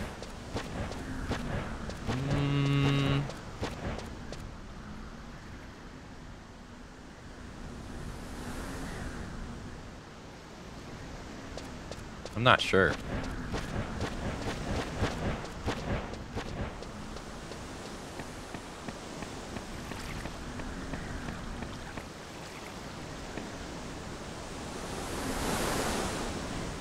I guess it is. Hey, Inky. Hello. Well, we have no choice but to wait. We have to wait. Can't really do anything. Alright, let's see. 2 minutes.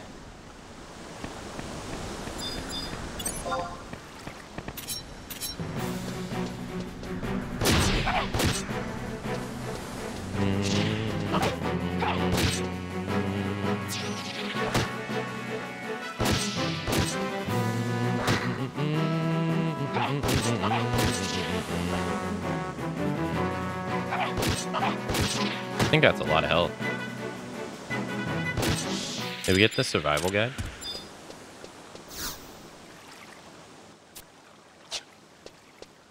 I remember farming these for something.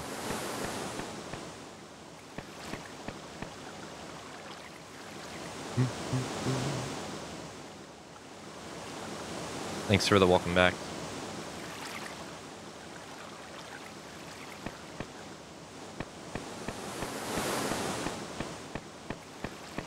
Where's the boat?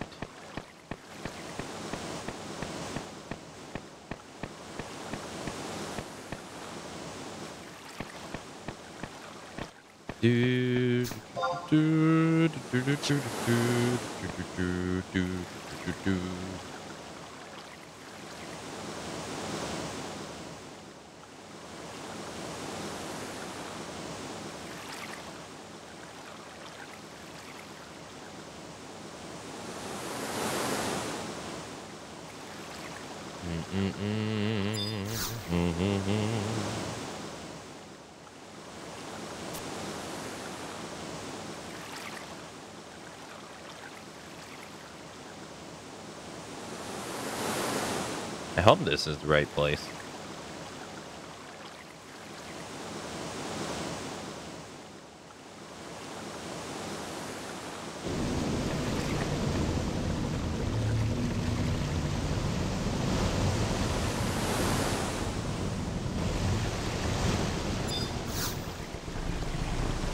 The reef.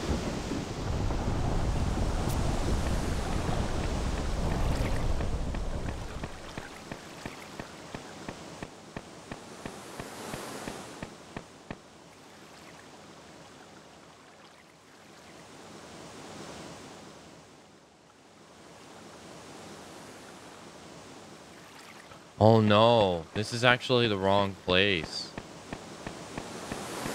Yeah, no, this is actually the wrong place.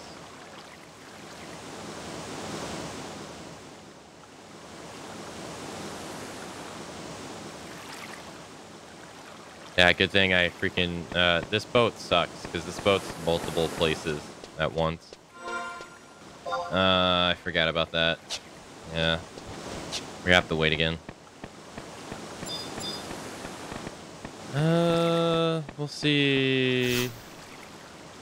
The part shortly. Yeah, we don't want to go to the reef.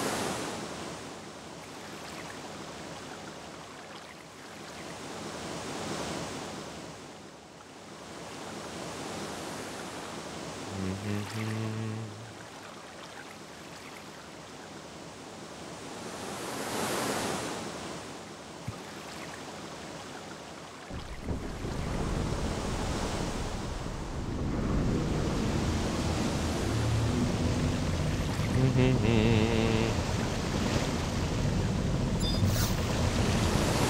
that's the one we want right there. 9 minutes. Is there anything we can do in 9 minutes?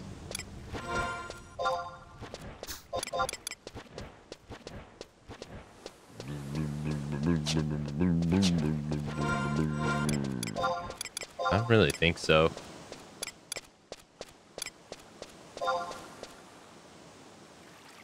Complete every chains mission up to, including 3 paths. Requirement complete slanderous utters. Missions. Hey, we're on 3 paths. Nice. Do.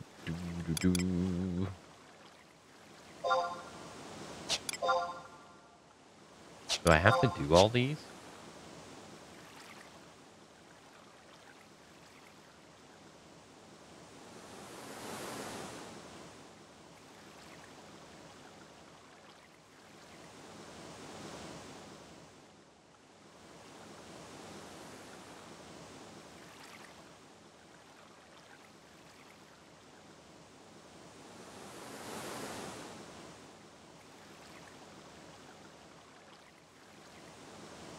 Do.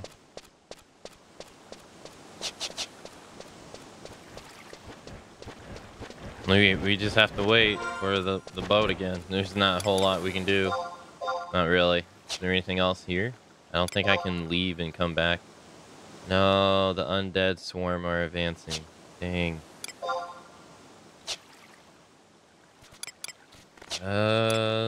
Map. Wide scan.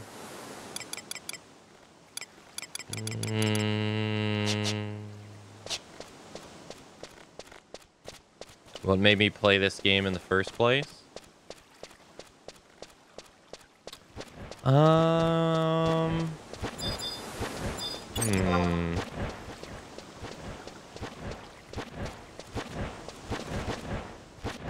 I really like the job system. I grew up playing, I played Final Fantasy VI first, and don't hate me, I didn't like it. I only played it for like 50 minutes though, which is not enough time to really, you know, get accustomed to the game. But I didn't initially like it. So I went and I got Final Fantasy VIII instead. And I liked it. And then I played 7. And then I played 9. And then I played 10. But all of those don't have job systems, right? They have job identity, because, like, obviously Tifa is the monk character and stuff like that, right? Sid got a little bit of Dragoon in him. Zell's the monk character. So when 11 came out, or was coming out, I thought the idea of a job system was actually pretty cool.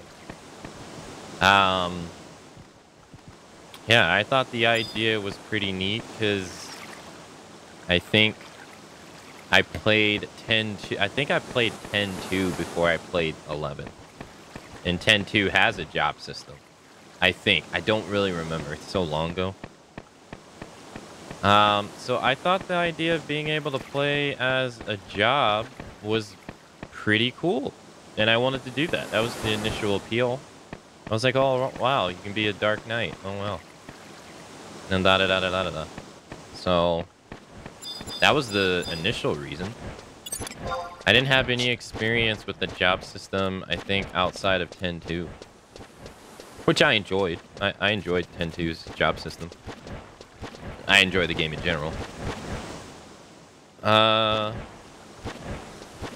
Who played first, me or my brother? I did. My brother didn't play until the Xbox release. I was already 75 by the time he played. So he played way later. But who plays the game more now? He does. I think he has more hours than me too.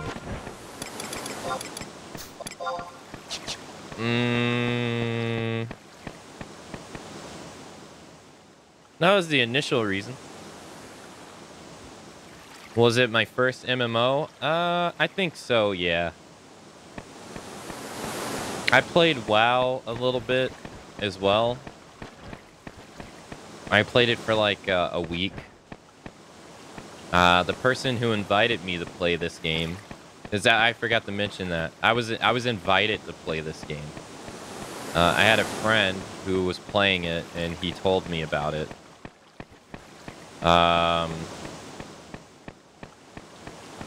And so I was like, okay, sure.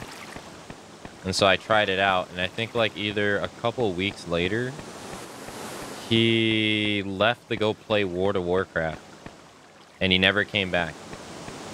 And then years later, he invited me to play World of Warcraft because there was like some free trial on it. And so I went to go play World of Warcraft for like a week, and I absolutely hated it. But I won't lie, the computer at the time that I had, it was my dad's laptop. Couldn't even play the game.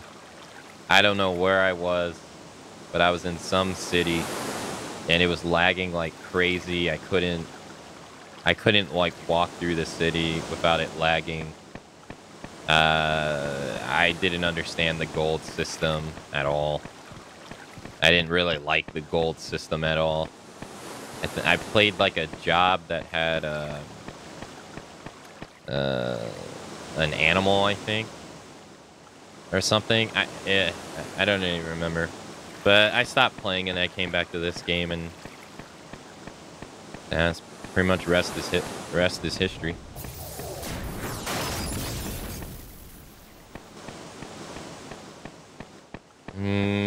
The only other MMO that I could say that I played, and I'm not really even sure if it's considered an MMO, is Phantasy Star Online Episode 1 and 2. I think that originally, I don't know what that originally released on, but they ported it to the Xbox. And I played that as well. It didn't have a subscription service, but let me see if I can find it to show you what I'm talking about. Because I don't even remember. I'll remember once I see the cover art, though.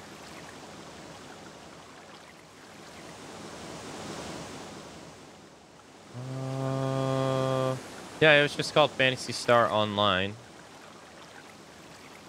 It came out on, I think it was called Episode 1 and 2.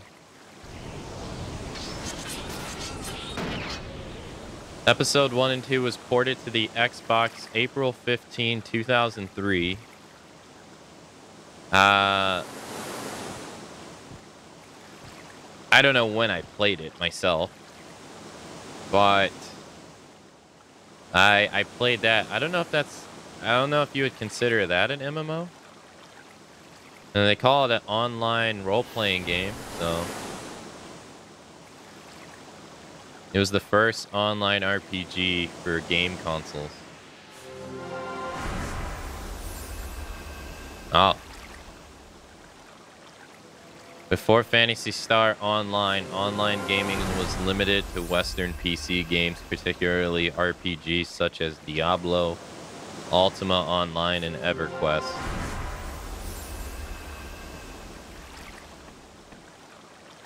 I don't think they consider it. Is there any photos of it? Hey, the boat's here. Nice. Phantasy Star Online was the first No, I think it was the first console MMO, is what they were saying.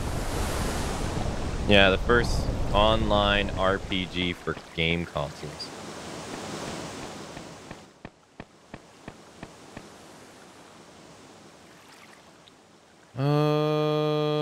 Here, I'll show you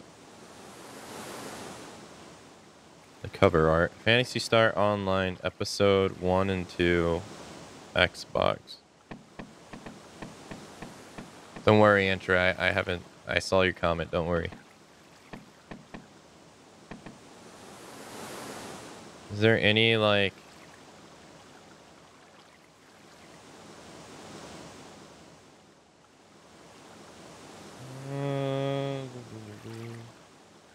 This is what it looked like. I remember playing it. It was fun. I thought it was pretty fun. It looks... I mean, I think it probably aged worse than this, to be honest. That huge AI? Yeah. That was the cover. This was the cover art for it. I remember playing this. I played this a lot. I got to like level 150 in it. Yeah.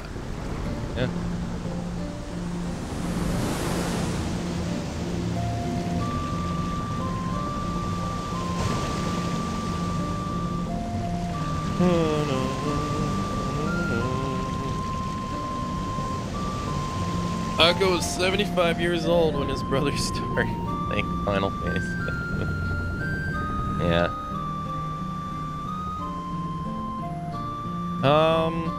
I don't know if that's considered an MMO or not, but I would consider it because it had MMO tendencies.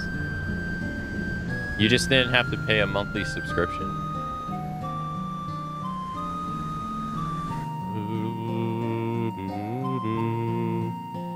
And those are pretty much the only MMOs I've ever played.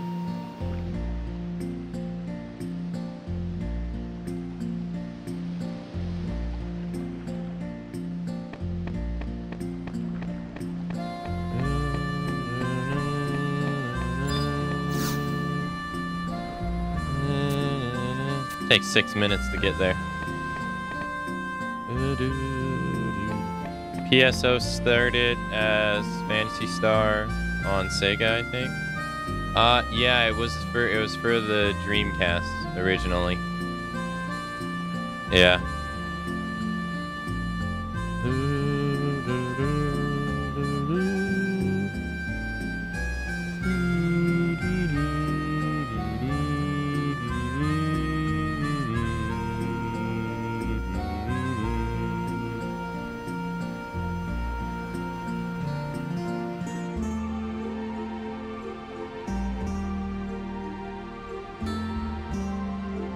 Oh, I thought you meant online. Oh.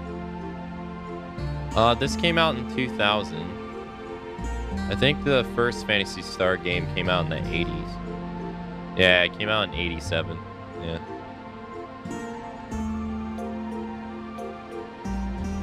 I've never played any other Phantasy Star game.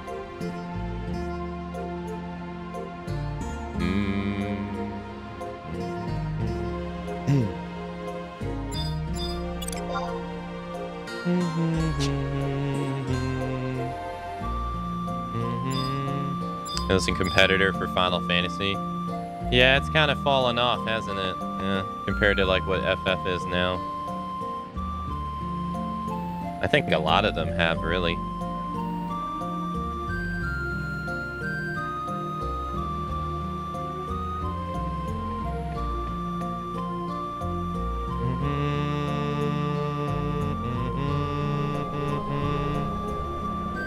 Speaking of Diablo, it's like $100 to fully unlock the game, $70 for the base game, and almost $400 DLC at launch.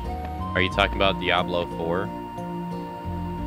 I have actually blocked that game on Twitch because I'm tired of seeing it. I just don't find the game interesting. It's one of the 2 games I have blocked on Twitch. The other one being Final Fantasy 16.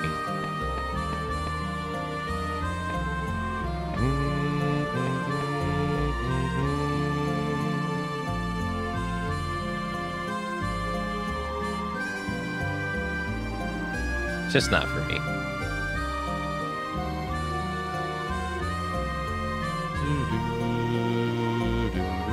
Oh yeah, I forgot. We're looking the wrong way. Yeah, you can see all the island.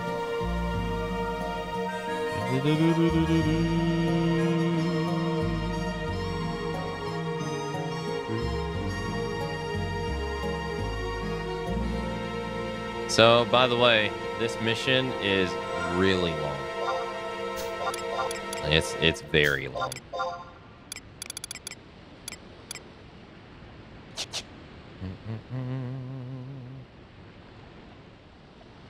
Yeah, Square found the formula early.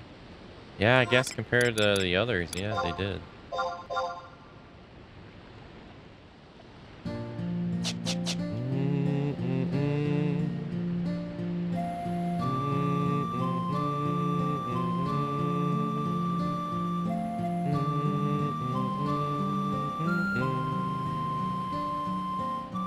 Plus, I mean, like, totally unrelated. I don't really like Blizzard as a company. I know a lot of people have nostalgia for their stuff that they made. I don't. And, honestly, they seem like a shitty company. So, I'd rather not support them.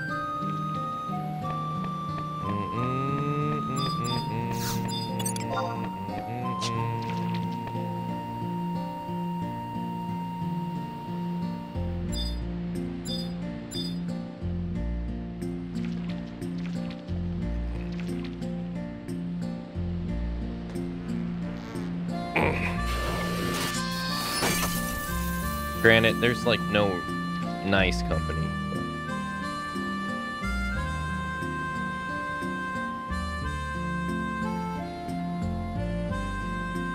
If we remove all shitty companies, we'd run out of non-indie games real quick.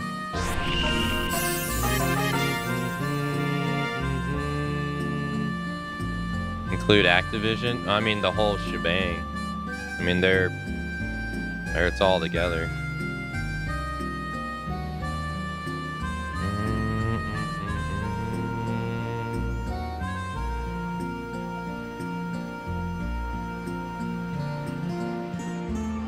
I felt the same way about EA too. Like, I have on purpose not bought EA games for years because I don't like EA. I don't really like what they're all about, so I don't buy their games. Well, I think the last one that I purchased, well, no, that wasn't their game, no. I didn't really like what they did to the Star Wars Battlefront 2 team. Not the recent one, but the one that was made by Pandemic Games, or Panic Games, I can't remember. But they had such a reoccurring pattern back then of buying companies and then just folding them. And then the IPs that those companies worked on, you know, were just lost. And so I thought back then, well, that was like 2005. I thought back then EA was like a parasite on gaming. So I was like, you know what? I'm not going to support them. And I didn't buy EA games for a really, really long time. I think I ended up buying Star Wars Battlefront 1, the new one. When you could get the whole game for like $30. And then I did end up buying Jedi Survivor, or the Fallen Order.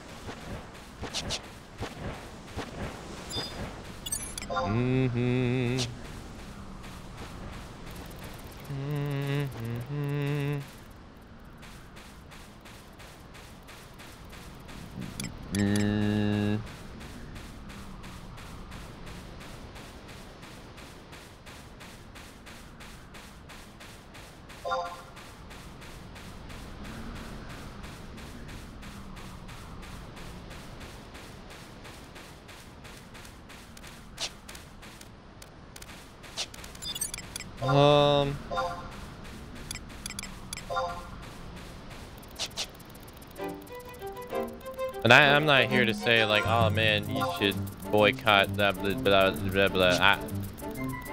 You do whatever you want with your money. I'm just saying that I don't like those companies, so I don't want to support them. There's no nice company, but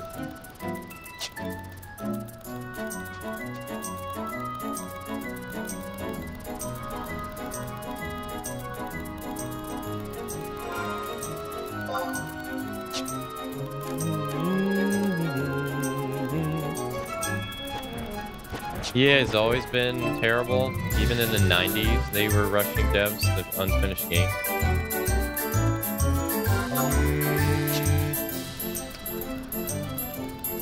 I don't really remember.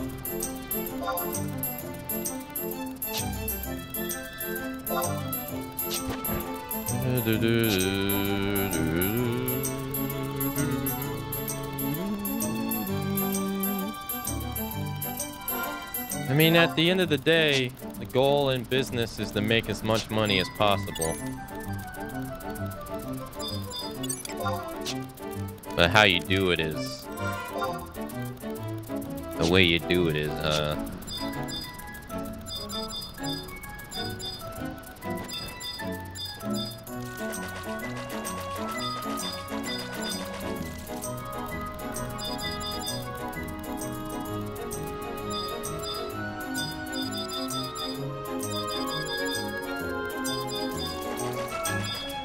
there's supposed to be a question mark here somewhere.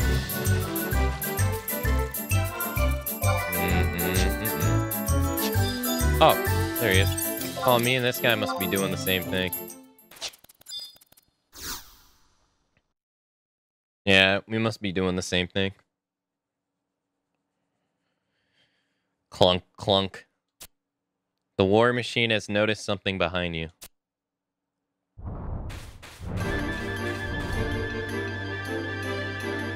Clunk, clunk, whirl, whiz. So Akane, you've come even after I specifically request that you entrust this matter to me. I suppose it is your prerogative as an adventurer to poke your nose into other people's business. However, you really are too forgiving. Those who find enjoyment in the humiliation of others need to feel the sting of regret for their actions. Okay.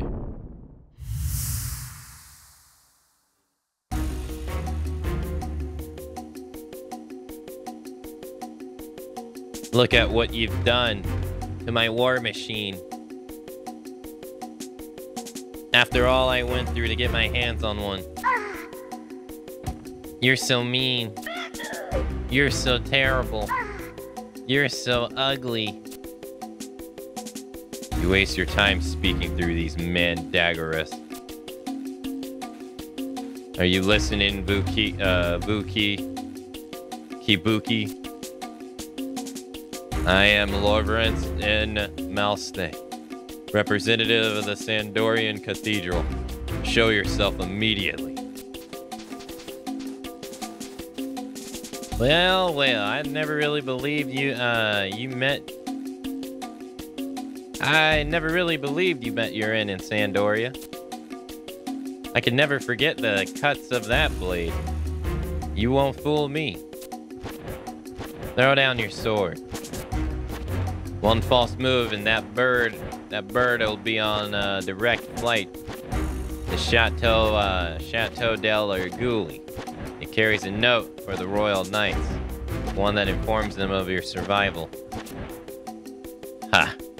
You still prepare for the worst as always.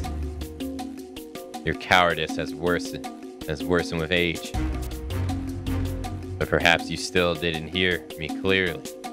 I am Lawrence N. Mistoli, Even with the assassination of French mage, the family Mistal still retains honor amongst the knightly order.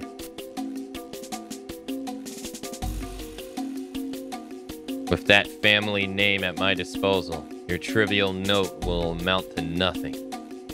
I tire of your games, Buki Kibuki. Why would the scion of such a noble Marquis family act this way? Did you argue that honor alone will not fulfill a hungry belly? This is the kind of reasoning I would expect from a Tartar with no understanding of the turn of honor. It is the complete opposite. I've chosen to use my influence to see that justice done. To see justice done? Your notion of justice should have been erased years ago, along with the destruction of Tabnazia. It is true that even now, 20 years ago after the war, the ruins of the Marquisate still crawl with the remnants of the Beastman army. However, the wards erected around the Sanctuarium by the Cardinal Malderon sheltered the underground delivery tunnels from invasion. I have discovered that the safe hold built within those tunnels harbored refugees from Tabnazia. Refugees? Are you certain? If I had not chosen to waste your time here laminating the past, this revelation would have reached you as well. The refugees of Tabnazia have already presented their plight to Juno and asked for a member of the government to visit Tabnazia. Juno?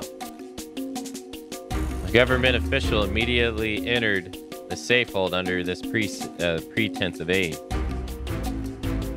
Without the knowledge of the Tabnazian survivors, he proceeded to rifle through the contents of the Sanctuarium.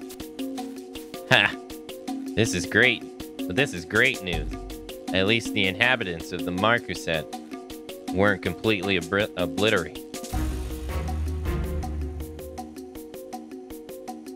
Those trinkets of the past have no use for anyone.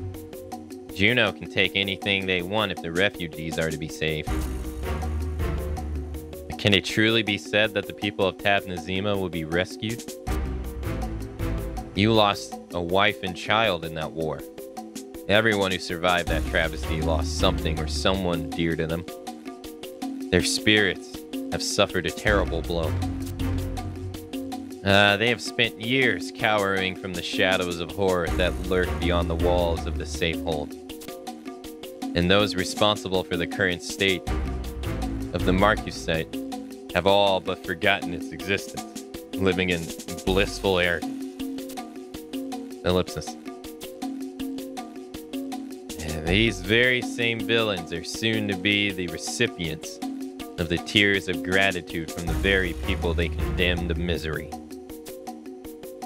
You mean to simply stand by and watch this injustice unfold, even though the truth weeps silently in your heart? What else would you have me do?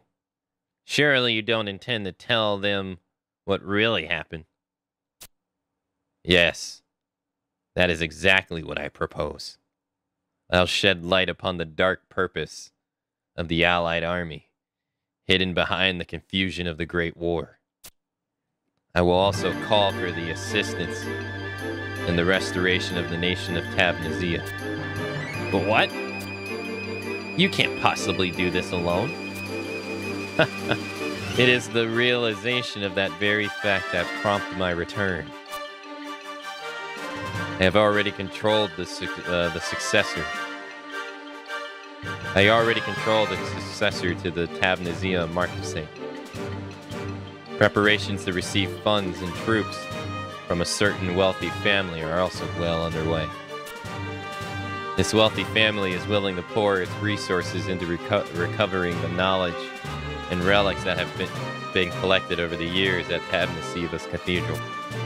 However, these relics have all been taken by the Cardinal Malderon, and her present whereabouts are unknown.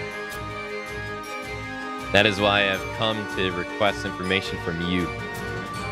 I wish to visit the source of this bounty, I need to know the way to the city of Al-Taliyu. Along with several others, you were on a secret mission from the cathedral to find the path to the celestial capital. Were you not? That may be so, but we were never able to discover a way to the Al-Taliyu. Then why, my little friend, did Tabnazilan Cathedral call upon me to silence you? You must have discovered something. Now choose. Will you keep your silence or keep your life? Wait. I'll tell you. We discovered the way the Al-Taliyu opens once every 100 years. That's all we found, I swear. Once in 100 years.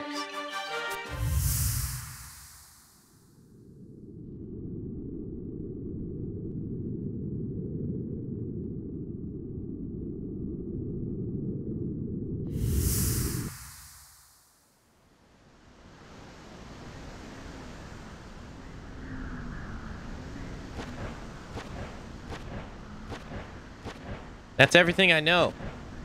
Time for me to leave.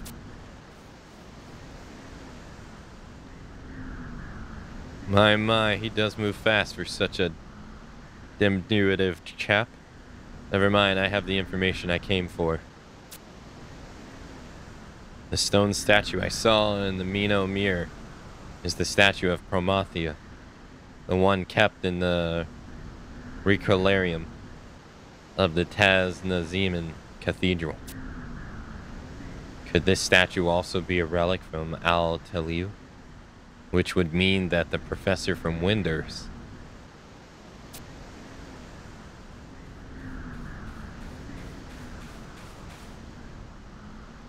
which would mean the professor from Winders, yes?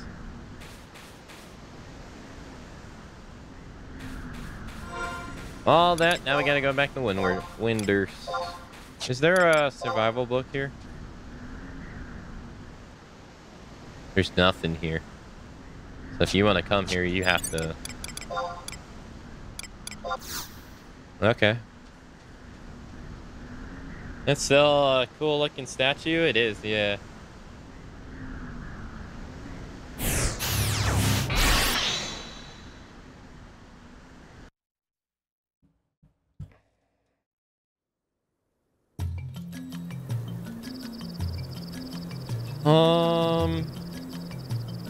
I remember a hot loop. I remember as far as back as Battlefield 1942, the air with intro EA games change everything, challenge everything.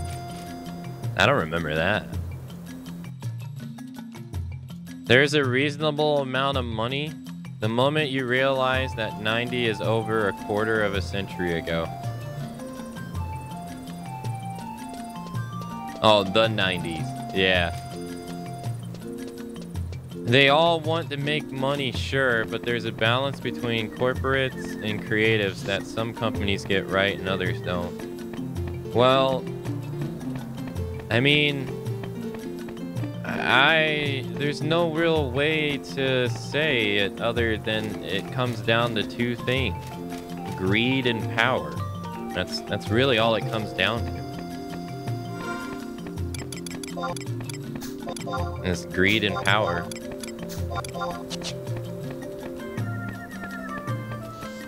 The higher ups make so much more money than the lower people do, and they'll have access, which will allow them access to certain things that the lower people will not have access to because they can't afford it, and they don't care. They don't care. Like allowing their employees to earn a little bit more money so that they can, you know, I don't know, have better health insurance or whatever. They don't care. They just want to have number goes up. And that guy over at EA, what's his name, Bobby? That guy has power. over other people. He has a lot of power over other people. After a while, it becomes a power complex.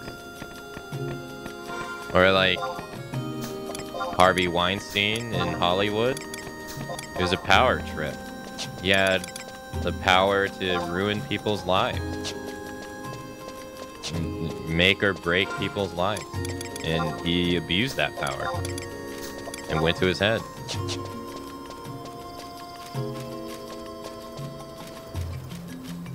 Like, there's more than enough money that exists in the world, I believe, for almost everyone to be able to live comfortably.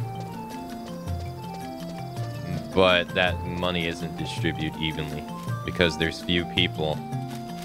There's few people that want to hoard it and allow other people to suffer so that they can hoard that stuff. They don't care.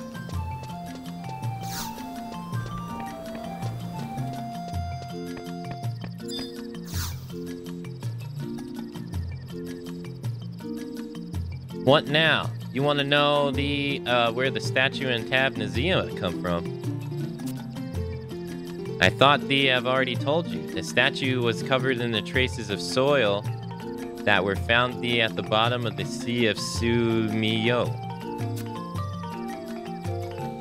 But wait, just a moment. Now that you mention it, there were also traces of Gustaberg soil mixed with the sample. I didn't think anything of it at the time. Why would there be two types of soils of this statue?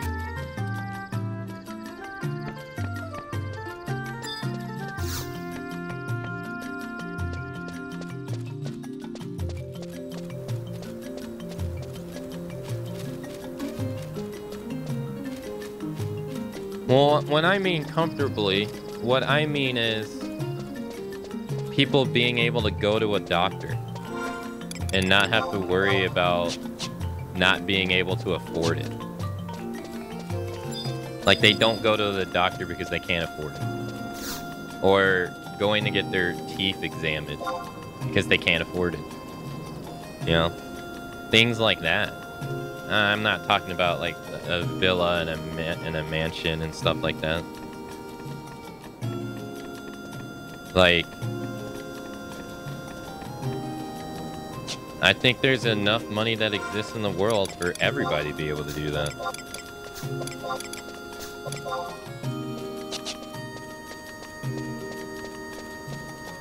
But like we allow very few people to basically hold on to majority of it. So then the majority of people in the world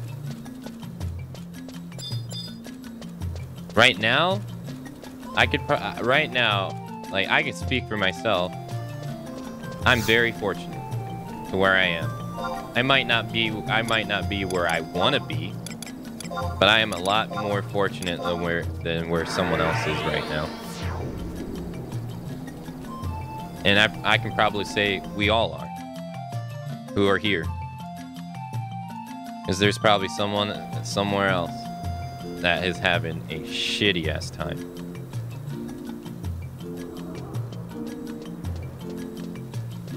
Like right this very moment.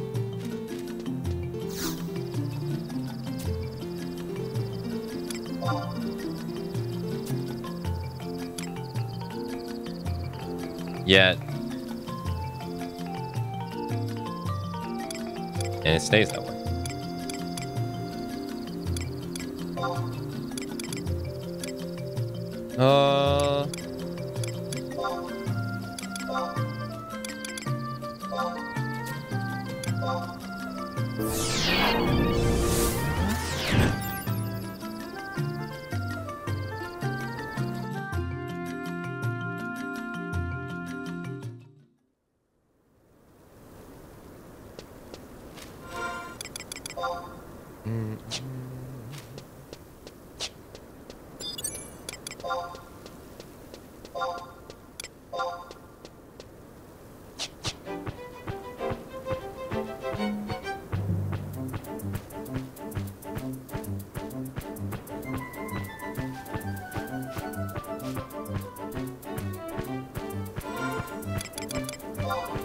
No, I don't believe.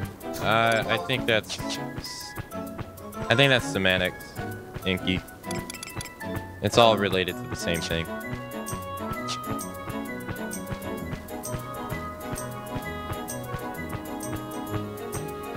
When I was in film school, and I was working on and I was doing my camera duties and all this stuff, I got to witness firsthand. Like, I paid my way through school. I worked my job while I was going through school so I could pay my loans off.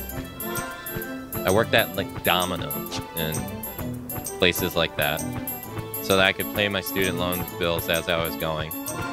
And I got to see all these kids who got sent there on their parents' money. And they, like, didn't have a care in the world. And so there's these kids that are going there that want to be directors. And after a while, you can see that they don't want to actually be a director. They want to be in charge. They want to be a person of power. They want to be a director because it gives them power over others. They want to tell people what to do.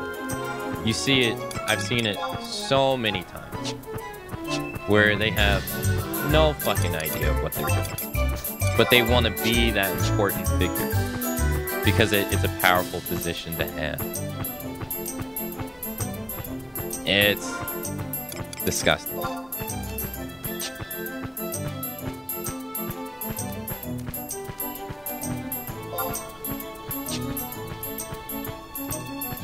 And that's just like, and that's like a nice example about it, which is not harming anyone.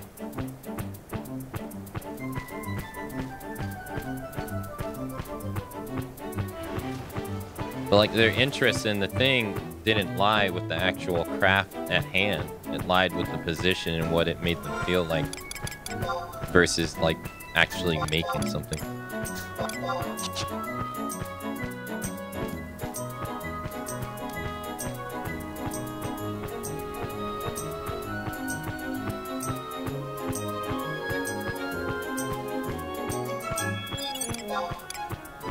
Or when I worked at, like, the Steve Harvey show,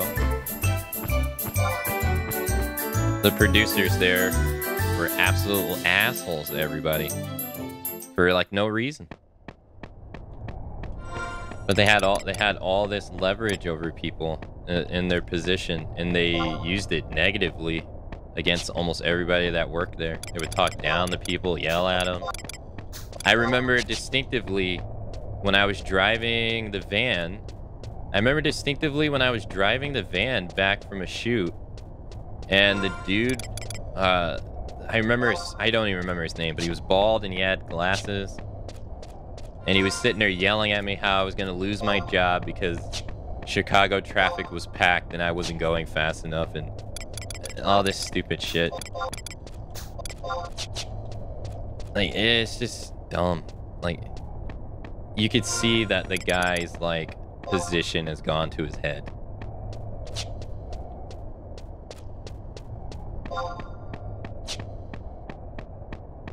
And unfortunately, you see that a lot in that industry. I know, because I experienced it.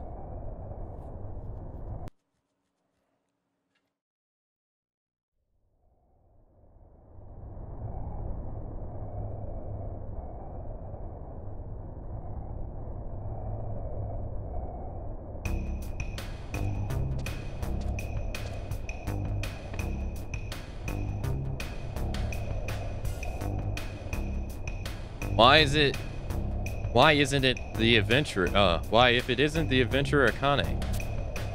I must commend you on your insight. Yeah. It is nearly 100 years ago, too, that the moblins wandered this way up from the bowels of Vanadil. And then the Taru scientist who examined the statue of Tapnazia. What he said about the statue dug up from the labyrinth. I advise you, do not let down your guard when traveling through these caverns. The moblins' behavior is often erratic, and they can be quite nastier than their cousins on the surface. Out of all the beastmen, they seem to realize that they are the children of Twilight, and it is this fact that drives them.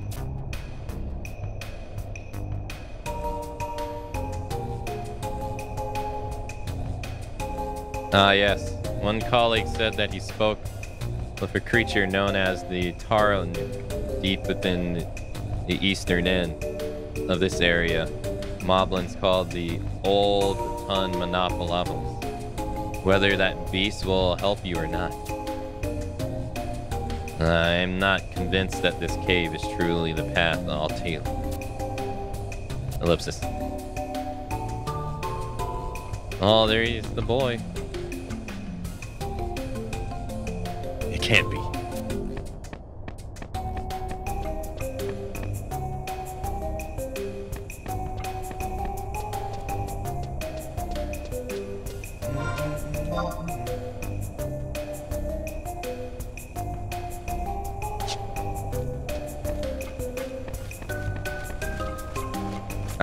I don't think so. I don't think so, because that denies the fact that people can change. And I don't believe in that, personally. I truly believe you can become an asshole in the same way you can unbecome an asshole.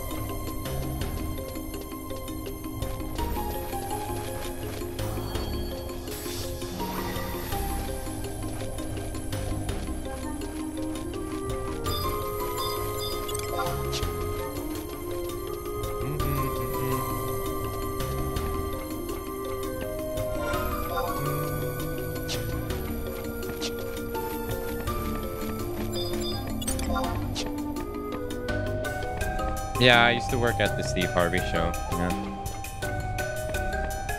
It was one of the first. It was one of the first jobs that I was able to find in my. Well, not one of the first jobs I was able to find, but it was one of the ones that I was able to get in the field after I graduated.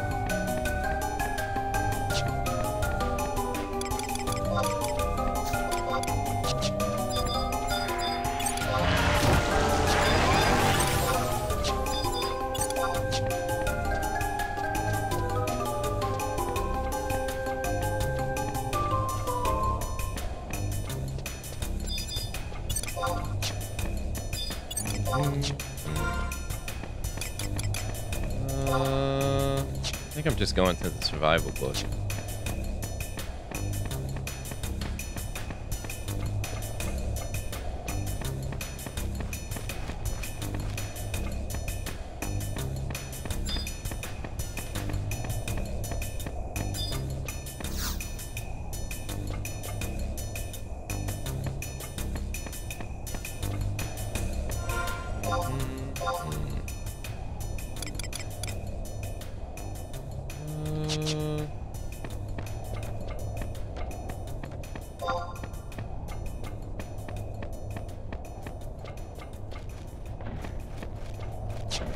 I don't know where I'm going.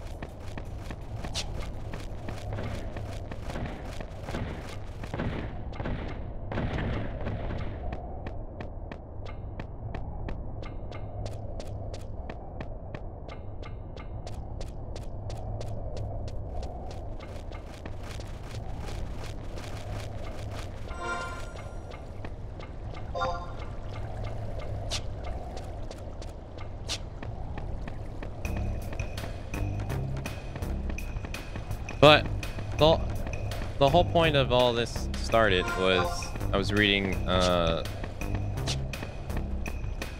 Starry Dance's comment on not raising prices. Unfortunately for corporations, they just want to make an endless amount of money.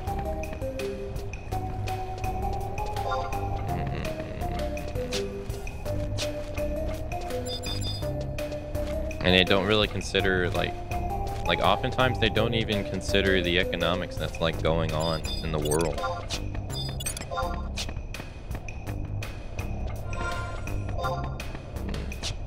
Square is a good company for that example of how often I mean, they're pretty much memed at this point for them saying our games didn't sell to our expectations. Our games sell below our standards. It's pretty much a meme at this point for them.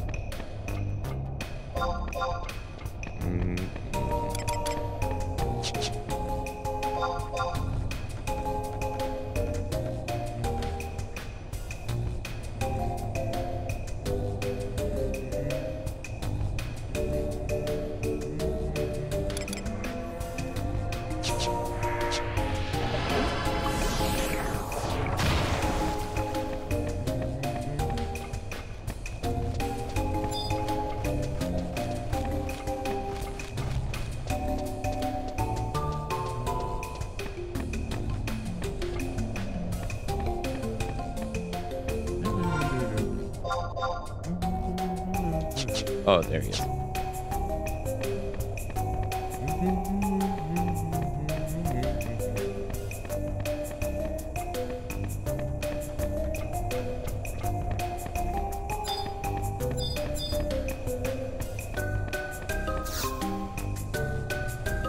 Psst. Hey, you. Have you ever been to the mine shaft all the ways beyond Newston?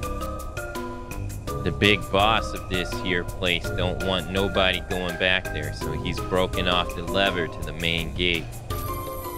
Now, as I can give you this spare lever, but I'm gonna need some incentives in return. How about we work out a trade? You bring me a Savan Stone, and we'll talk. What do you say? Oh yeah, there's another way to get beyond that gate. And it won't rub the boss the wrong way, but I ain't telling the likes of you. But if you really want to know, I could give you a chance. Here's what I'll do. You play dice with me, use win, I'll let you in my secrets. But don't goes to think that I'm gonna play for free.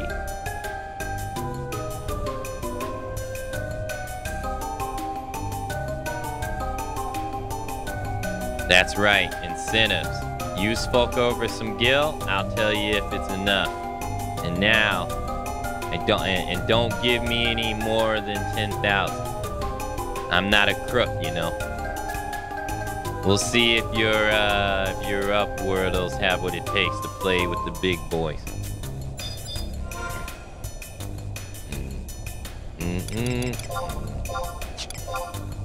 6,000. Here you go. Alright, let me fill you in on the finer details of our agreement. Rules are simple. I throw two 50-side dice. If the total between 2 and 31, yous win.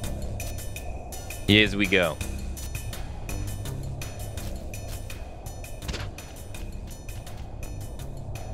The total is 3. And these dice must be fixed.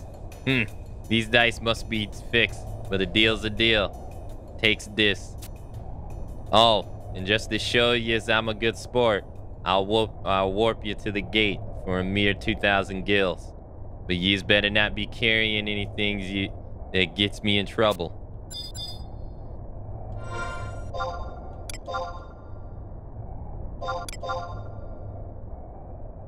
Yeah, that's what I like about you adventurers. Pocket lines with gil. Hold on, Upworlder.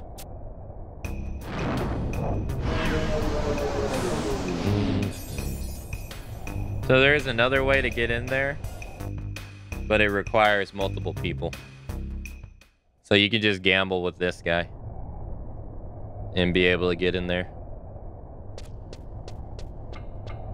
There is also another way of getting in here. You can just talk to an NPC lady. Another NPC lady, and she'll teleport you there, but you have to trade her an item.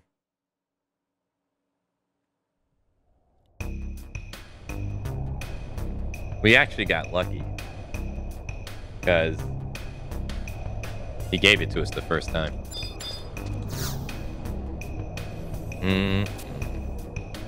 Yeah, so now we're in a new map. See? That map's a pain in the ass to travel.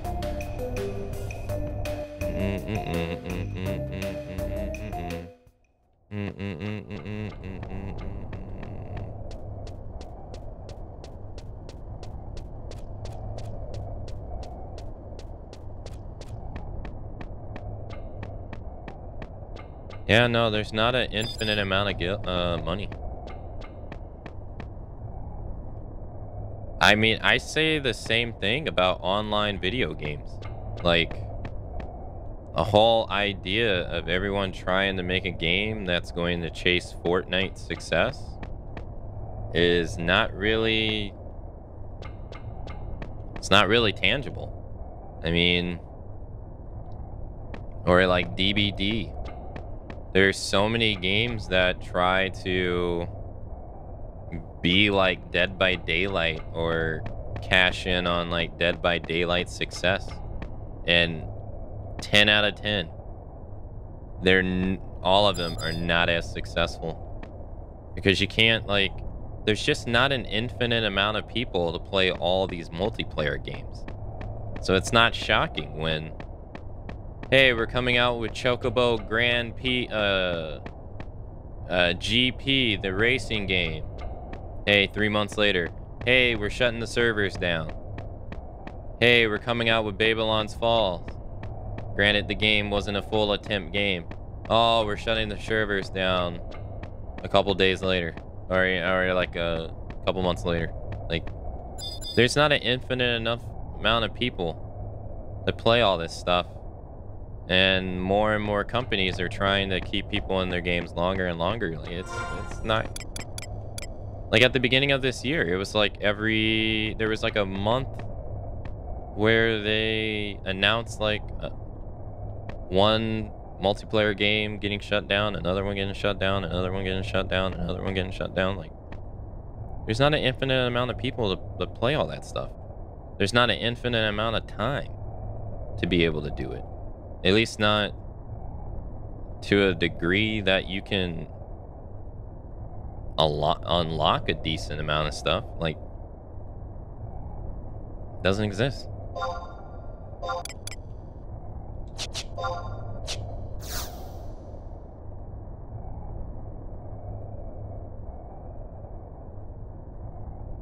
And the same goes for games too. Like, there's no way you can, like, there's absolutely no way you can play every game that exists. It's impossible. Or every game that you're interested in, because there's so much stuff and there's so limiting time, and every game now is trying to be longer than previously. A century of hardship. I don't know what the one on the bottom is.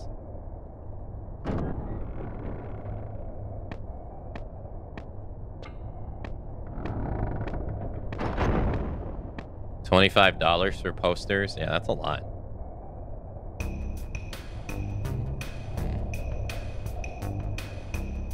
Prometheus reborn. Prometheus reborn. He's stronger than stupid Hume. He's more powerful than ugly goddess. We'll take him. Moblins don't break promises. We'll take him to Sparky Place. Yeah, Sparky pick for in the underworld. Tomorrow, I don't even know what the fuck you're seeing. But we's digs. Moblins don't break promises. We just take Prometheus to Sparky Place. I never imagined we would meet Salithius in this place.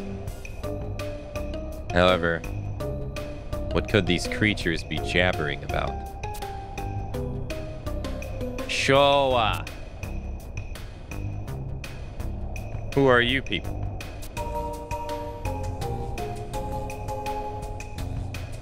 Do you know who that boy is? A Golka? I am Jabos. I have lived with the moblins for some time now. A long time in peace. But lately, the moblins act strangely. They praise the Twilight God. They attack the children of Altana. But I'll stop them. I promise the moblins won't break promises. Now go. Leave the rest to me. But...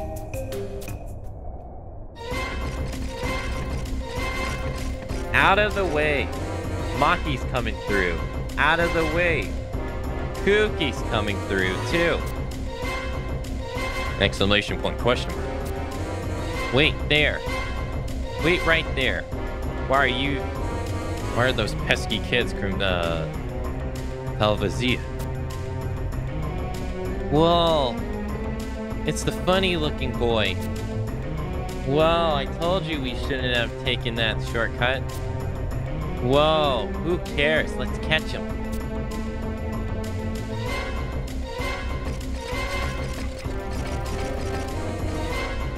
Akane, this is a perfect opportunity to take Silithius into custody. We can't pass it up. Sorry, Gulka. How have these kids not died yet?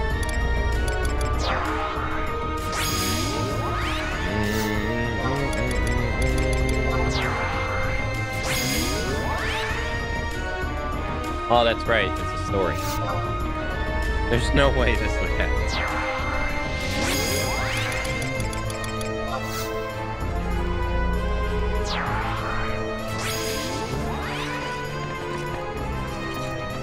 Like, they seem so incompetent. How do they keep getting into these schemes?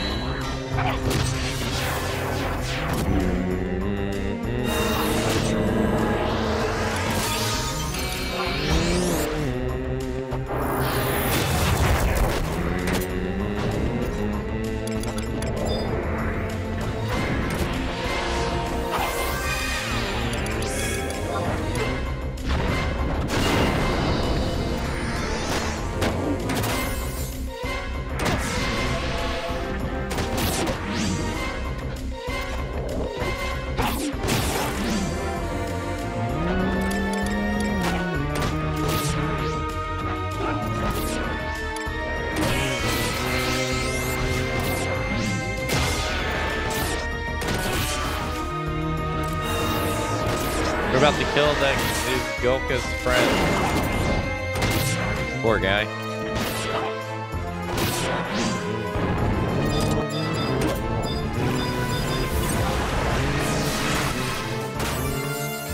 Oh, he must be a red meat.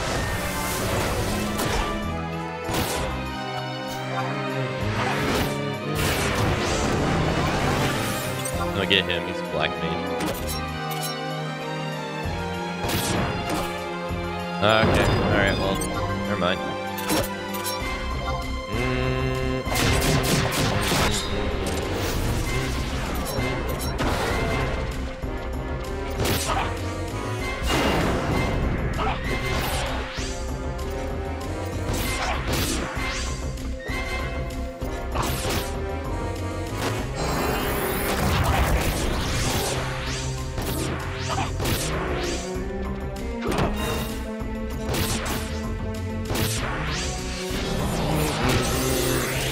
It's the kid sidekick trope. Blumbering and ineffectual, but luck somehow keeps them alive with the occasional clutch moment. Yeah. I mean, you're not wrong.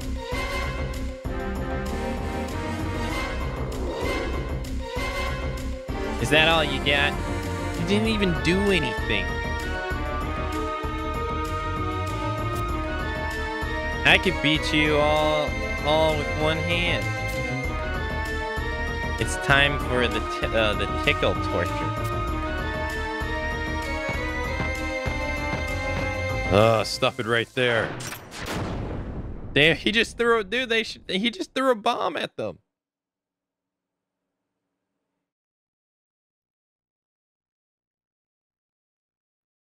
He literally just threw a bomb at them. How are they not dead?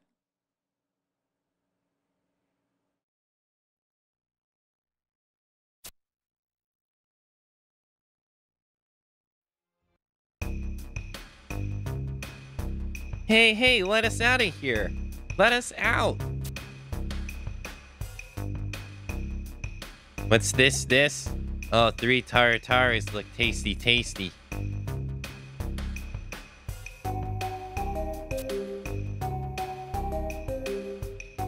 We're delegates from Juno. You touch us, you're toast. We're delegates from Juno. If you don't let us delegate, you'll be toast. Shut up. Shut up. Nest. Noisy tarus give moblins headache. Be quiet or I cut your throats.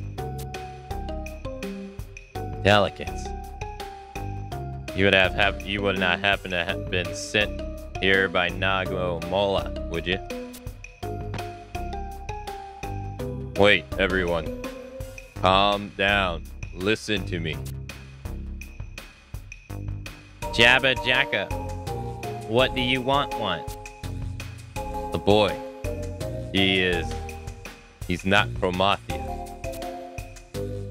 He's looking nothing like Promathia. Huh? Doesn't look like Promathia.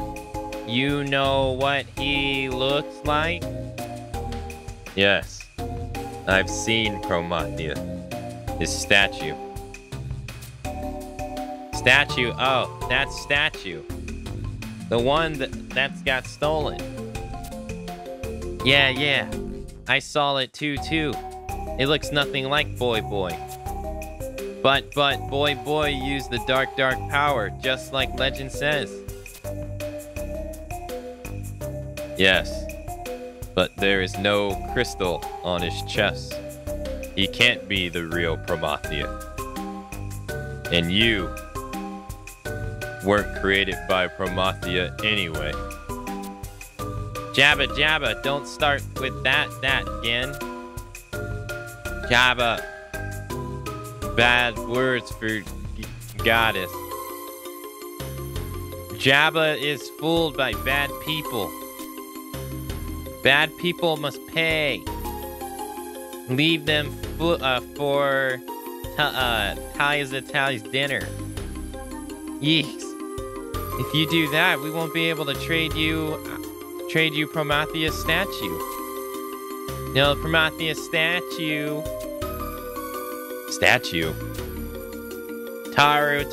Taru. You have statue of Twilight God. Taru. You dug up Prometheus statue. Yeah. We know all about that white statue. Yeah. You want that statue? You trade us the boy. Yeah, trade us the boy. Moblins want the statue. It's written in Moblin legend. But we can't give them the reincarnation of Prometheus. I don't even know what the hell this guy is saying. But Prometheus strong. W give him the Taru. Maybe he can come back and blank something.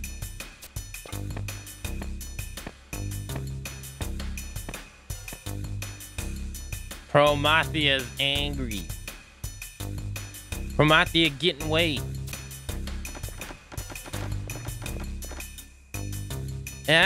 Wait. My reward's running away.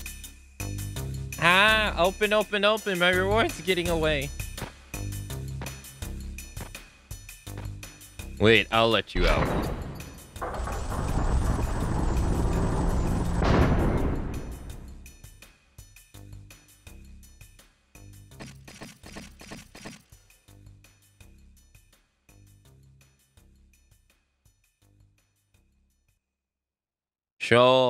Showa, traveler. This place is dangerous. You should leave right away. The moblins are upset. Who knows what they might do? There is exit over there. Don't look back. Run. And don't tell anyone what you heard or saw here. Don't.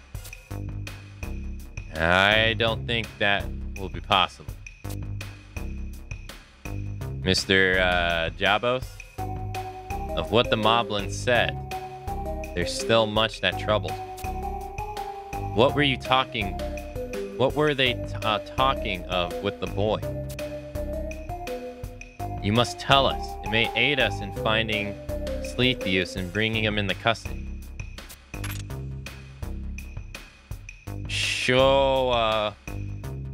So you know of the boy. I too wish to know more. We must go to Bastok. Oh, that's it. Master Sid may know more of what's going on. I shall lead the way to the metalworks. There you can inform us of what you know. Akane, I'll meet you in Sid's laboratory.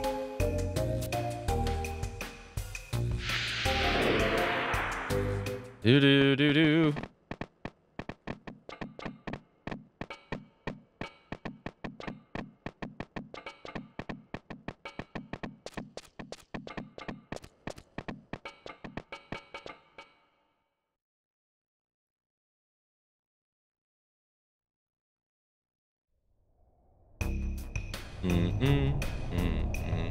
He would have got away with it too if it wasn't for those pesky kids.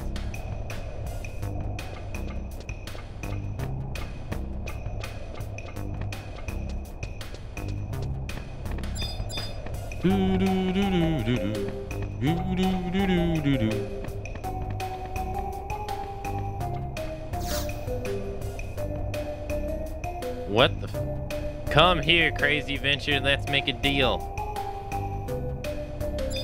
How about no? Alright, we gotta farm a key. Because they're gonna ask us to get a key. So let's just go farm it now.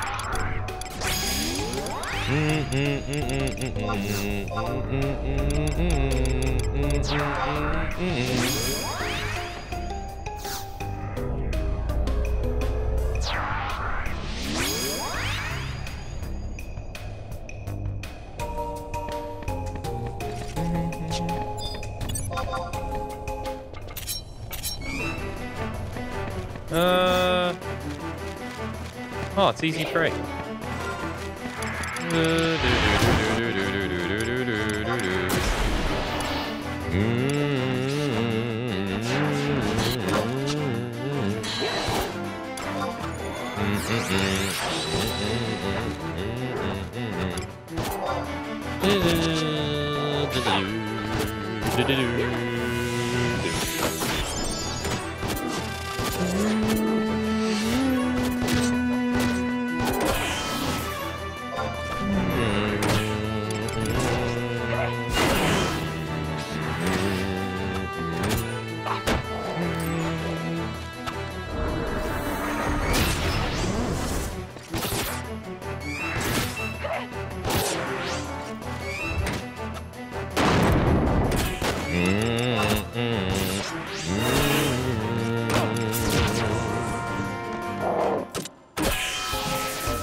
We didn't get it from there.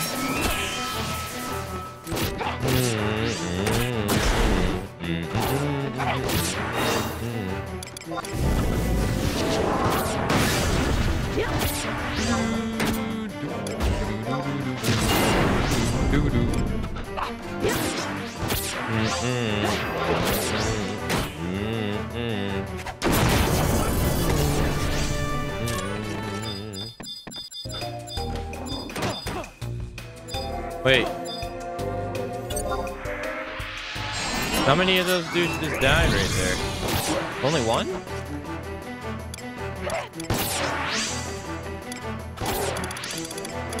Oh, two of them died before. Oh.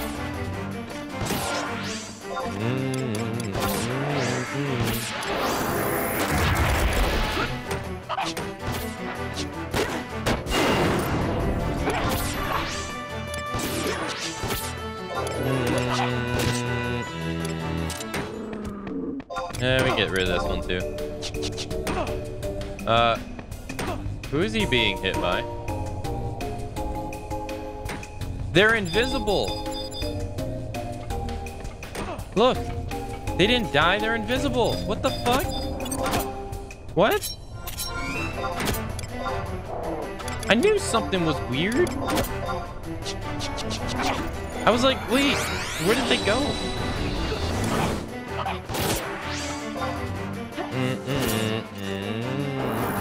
That was weird.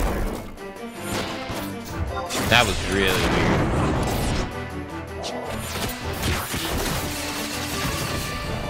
weird. Well, we got 3 merit points.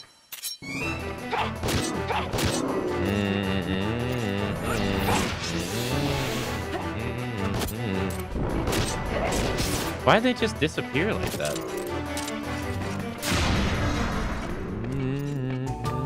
Oh, there it is. Well, we got the key. I'm gonna go defeat more enemies, though. You aggro?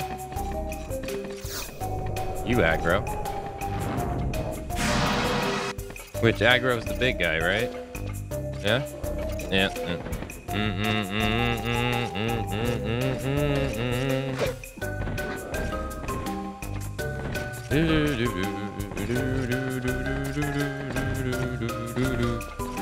It's a train.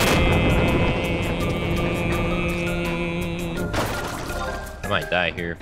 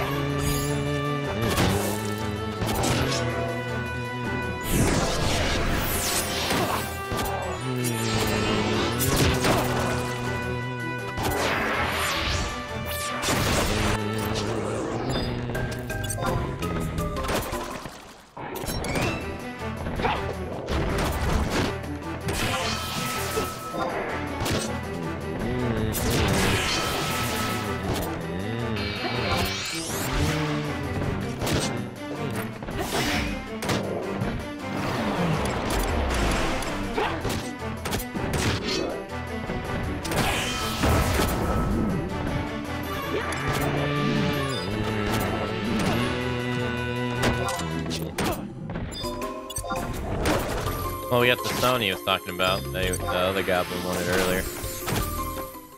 That was easy.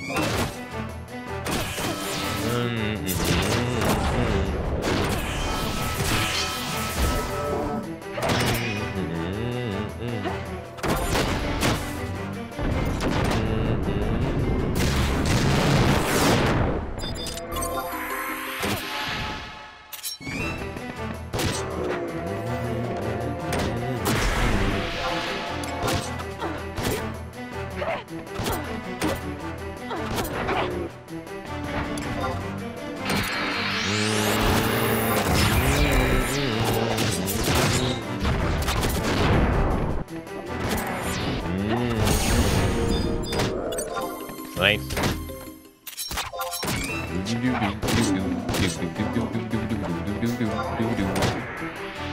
I'm just doing this for the daily objectives. There's a daily objective of like kill X amount of enemies. We already got the key we need.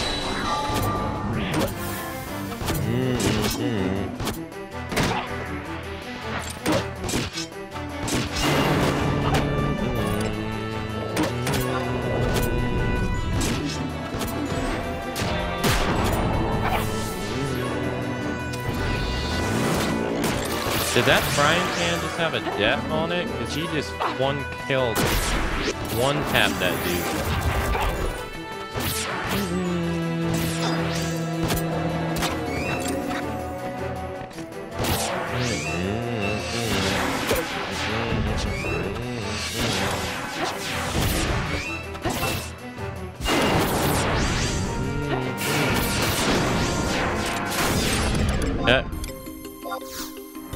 There we gotta call this guy again.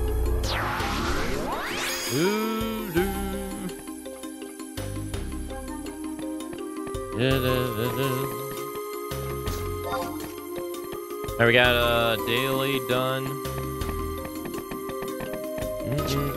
Gotta kill 11 more.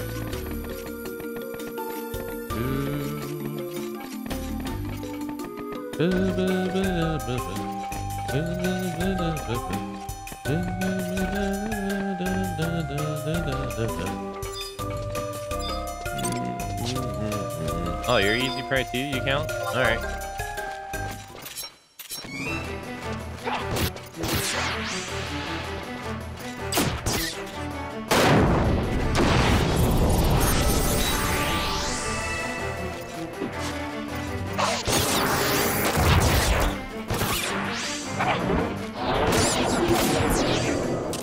We'll take it.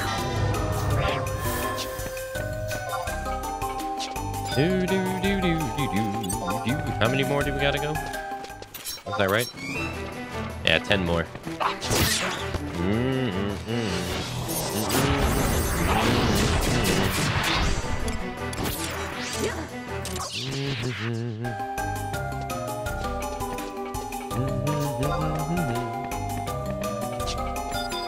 Hey guys. Well, that's 4 right there.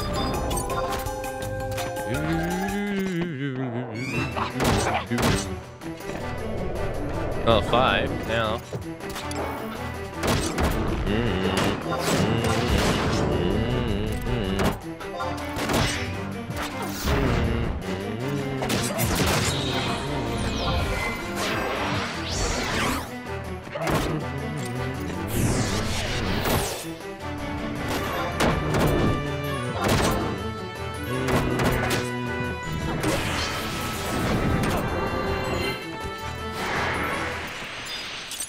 Nice.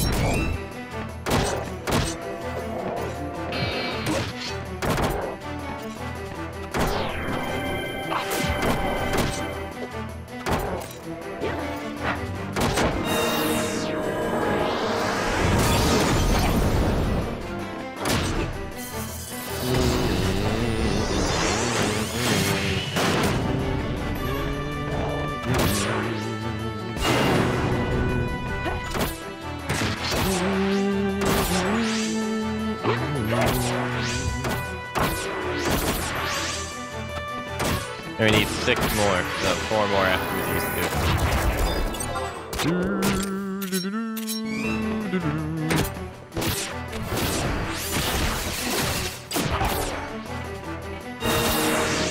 Yeah.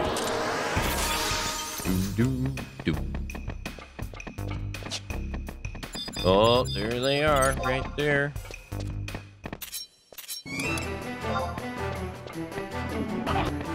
Oh, that's just 2.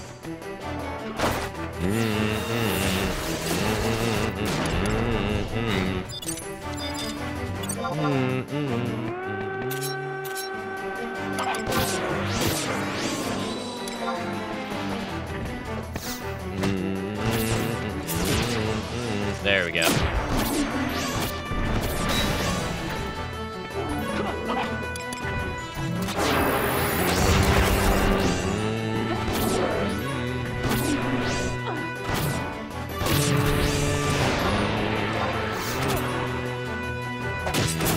Nice.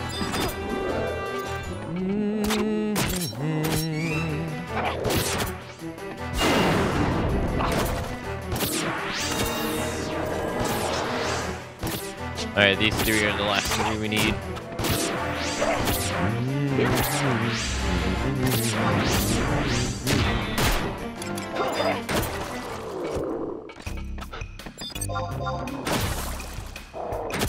Why can I not attack?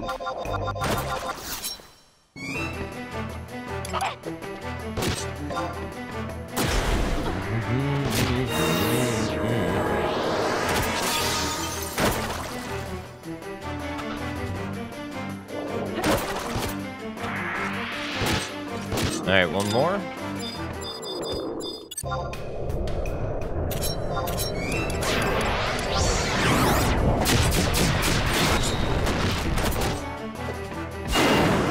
Wait, why is this guy's health so high? Did she just Kamehameha wave him? What the hell was that?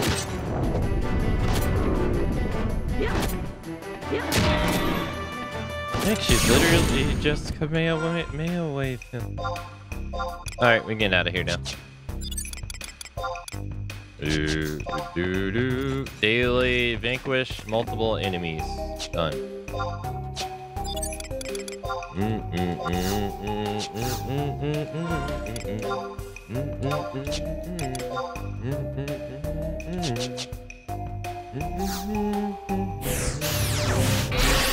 Alright, now we gotta go back and talk to Sid.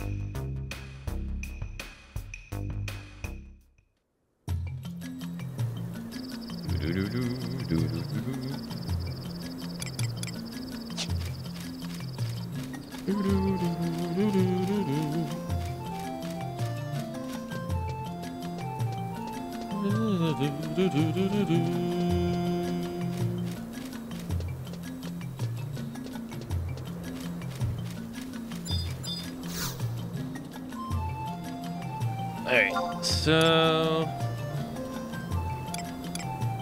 Bespoke Metalworks, Chapter 1.1.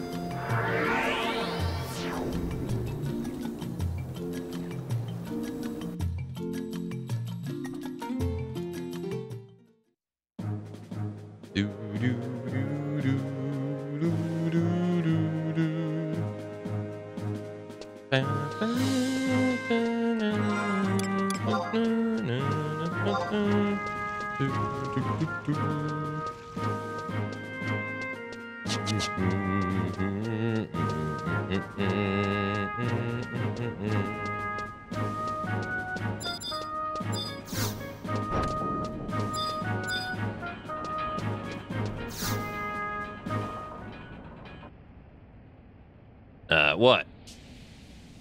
You say you're looking for Lord? Sorry, I haven't seen him around since he left. It's Cornelia. Uncle said a pack of angry goblins attacked the Steaming Sheep restaurant. Master Ogby drove them away, but not before an injury of some of the guests. Goblins and bastards. Is Hilda all right? Akane,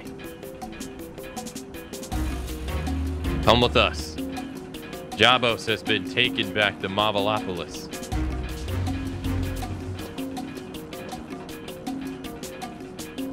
Jabos? Who's that? A Gulka who's been living with the Moblins in Mavalopolis. For centuries past, he has watched over the creatures, trying to convince them to live in peace with those of the world above their dark caves. Forgot about that man. He has forgotten his roots. Forget about that man. He has forgotten his roots.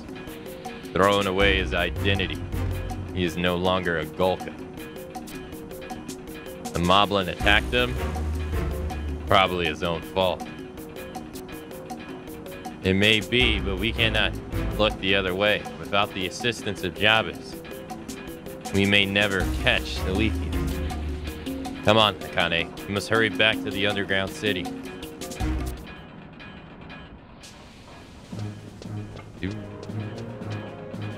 I mean, this is the Endless Hammer.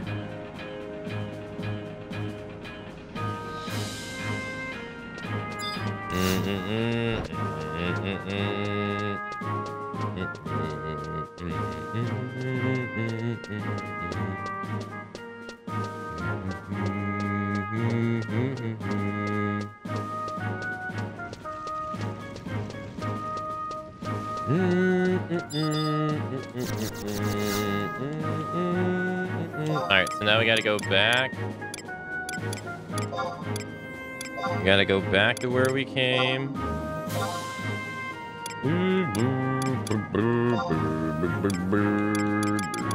Mobolopolis, there it is.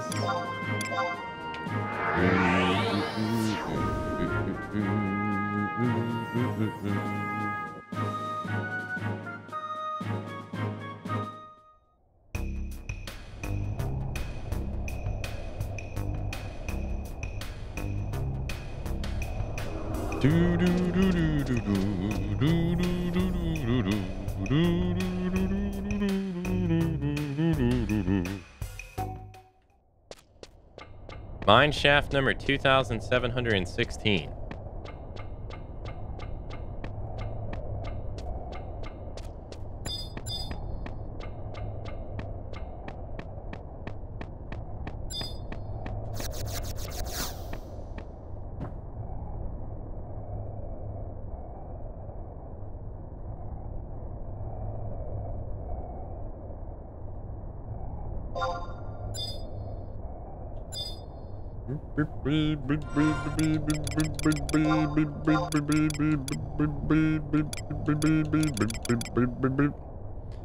An elaborately designed solid gold key. Let me in.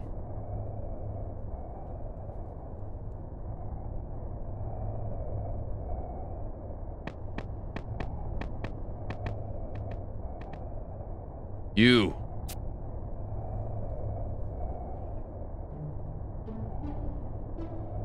Why have you returned? I have nothing more to say to you. Don't worry, I will convince the moblins. I just need more time. More time. Come to your senses, man. You've been trying to convince these creatures for the past 100 years. They have not listened to you before, and they're not about to listen to you anytime soon. The beastmen were born from a seed different from you and I. They will never understand our logic, and we will never understand theirs. Ellipsis. Yes, there are few individuals on both sides that learn to feel for the other. However, when the species unites as one, their nature takes control. The will of a group overrides the will of the individual. This will is their destiny. A destiny that cannot be altered.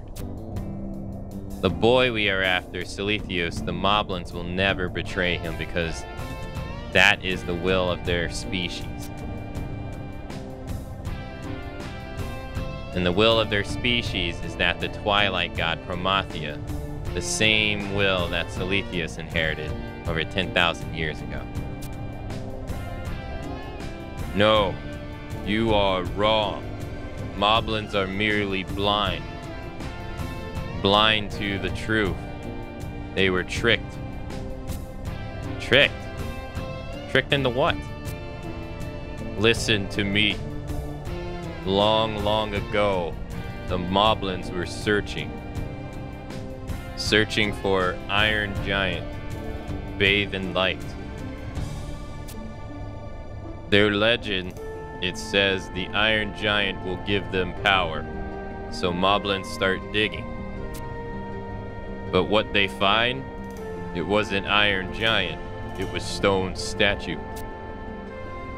But they believe it was that they have been searching for, though no matter how much they pray, no matter how many offerings they gave, their statue gave them nothing in return. To learn the reason why, they left the cave and began attacking people. They would kidnap, pillage, all to find an answer. I knew I must stop them, so I set out on a journey to learn of the statue. The statue. It was not long before I learned it was not the Iron Giant, but Promathia. I told this to the Moblins, hoping they would understand and change their ways. But I was wrong. I had opened Pandora's box. The Moblins started to believe that they were children of Promathia, and that it was their destiny to hate and destroy the children of Altana. And that is why you remain here with the Moblins? To convince them of this misunderstanding? To repent for your sins?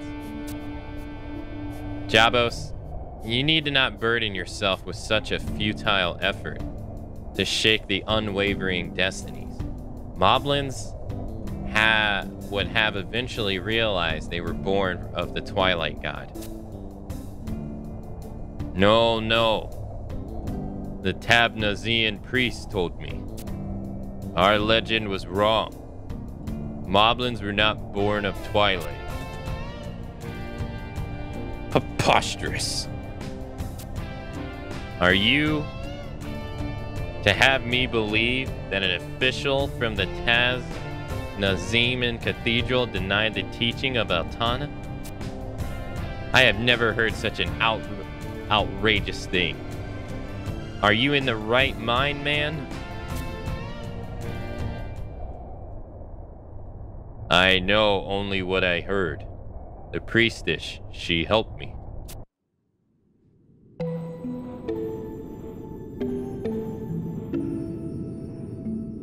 She said Twilight God died long before beastmen were born. But he will return and bring the end of world. She also told me to continue search for the true Iron Giant. And when I find him, the smoldering gods would show me the truth.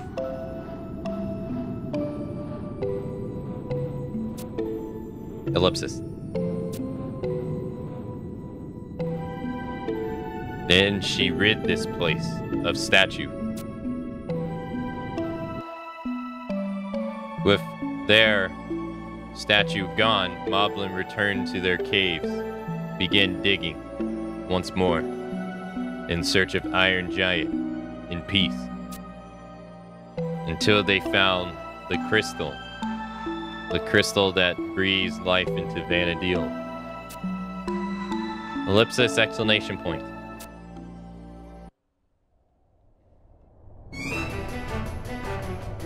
Jabbo, why didn't you tell us?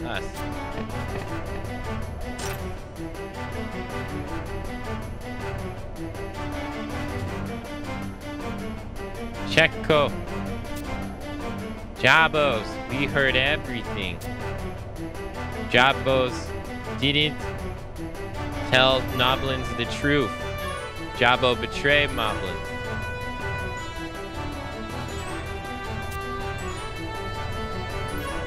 Movacu. Tree track.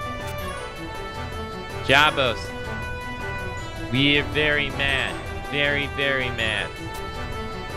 Jabbo. We never been this mad before. Jabbo never lied to us before. I'm sorry. Didn't mean to. Yes, I lied to you. I was told you were children of Promathia, but I couldn't believe it.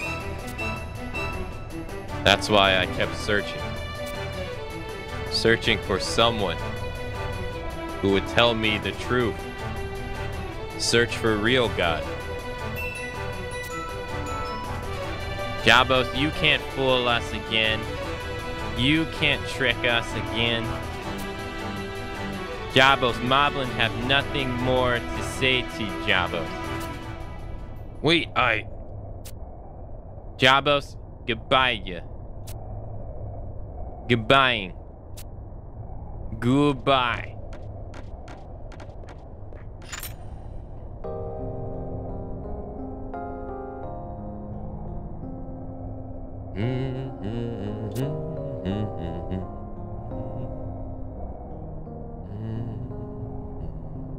Wait.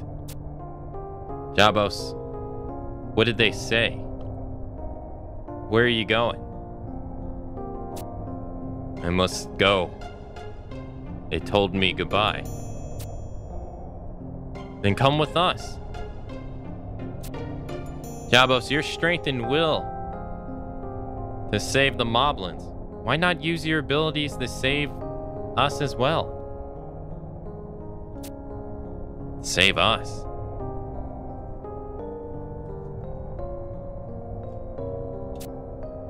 Just as the Moblins are bound by the chains of Promathia, the children of Tanta are in danger of meeting the same fate. If the chains are merely part of the Twilight God's curse, then possibly what you said is true. Moblins are not the children of Promathia, but simply diseased by his evil will. Chains of Promathia? Come, Jabos. Let us meet with Sid and derive a plan to rid our world of the Twilight darkness once and for all. Ellipsis.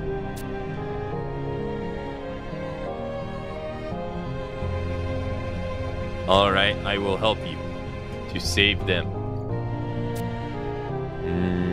Not us, them, my friends, the Moblins.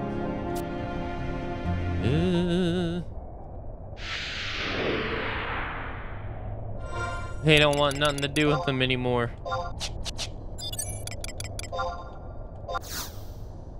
Alright, so now we gotta go back to Sid again.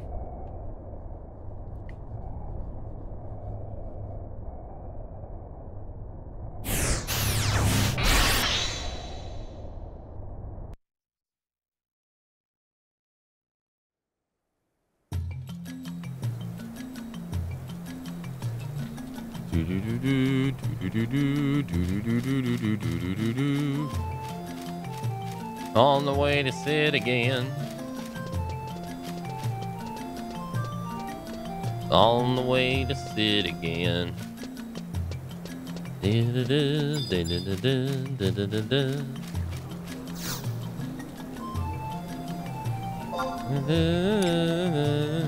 Back to the metalworks. Oh no, back to the metalworks.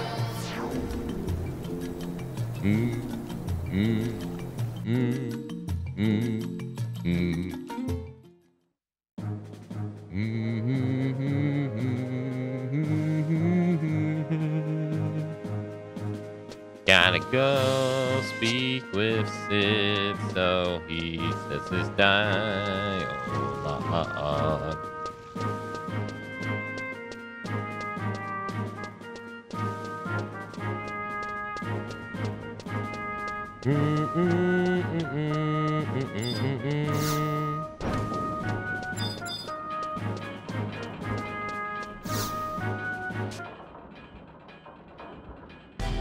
Uh-oh.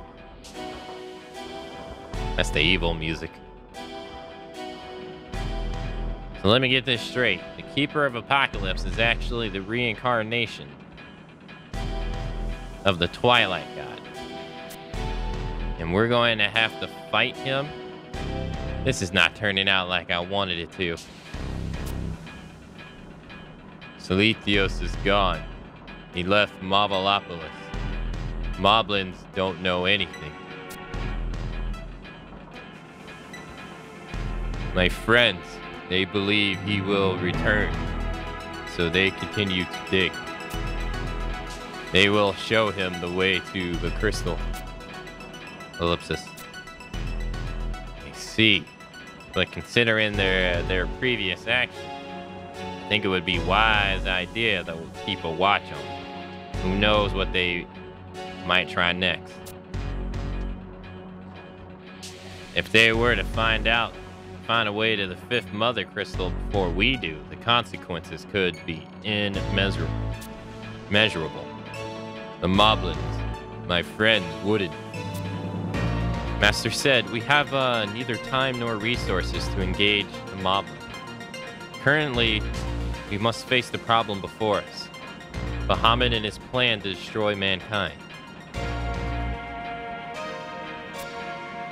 If the moblins are digging the tunnel to the void, then chances are that he will return when they are finished.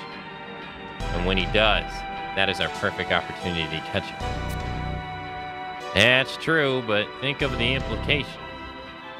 A path to the fifth crystal will be open.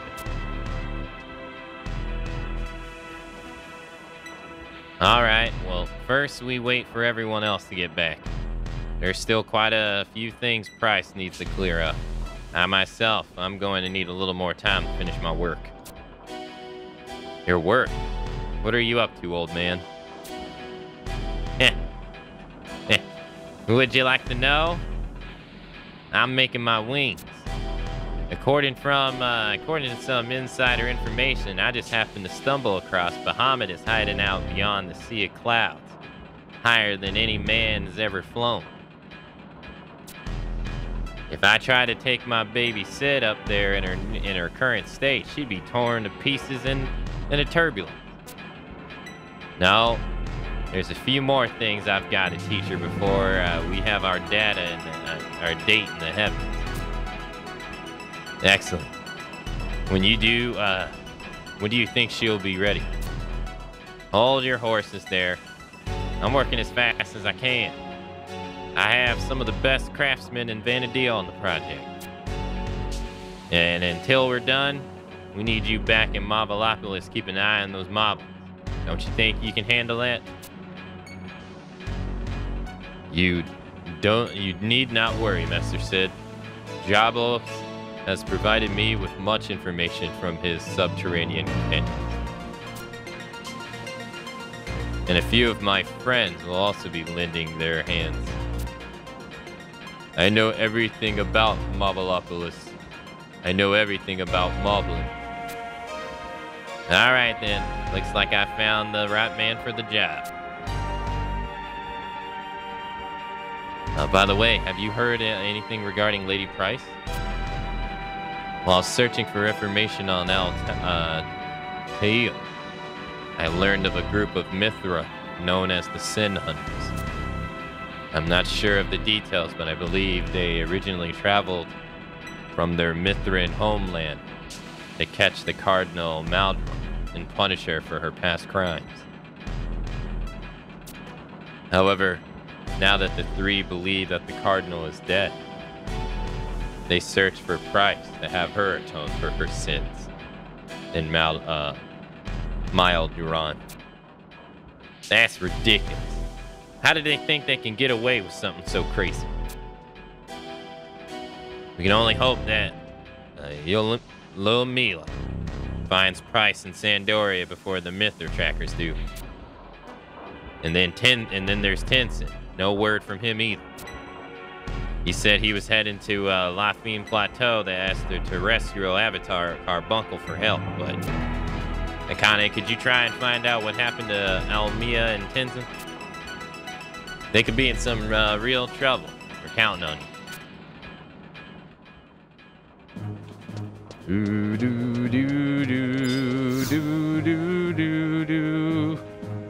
So, what are you gonna do? Let's find Solitis. Tense. He said something about going to ask the assistance of Carbuncle.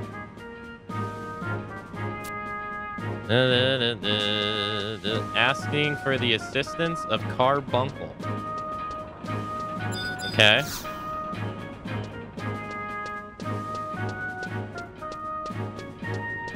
Wonder how that's gonna work out for him. Doesn't seem like Diablos and Bahamut really want to play ball, so Fenrir is dead, so you can't ask him.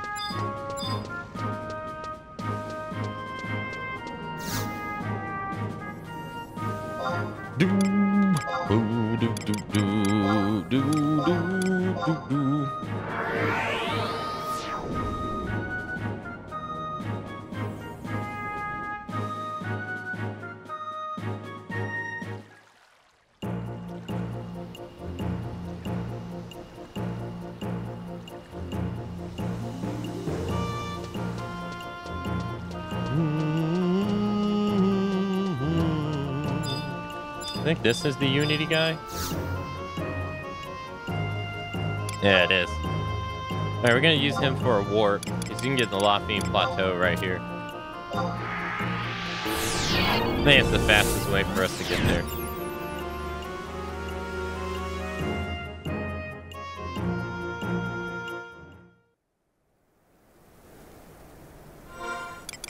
They put us in the middle of the map.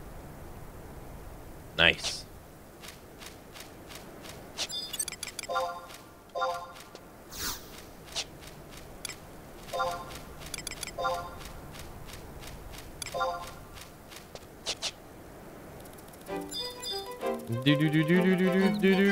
Wait, slumbering Samwell. That's a notorious monster.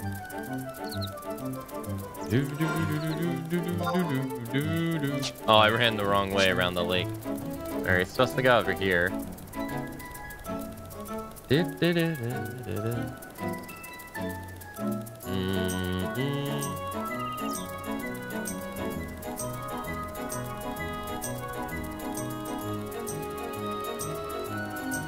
So the moblins are also made by the gods as well.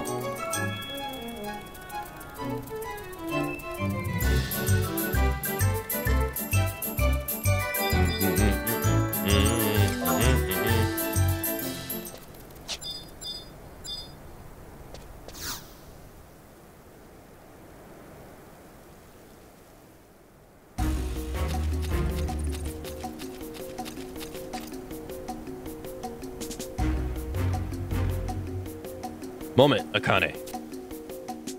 Common rumor has it that one can meet here with the terrestrial avatar Carbuncle. Could this be true?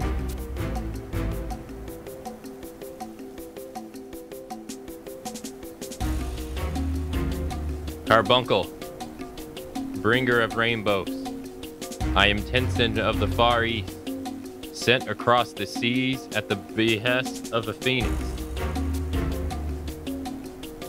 The Keeper of Apocalypse has come to Vanadil, and 4 of the Mother Crystals have been besieged by darkness. Yet in the face of crisis, Bahamut and Diablos do nothing to defend them. Diablos draws souls into his dream world to shelter people from the emptiness. Bahamut rallies his worms for destruction of every last person on Vanadil in the name of some ancient pact. Carbuncle, we all carry the curse of Promathia within us. And it is not within our power to lift this bane. But I cannot accept this as justification for genocide. We were born as part of fate's design, and we will live the lives we have been given.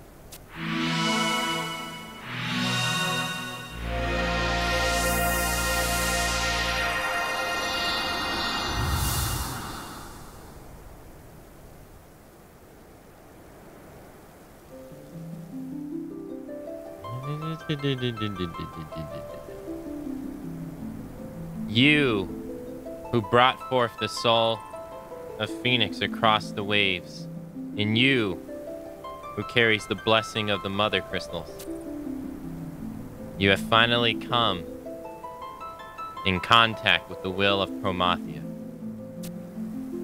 I knew that even should the past be ground in the dust, there would come a time when people would uncover the truth.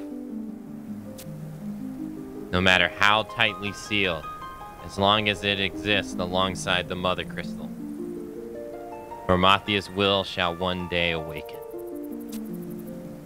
This is why I have come to guide you to the power of the slumbering gods. As many people as possible must possess this strength to prevent the awakening of the Twilight Gods. The slumbering gods. You speak of the great avatars that dream away their existence in every corner of Vanadil. Ellipsis, exclamation point, question mark.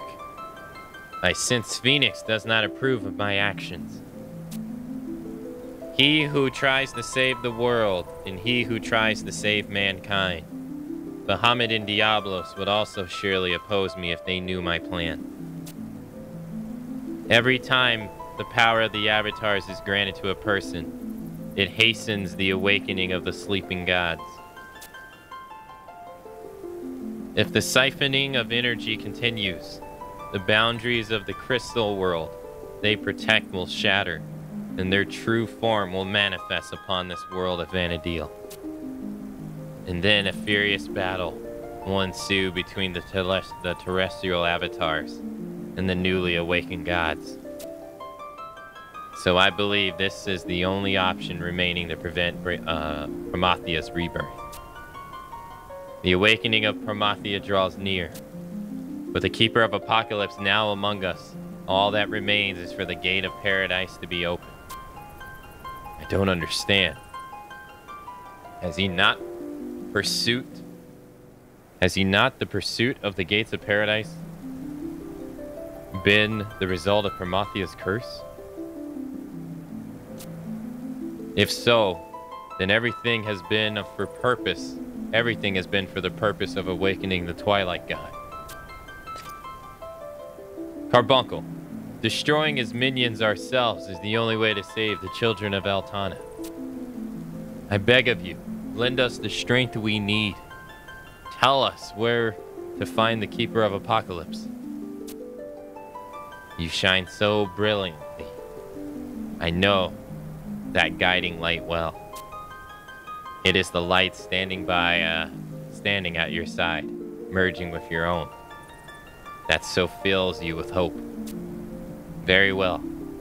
I will grant you my assistance. You will help us? 30 years ago, I sensed the birth of the Keeper of Apocalypse. After a number of years, the presence faded, and I can no longer sense its location. However, the fiery bird of resurrection will continue to lead your steps on this journey. And that is why I will lend my strength to Phoenix's diminished soul. You have our thanks, bringer of rainbows. I am delirious with joy at your words. Do not rejoice just yet, Tenzin. The energy I shall share does not exist here. It can only be found in the city built by the Kalu on the outskirts of the Zilliran capital. A place known as Soldier Boy. Tell him. The power we granted the Kalu in ancient times should still be sealed within that city. Akane, venture deep within the ruins. Open the Carbuncle's gate. With the knowledge you hold now, you should be able to operate the device that lies within. As I have no strength for battle, this is the best that I can do. I am sure you will find it helpful. Crank that up. Carbuncle, we are in your debt. Akane, this is the first terrestrial avatar to aid us in our cause. For the others, it will be welcoming news indeed. But first, we must secure the energy that is sealed within the ruins of Soldier Boy. Let us rendezvous before the gates of Carbuncle.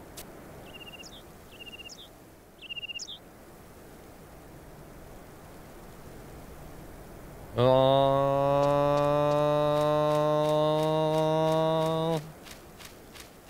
Soldier Boy. No. Crank that Carbuncle up.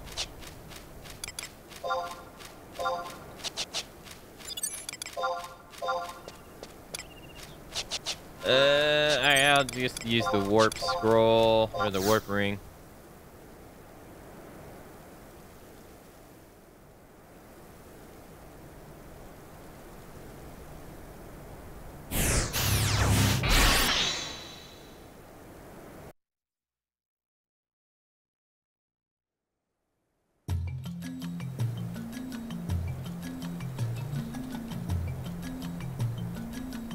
I didn't realize Carbuncle was in this.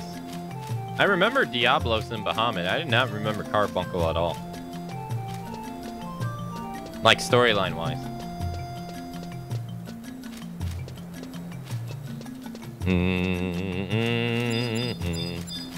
I think the warp ring might be the most important piece of gear. It's pretty good, yeah. The fact that it's infinite is nice, but there's there have been other forms of warp over the years that have been great too, beside the cudgels. Like you get the warp staff, I think in the past, but you can only use it every 20 hours. I mean, that was nice though. It was still nice.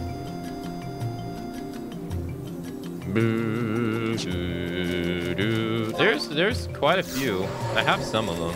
Well, not on this character,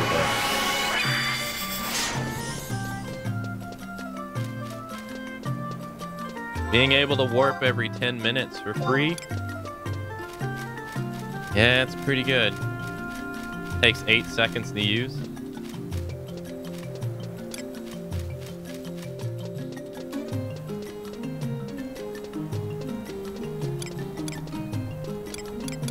You know, I wish they would have made it to where, like, the actual, like, nation rings could be leveled up in some way. I don't know why they never did that. You think that they would? You know what stopped me from playing Horizon? The travel time, not the grinding or difficulty or anything, just the travel time. Yeah, it takes you spend a lot of time running, yeah.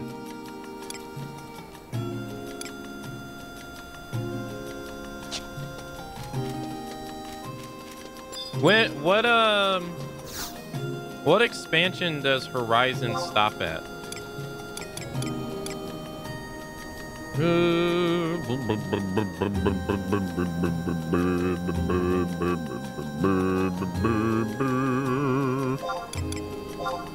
It stops at Chains? Oh, so it doesn't even have Octurgan.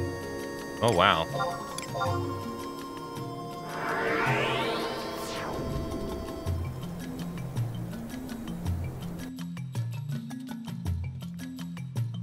Yeah, no blue mage? Huh. Some reason I thought it had Octurgan. There's only the first 2 expansions.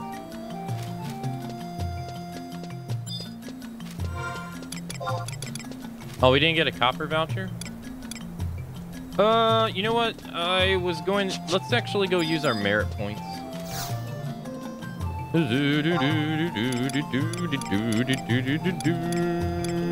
Might as well, right?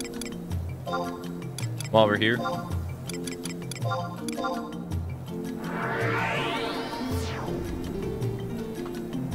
Yeah, I was gonna say there is like they introduced a bunch of warps around Octurgan in the cities, at least.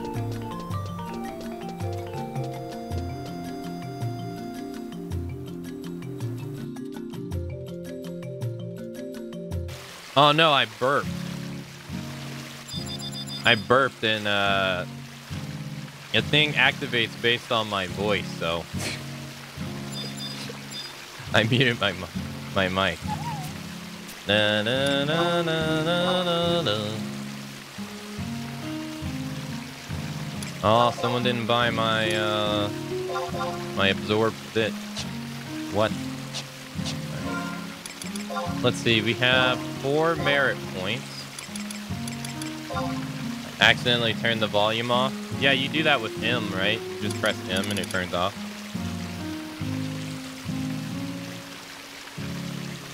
Shame.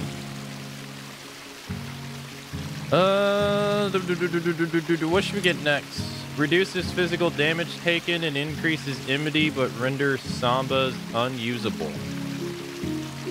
Physical damage reduction gradually decays with each hit taken.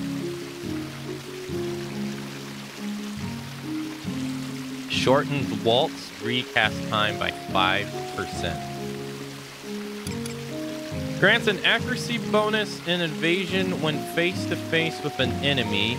Increases accuracy and evasion bonus by a whopping 3. That seems like that sucks. No foot rise. Instantly grants additional finishing moves. Recast time 3 minutes.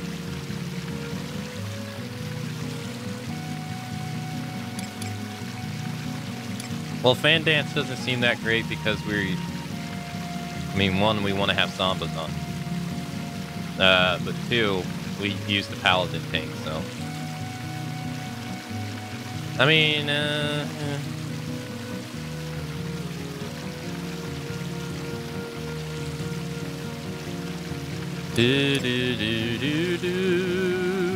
I think close position is good, but you have to have the relic feat for it to be good.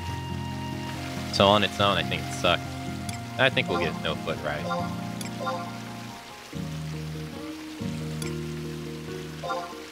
Yeah, seems good. No foot rise. Increases finishing moves granted by 1.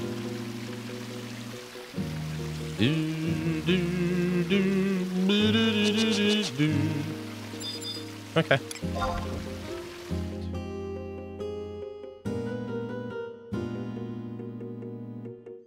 I'm not too knowledgeable when it comes to dancer merits. I don't really know what you want to get.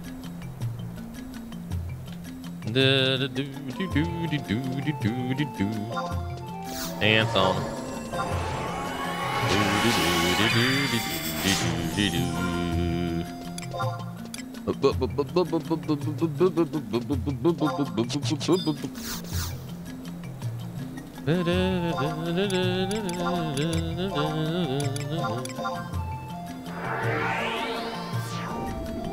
But yeah, like the lack of survival guides, the lack of crystal teleports, unity warps. You must be over there hurting.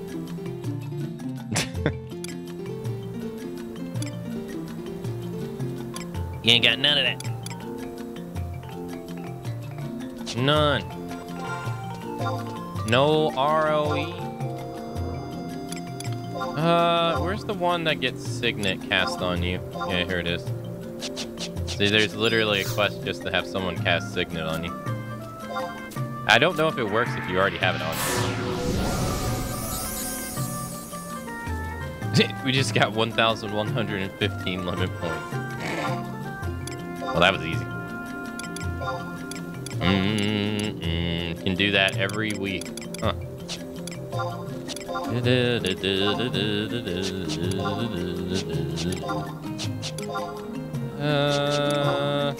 Damn it, man. I could have did this the other day. Visit the freaking Cradle Rebirth. I could have did this when I was on the mission. I didn't even know. There's literally a mission for climbing the mountain and doing that thing. Damn it. I didn't know this.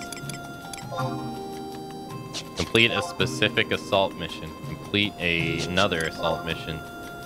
Do a besiege. Huh. There's so many. Damn.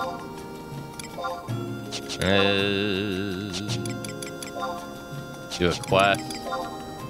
Oh, yeah. Get an EXP chain of 100. Yeah. Or better. This is that actually can be pretty tough. Get a Carbuncle's Ruby, which we're actually going to need to get at some point anyway.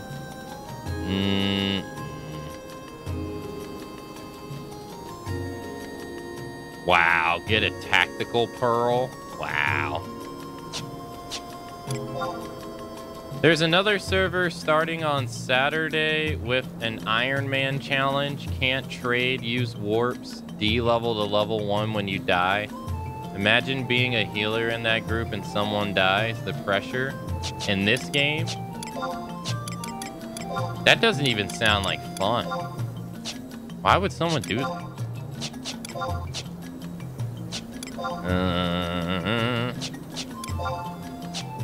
I mean, I like stuff being hard. That to me is just too much.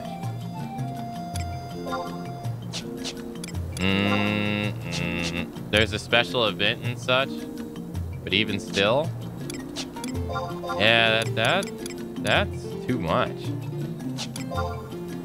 Sorry, I'm just looking over to see if we can do anything else. I don't think so. Yeah, that's too much. Although, I am kind of curious. Hold on. Unity. Wanted. I think it's this guy. Bounding Billina. Is it this one? Bounding Billina. If we go here, and we go to enhance my gear, level 99 gear. Oh, what's this?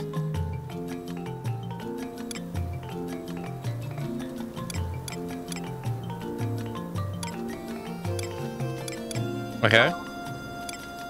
98 and lower. Uh-huh. Oh, these are the books.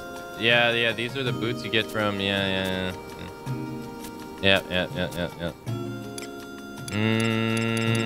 So the gear that we have on right now, it's level 78. You can actually level it up to level 90.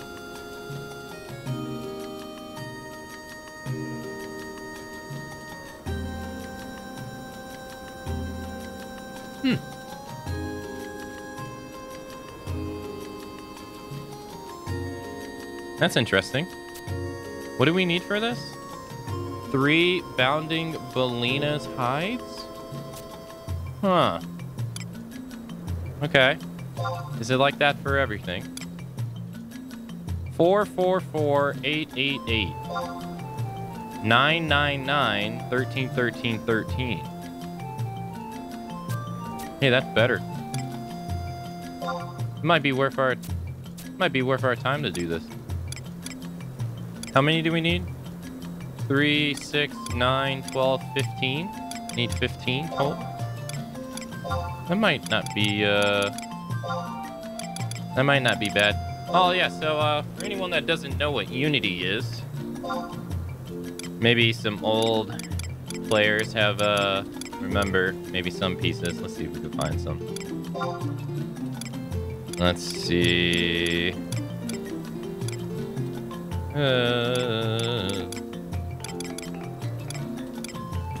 So this right here is supposed to be an upgraded version of the earring that you would get from fighting King Behemoth. So they made a Unity version of it, and you can upload it or upgrade it. I don't remember which one is the King Arthur belt. I want to think it's this. But they made that version too.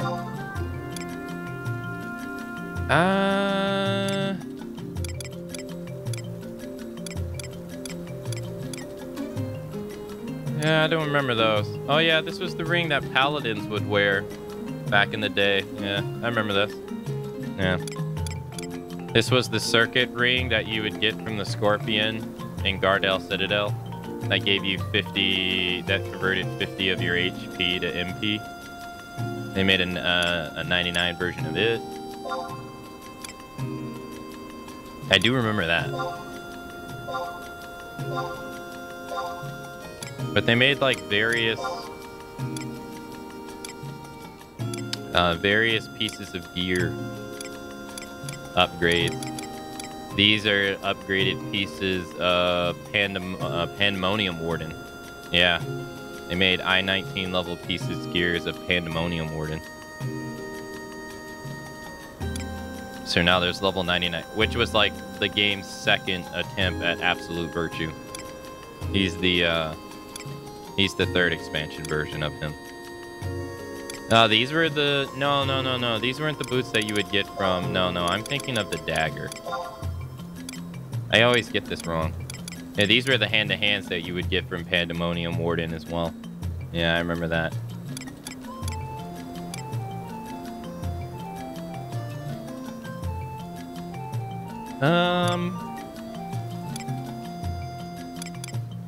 This right here, yeah, this was the dagger that had guaranteed wind damage on it.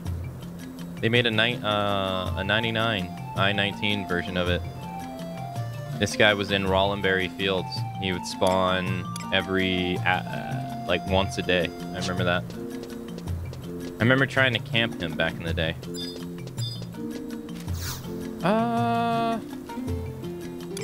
I'm kind of curious. Can we actually go do this? Let's go to South Gustaberg.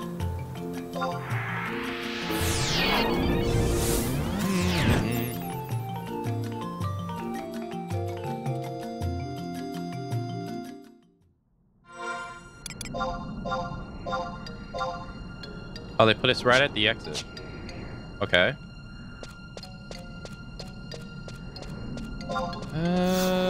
Where would one be? I don't really know.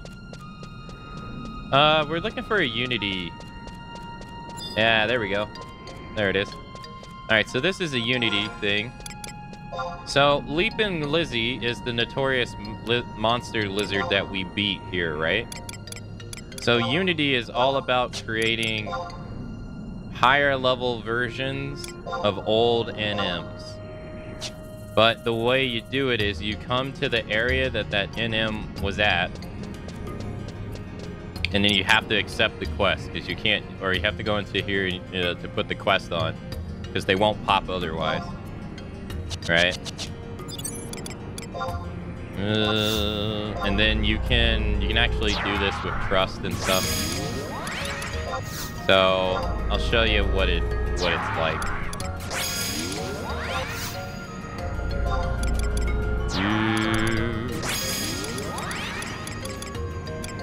Use eye out, man. So the nice thing about this is you don't really have to rest between fights, because when you pop them, it automatically replenishes your health and stuff, which is really nice. But this is what you use your Unity acolytes on, is to pop these guys. And then so you do that, monster pops. You got 15 minutes to beat him. He just hit me for 249 damage.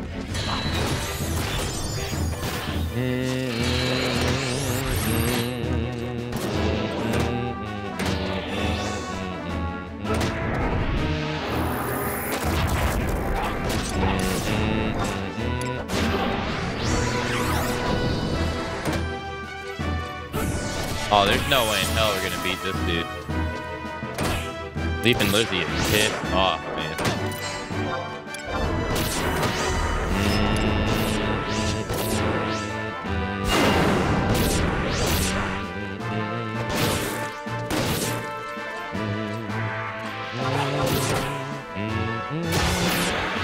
What's one foot ride look like? Oh, okay.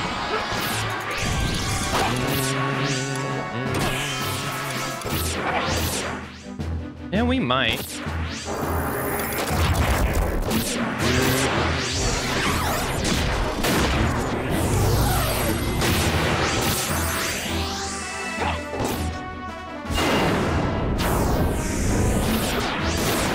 Wait, he's not moving. What the? Did darkness just make him free?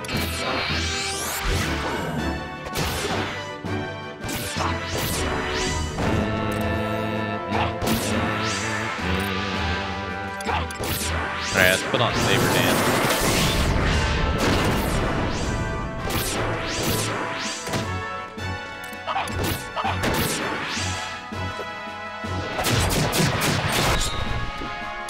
Nice, we made darkness again.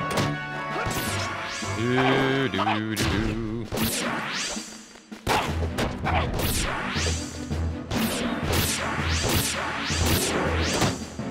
Oh, I'm getting PP faster than Ayame is.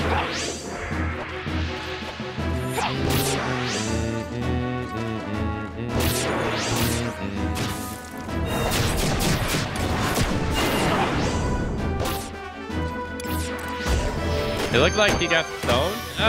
He shouldn't though, because we don't have any. No, we don't have anybody that can do that.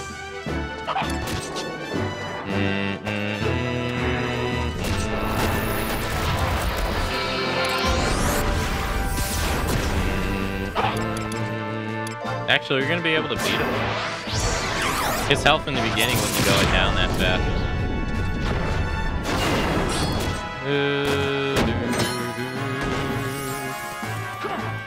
He petrifies himself, but I've never seen... Wait, did she miss? She missed. I wasn't paying attention.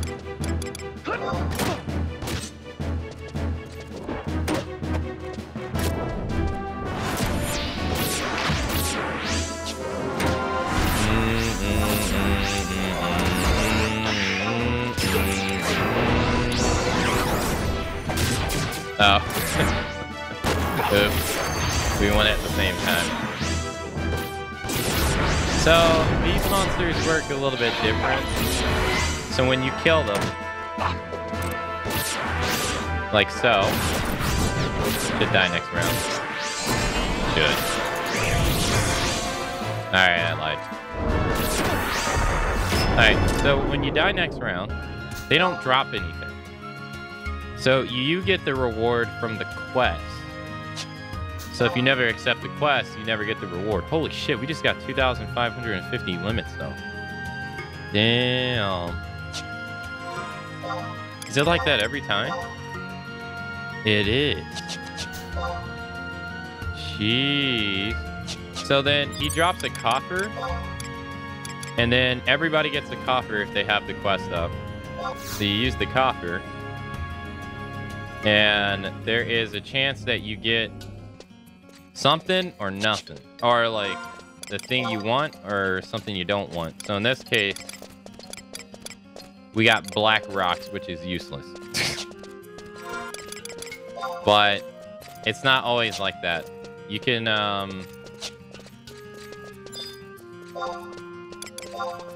it's like that's the RNG part of it. You can sometimes get the item you want and sometimes you don't. And then it's RNG because not every piece of equipment has it, but most do. There's a base version of it and a +1 version of it from this. Sometimes you can get lucky and just get the +1 version and it's great. But if you don't get the +1 version, then you have to supply 50 shards of whatever the item is that that enemy drops. Like that's unique to him, to the NPC, and then they'll upgrade your weapon to +1.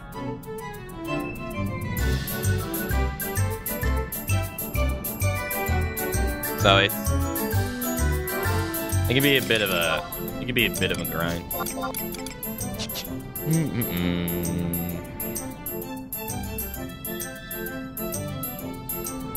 I didn't think that we would be able to fight that. But those can lead to some, that whole Unity system can lead to like some really powerful stuff. It can give you some really good stuff. That's, you know, kind of easy to obtain because all you got to do is just spend your Unity points.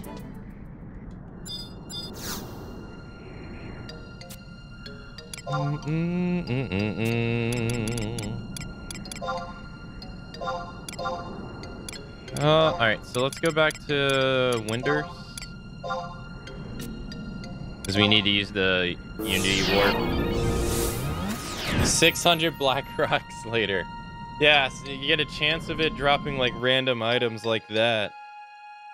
Or it can drop the upgraded item you need. Or it can drop the piece of equipment. And then the equipment can be either +1 or base. So... And that is also one of its way of like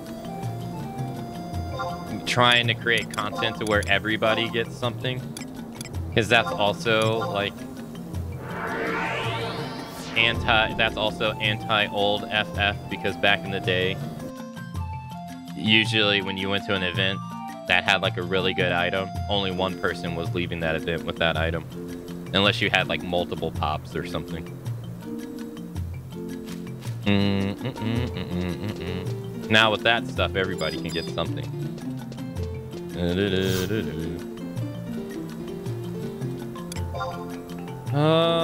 If you get duplicate base versions, can you upgrade them? No.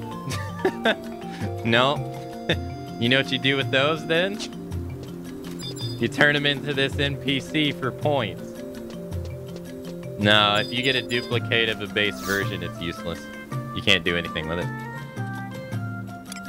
it. Especially if you have one, if you have the base version on you already, you actually won't get another base version. The game won't roll you one. So it's actually a way of being able to manipulate the system in a way. So if you get the base version, your chances of getting the +1 go up because you eliminate the base version from dropping again. So if you have to farm something, right? Like if there's an enemy, or like say if there's one that you want to farm just purely for money. Let me give you an example. Let's go with which one that has one. Let's go here. A behemoth.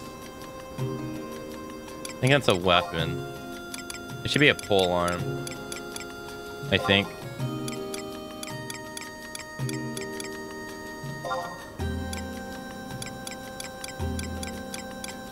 No, I'm not seeing it.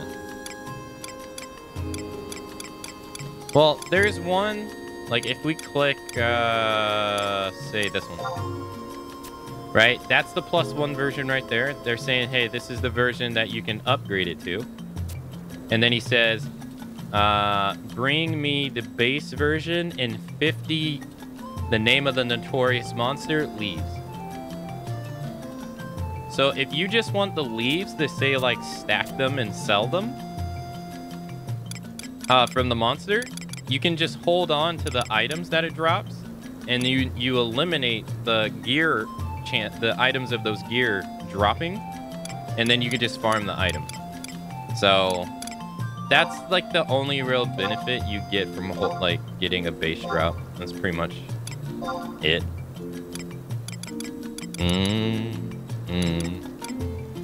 And then so when you level up the regular one, the +1, then you have a chance of the original dropping again because you're not holding it anymore.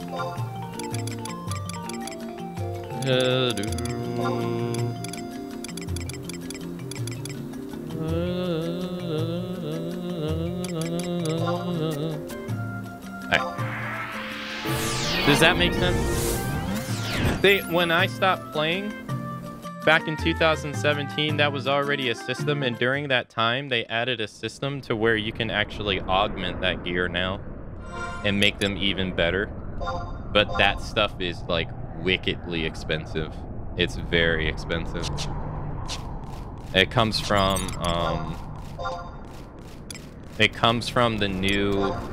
one of the newer events called Unity, and you need like thousands of those items to upgrade them. And not all the upgrades are worth it. But some aren't. Some are like really good. Some are like very good.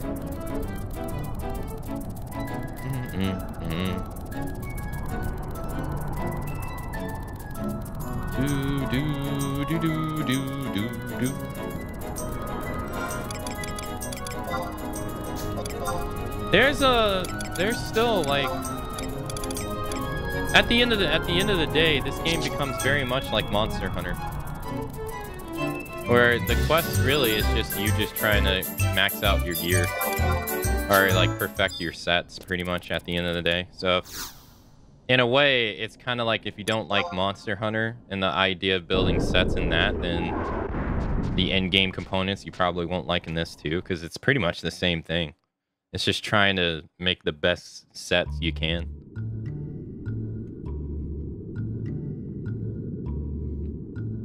From all the various activities.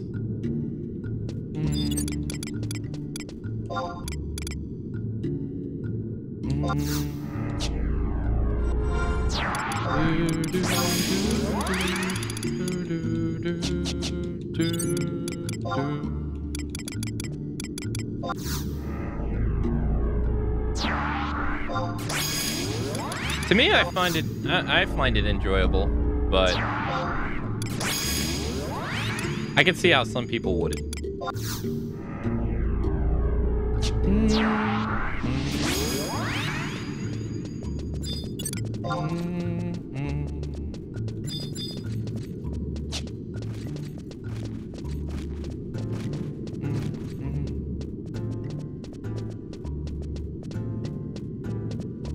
Alright, before we do this though,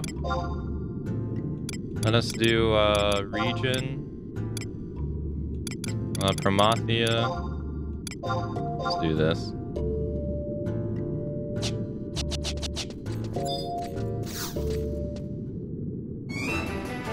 Whoa, what the hell? Gargoyle. He only hit me for 13. Oh, he's weak.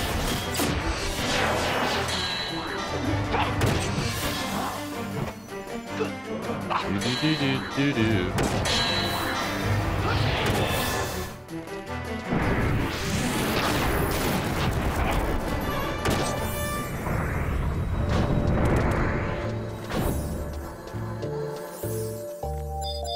Wait, did he stun him?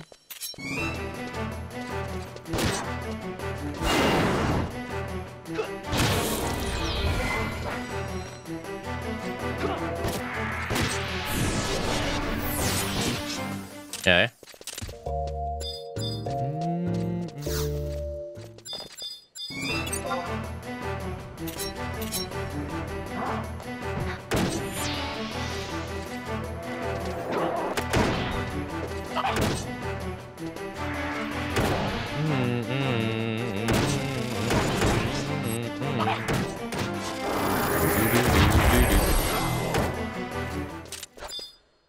We gotta go through the door. He keeps using that AoE move, which is aggroing people on the opposite side of the door.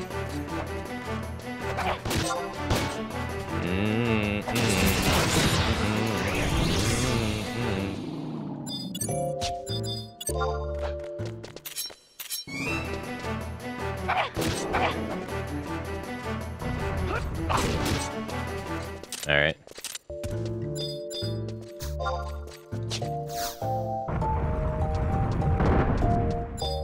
The trap connected to it fails to activate.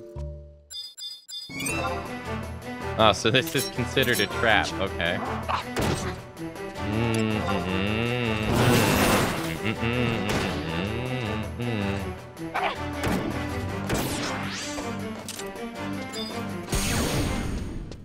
Nicely done.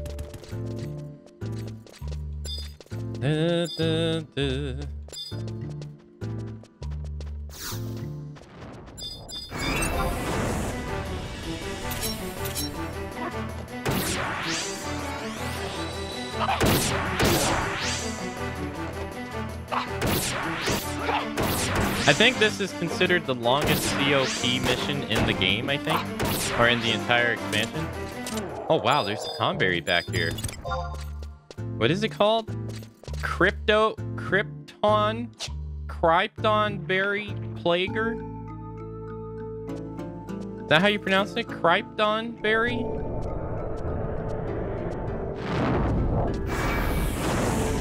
So what did he say? He said earlier that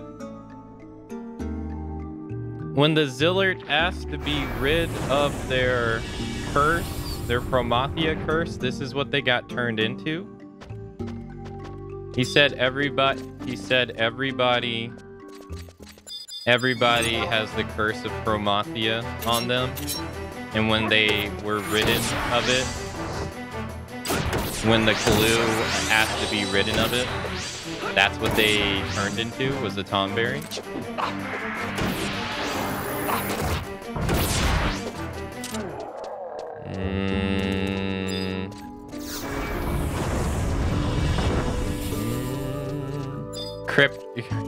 Krypton Berry.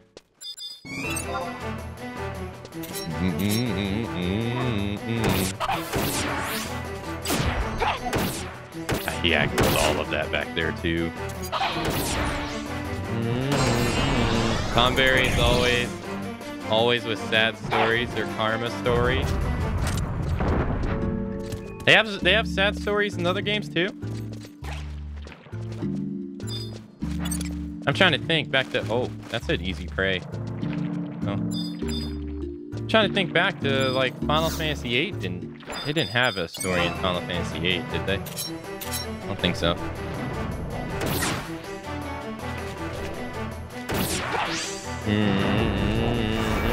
Not one that I can think of. Outside of just being in the area with Odin. Alright, we're gonna have to defeat these.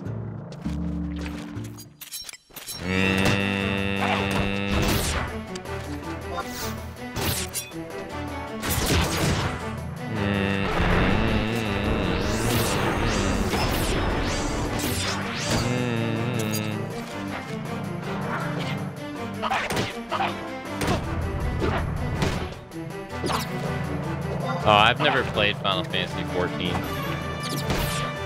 I'll be playing it for the first time in this marathon.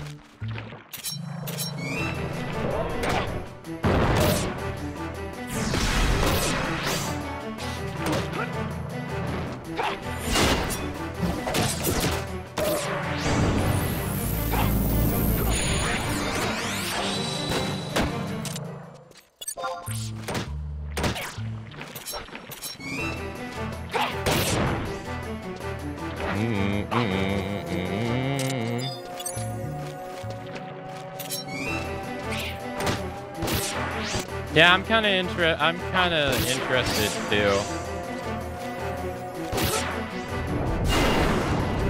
Cause I've never, I just never really paid attention to the game, cause you know, I already played one MMO. You know, like on my main character, I still want to make I still want to make God Hands, and I still want to make the Monk Mythic. And now they introduced the Prime Weapon. So now there's 6. Right? 6? There's 6 hand-to-hand weapons. I never even finished working on making the 5. I made 3 out of the 5. So I was always like, what's the point of playing 14 when I'm not done with what I'm trying to do in 11? So I never really even considered playing it.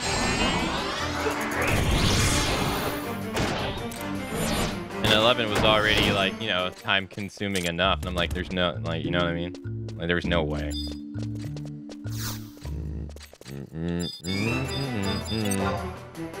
I think the hardest thing is trying to judge it on its own merits without comparing it to 11.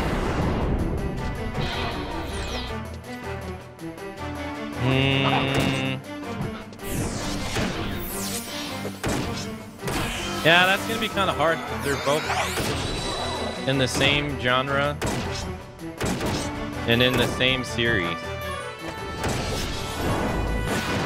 And one is the you know, one's the predecessor over the other one, so it's kind of inevitable.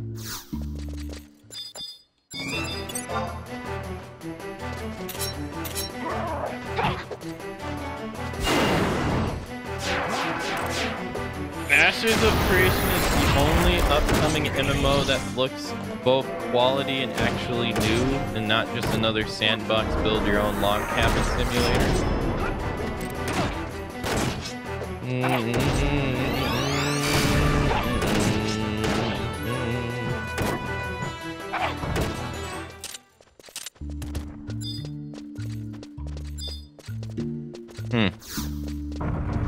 Man, it sounds like modern MMOs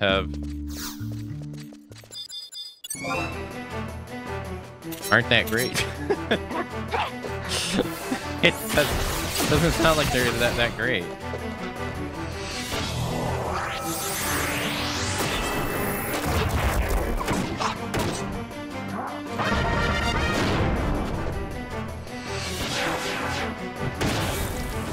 Like even when I play this on my main character, like yeah, I still like to this day have a great time. I still have plenty of stuff to do between the 3 jobs that I play, and there's still plenty of like stuff to learn.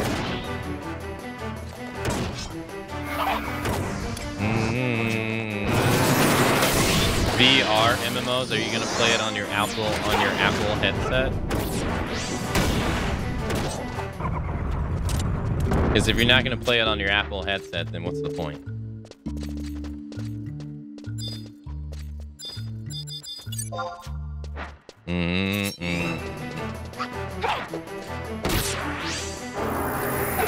I saw someone in someone else's stream said that headset better make me feel like I'm playing Sword Online.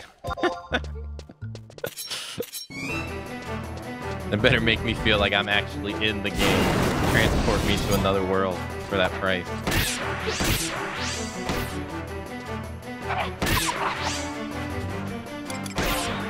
Dude, that thing is 3.5 times more expensive. No, like 3.2 times more expensive than Valve's headset. Valve's headset is $1,000. That thing's 3.5. That's crazy. That's so expensive.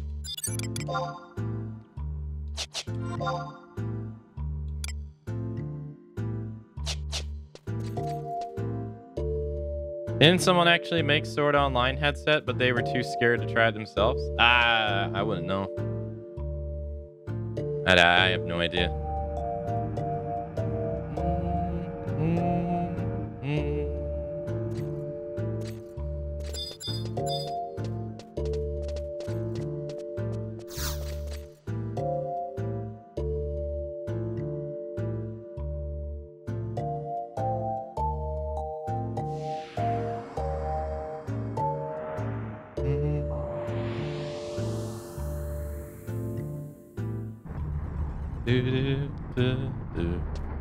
It was a stunt, nothing more. Oh, well, that's a shame.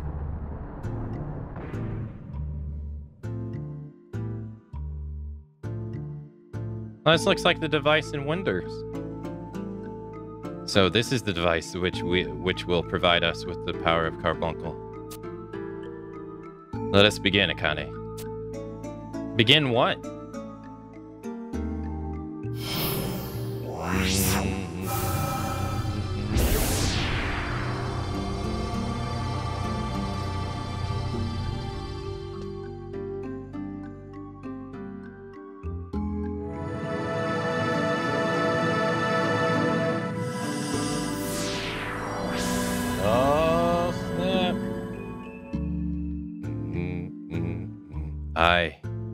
I can hear the voice of Phoenix.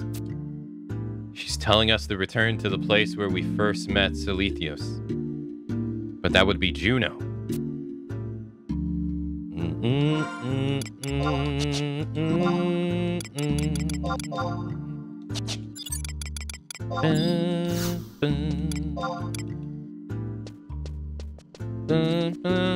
You aggro, Dermite Stalker? No? Wow, I'm surprised. I thought you did. Oh, you are easy prey. Oh. Oh, there's another one right there.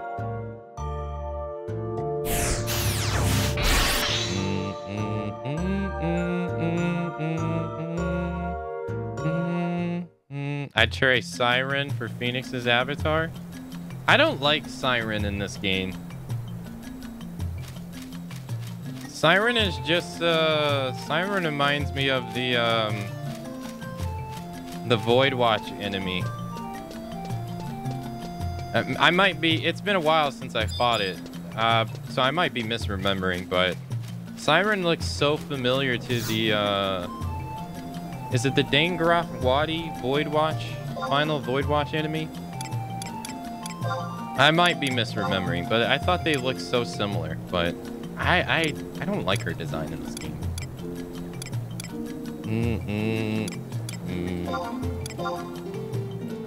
I might be mistaken.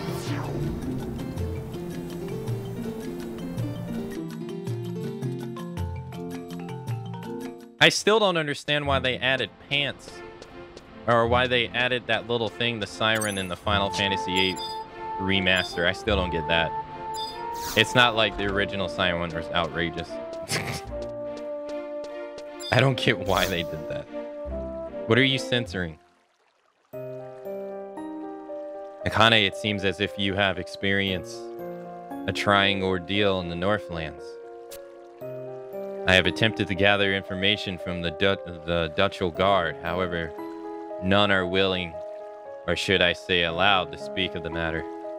Though the fear in their eyes tells much. And that is not all. Recently, there have been unsettling rumors that the end of the world is near. Those rumors also say that the young patient that I treated and the girl who had her amulet stolen is connected with all of this in some manner.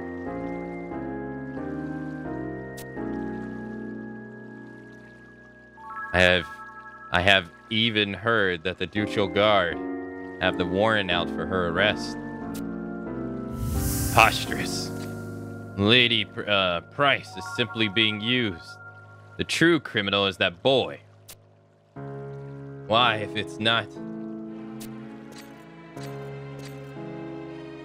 I apologize for my sudden entrance, Doctor. Akane, something terrible is underway. I have come from the Grand Duke's palace, where I heard that the Duchy's ridiculous plan. Juno has begun immobilizing the Dutchel Guard in preparation for an attack on Bahamut. Yes, Bahamut has threatened Vanadil with the promise of apocalypse. However, he is still one of the terrestrial avatars bound to protect our world. There must be a way to pursue the conquerors of the sky. And that is why I request for the company of the commander of this operation, Lady Isha Nataral. Unfortunately, the commander was not one to listen to reason. She is convinced that it would be futile to try and communicate with Bahamut, and the only way to save the people of Vanadil is to attack the Worm King and his minions before they attack our cities. Excuse me, sir. I'm not sure if I fully comprehend what you're trying to say. Bahamut is readying to launch an attack on the 4 nations? That cannot be true. But it is. But if it is, have the leaders of the nations been informed? Have their armies begin preparations? Unfortunately, Sandoria, Vastok, and Winders more than likely remain oblivious to the situation at hand. And even if they did know, they would have no means of mounting a counterattack. Bahamut is known as the conqueror of the skies for a reason. The power he and his minions possess is beyond anything we could imagine. The power to control time and space. Control time and space? The moment he and his minions were to arrive above our cities would be the moment of our defeat. We would have no choice but to accept annihilation. Ellipsis. But I feel there is still a way. Lady Ishnantaro mentioned that Bahamut is currently building up the energy necessary for teleporting his fellow worms to the locations of attack. If we could reach Bahamut before he has stored enough power, we may be able to persuade him not to begin his ambush on Vanadil. Persuade him? The end of the world is right before us, and you want to sit down and chat, the bringer of that destruction? Exactly. With the Phoenix Blade and Akane by my side, I'm positive that I can convince Bahamut to spare the lives of those of this world. But to succeed, I require your assistance, Doctor. I need to know where that boy was first discovered.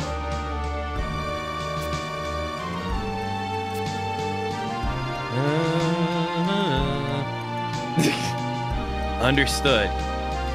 Wolfgang, captain of the Ducal Guard, ordered me not to reveal this information to anyone. However, I'm afraid I no longer have any choice. On the first floor of Delfood's tower, there's a large doorway that leads into the deeper area of the spire. It is somewhere down there that the boy mysteriously appeared. A large central chamber, but that is all I remember. I am extremely grateful for all you have done for us, Doctor. Kamakane, we have no time to lose. Ah, but there is a door, a locked door, and only Wolfgang knows how to open it. I have no worries, as Phoenix will lead the way. Akane, make your preparations quickly and meet me at the tower. Akane, it may be a worthless effort, but let me ask Wolfgang for the key to that chamber. While sometimes misled, he is a man who strongly believes in justice. He may feel that it is solely his duty to protect the world on the eve of its destruction. We must let him know that there are those of us who will also follow the same path as he. Here, take this envelope to the palace guard post. I will be praying for your success, Akane. Hey, what's going on, Khan? Best expansion ever? COP's, I think COP's story is pretty good.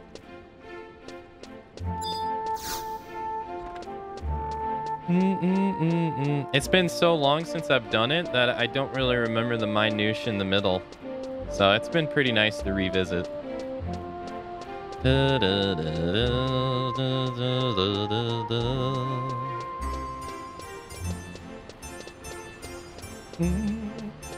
It's so much more elaborate than Rise of Zillert. Rise of Zillert is like considered a baby to this.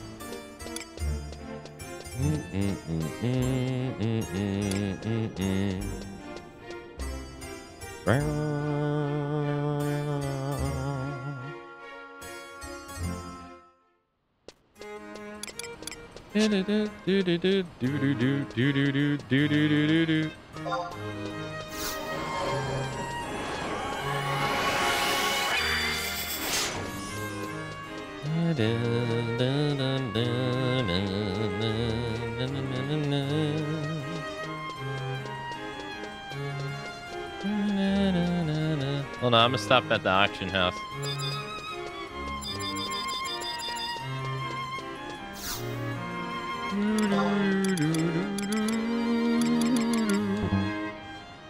Oh, is there already 7 items there? Oh, never mind.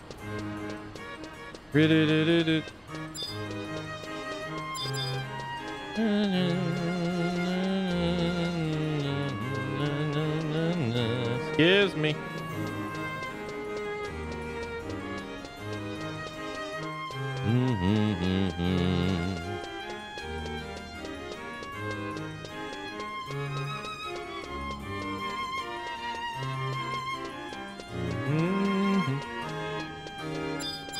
Oh.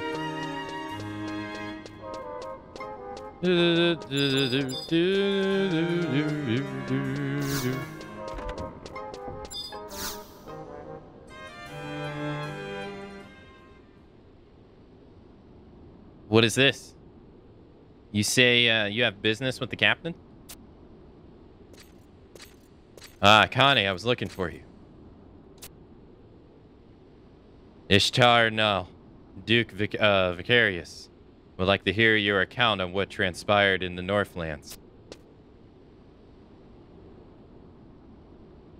What is this envelope? From Dr. Monverelix. Why would he? However, first things first, follow me.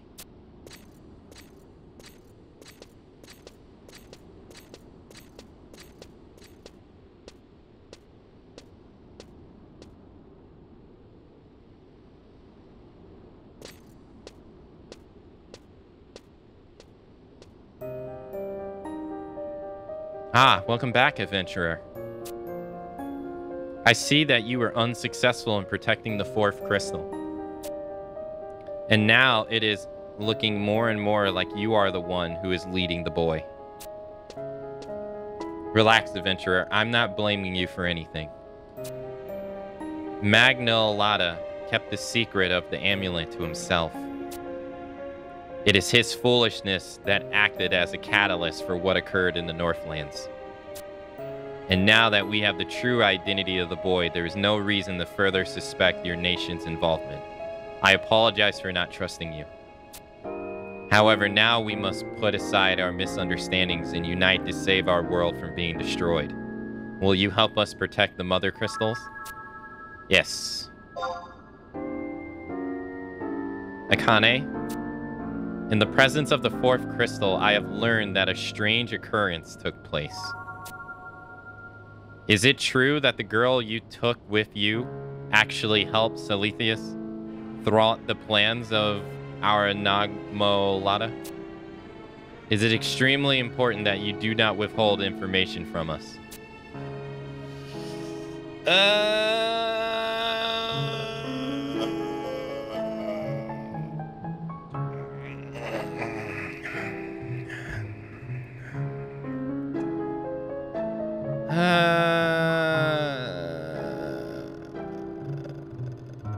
No. I see.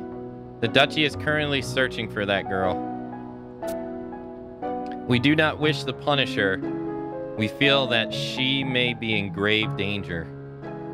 We must find her so we can protect her. The first threat to her life will be a Nagmolata. He is already attempting to make it seem as if the fall of the fourth crystal was the girl's fault.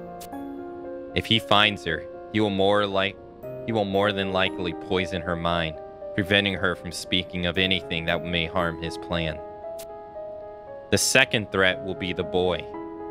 Silithius, his next destination will most likely be the fifth and final crystal. However, the crystal lies deep beneath the sea, and the only one who knows how to reach it is the girl. Finally, the third threat, which consists of the assassins from the south. You may have already heard rumors of the Mithrin sin hunters who have crossed the southern seas to try the theologians of Taznazima.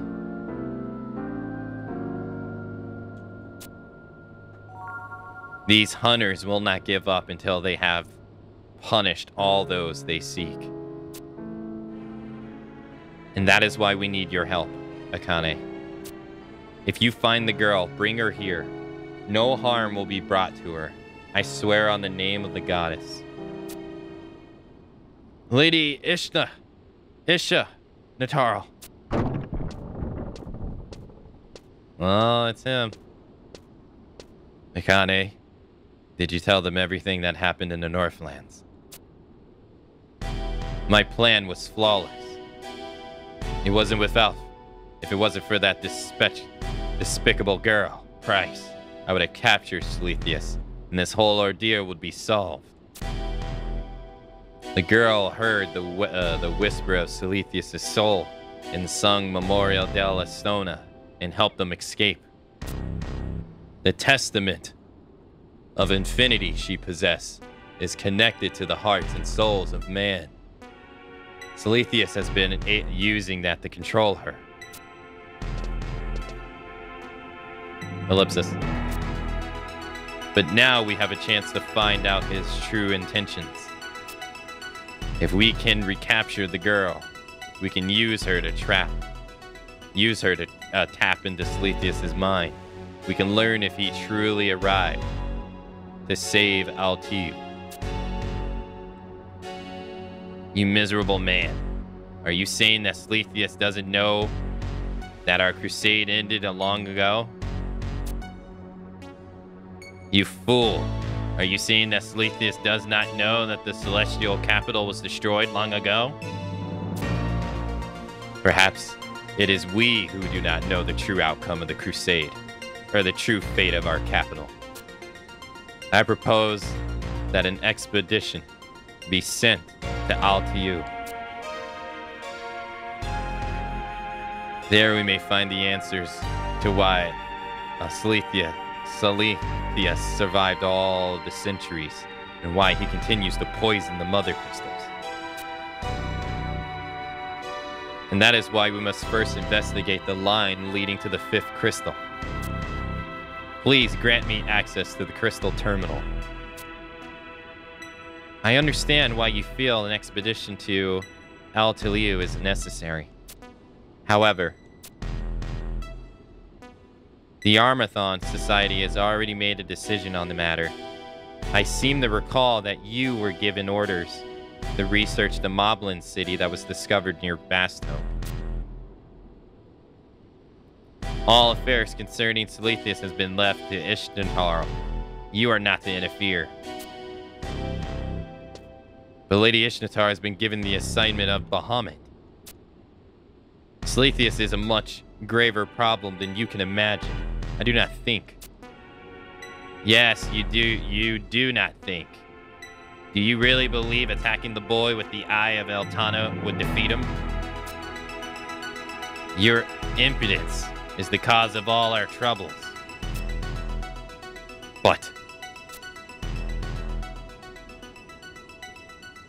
Magnulala, do not misunderstand us.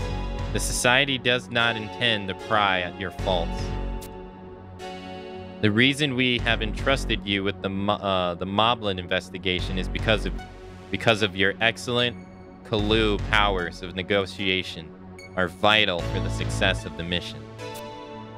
But Lady Ishtar, you do not realize how powerful the boy has become.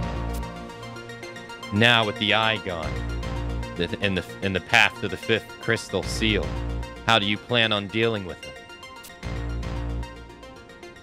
I don't think you even have a plan. Very well. Let me inform you on how we plan to stop Salithis.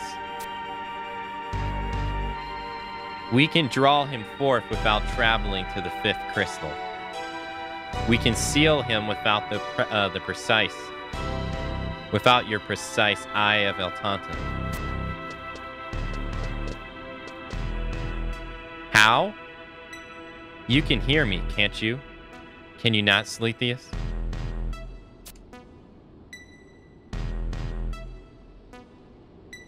It is I who possess the other amulet you seek. I'm waiting, Salithis. Come fulfill the pact. Oh. That's where the other amulet went.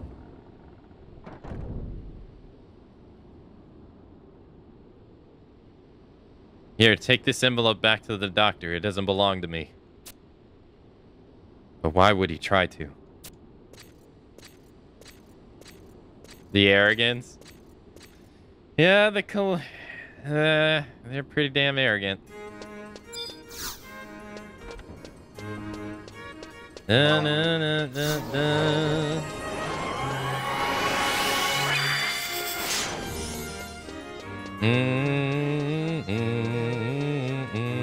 I mean, in all fairness, though, he's not necessarily wrong. He would have captured the boy if it wasn't for Price's interference. So them talking about how the Eye of Altana and stuff was useless, that's like not correct. Because he was in control right there until she helped him. But they're unaware because they weren't there. They didn't know. They don't know what actually went on.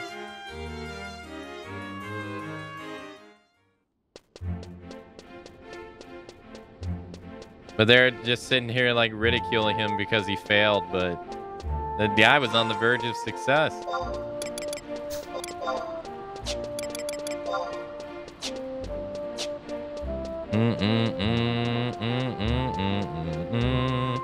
But they're like,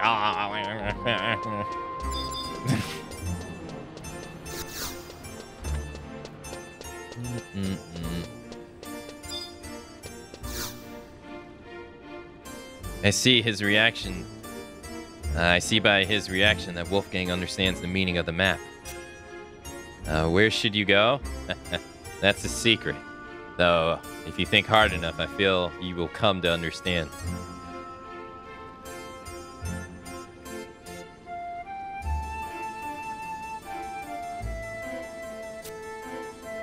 What?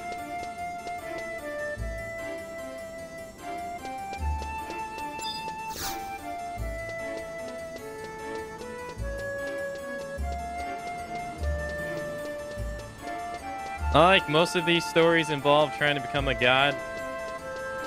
And then you have us. Just adventuring. Yeah, we're just checking out the places. Like, oh, hey, what's this place like? Oh, I got this.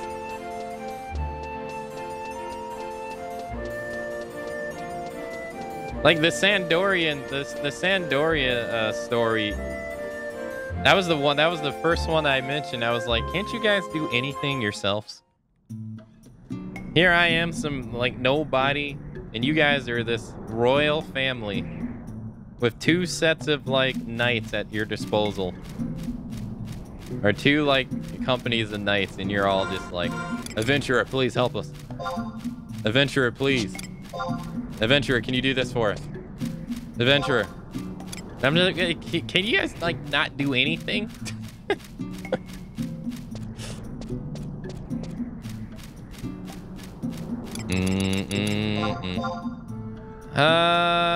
Dr. Malvex has asked you to deliver this message to the guard inside the tiny slip of paper with a drawing of what looks like Bastila Downs and the inscription K9N.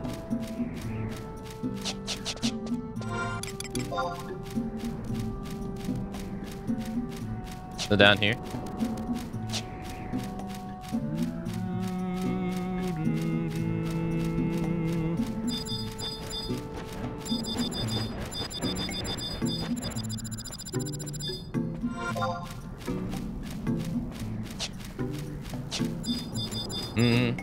The bane of everyone with a plan, adventurers. Yeah, turn it into Scooby-Doo.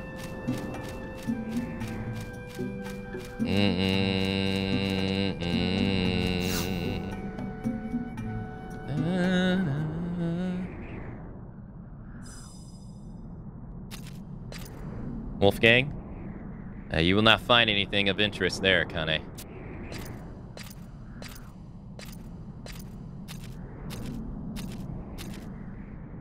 This place, A long time ago in Juneau, there was 2 boys. The best of friends, always sticking their noses in places they did not belong. Fighting and getting into trouble. One day, the boy found a shard of blue glass. There was nothing special about it. It was probably just a broken bottle from one of the local pubs. However, to those boys, it was a fabulous treasure. Looking through that glass allowed the boys to see the world in a different light. It made the town new and exciting, and the 2 spent hours arguing who was to use it next. But in time, the buildings and bridges began to bore them. And one day, the boys decided that they would defy their fathers, warning, and sneak out the city gates just to have a look at the rest of the world.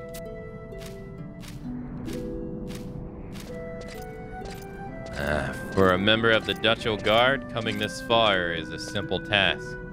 But for 2 young boys who had never ventured beyond the borders of their hometown, their little journey was a grand adventure. And on that adventure, they brought their treasure.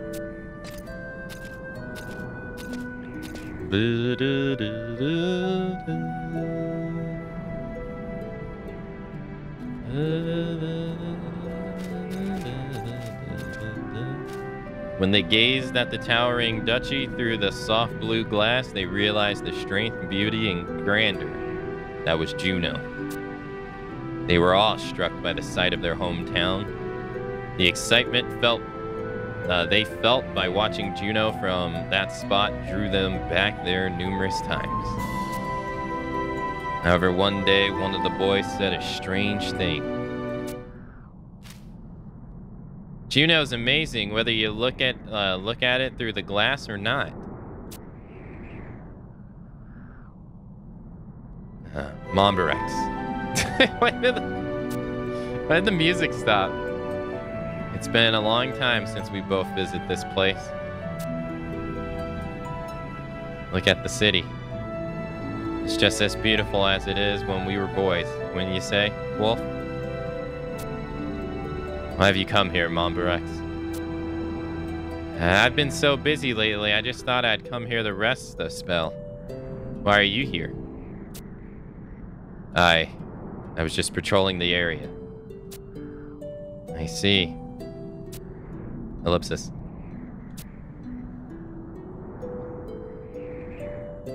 Wolfgang?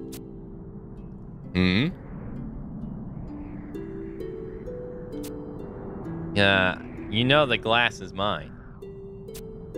What? And don't you remember when we buried it? You said the treasure's yours. You don't need it anymore. I never said such a thing. Where's your proof? Do you have that? Do you have it in writing? I don't see any signatures. Some things never change, do they, Wolf? If you want it, it's yours. The shard should be right there where we buried it. No, the treasure was neither mine nor yours. It was ours. Wolf. The true reason I came here was to bury the glass. I guess I never told you that I dug it up and kept it in my room. Ellipsis. Recently, I seem to have lost sight of what I truly need to protect in this world. When I was a boy staring at the duchy from this hill, I thought I'd finally realize what my father was risking his life to protect. Coming here today reminded me of that. And hopefully I'll never forget it again. I'll be seeing you, Burax. Now, where did I put that key? I hope I didn't bury it by mistake. Oh well. What's another slap on the wrist and a cut and pay? Have a successful doctor friend to buy all the rounds next time we go to the pub. Who would that happen to be? I guess I was right. My old friend hasn't changed a bit. Akane, if I were you, I'd see what the captain has buried over there. I have a feeling it's something that might be useful to you on your quest. But I request that you leave the other treasure where it rests. Allow memories of the two boys to live on, even if it is just for a little while longer.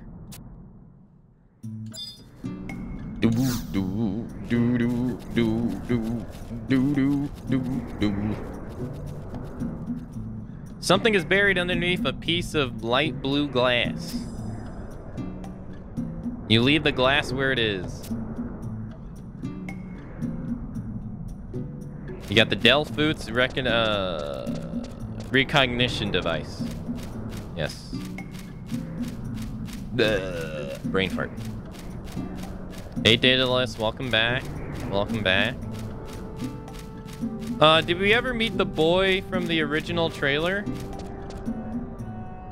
The trailer, or you mean the opening video of the game? Because Aldo is the kid at the beginning of the game.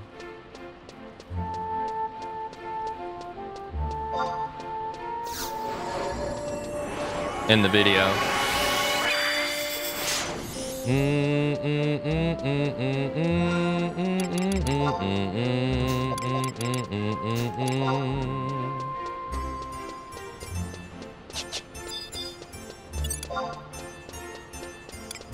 Level 30 white mage. Damn, I got the ZXP ring on. God, I remember when they added grips into the game. It was such a weird concept back then.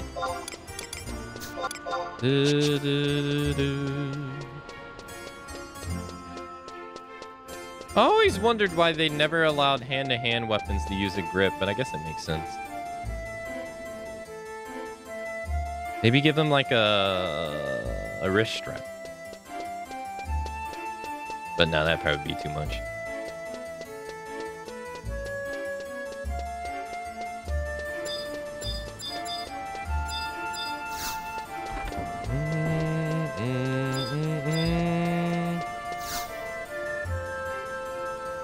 Dang, I guess I should have paid more attention to his cutscene.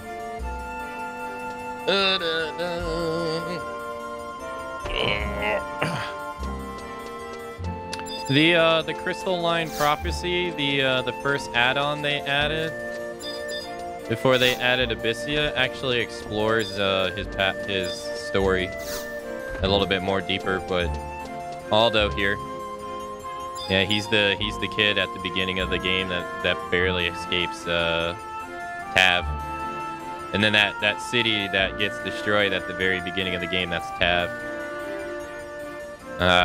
Tavnazia. So,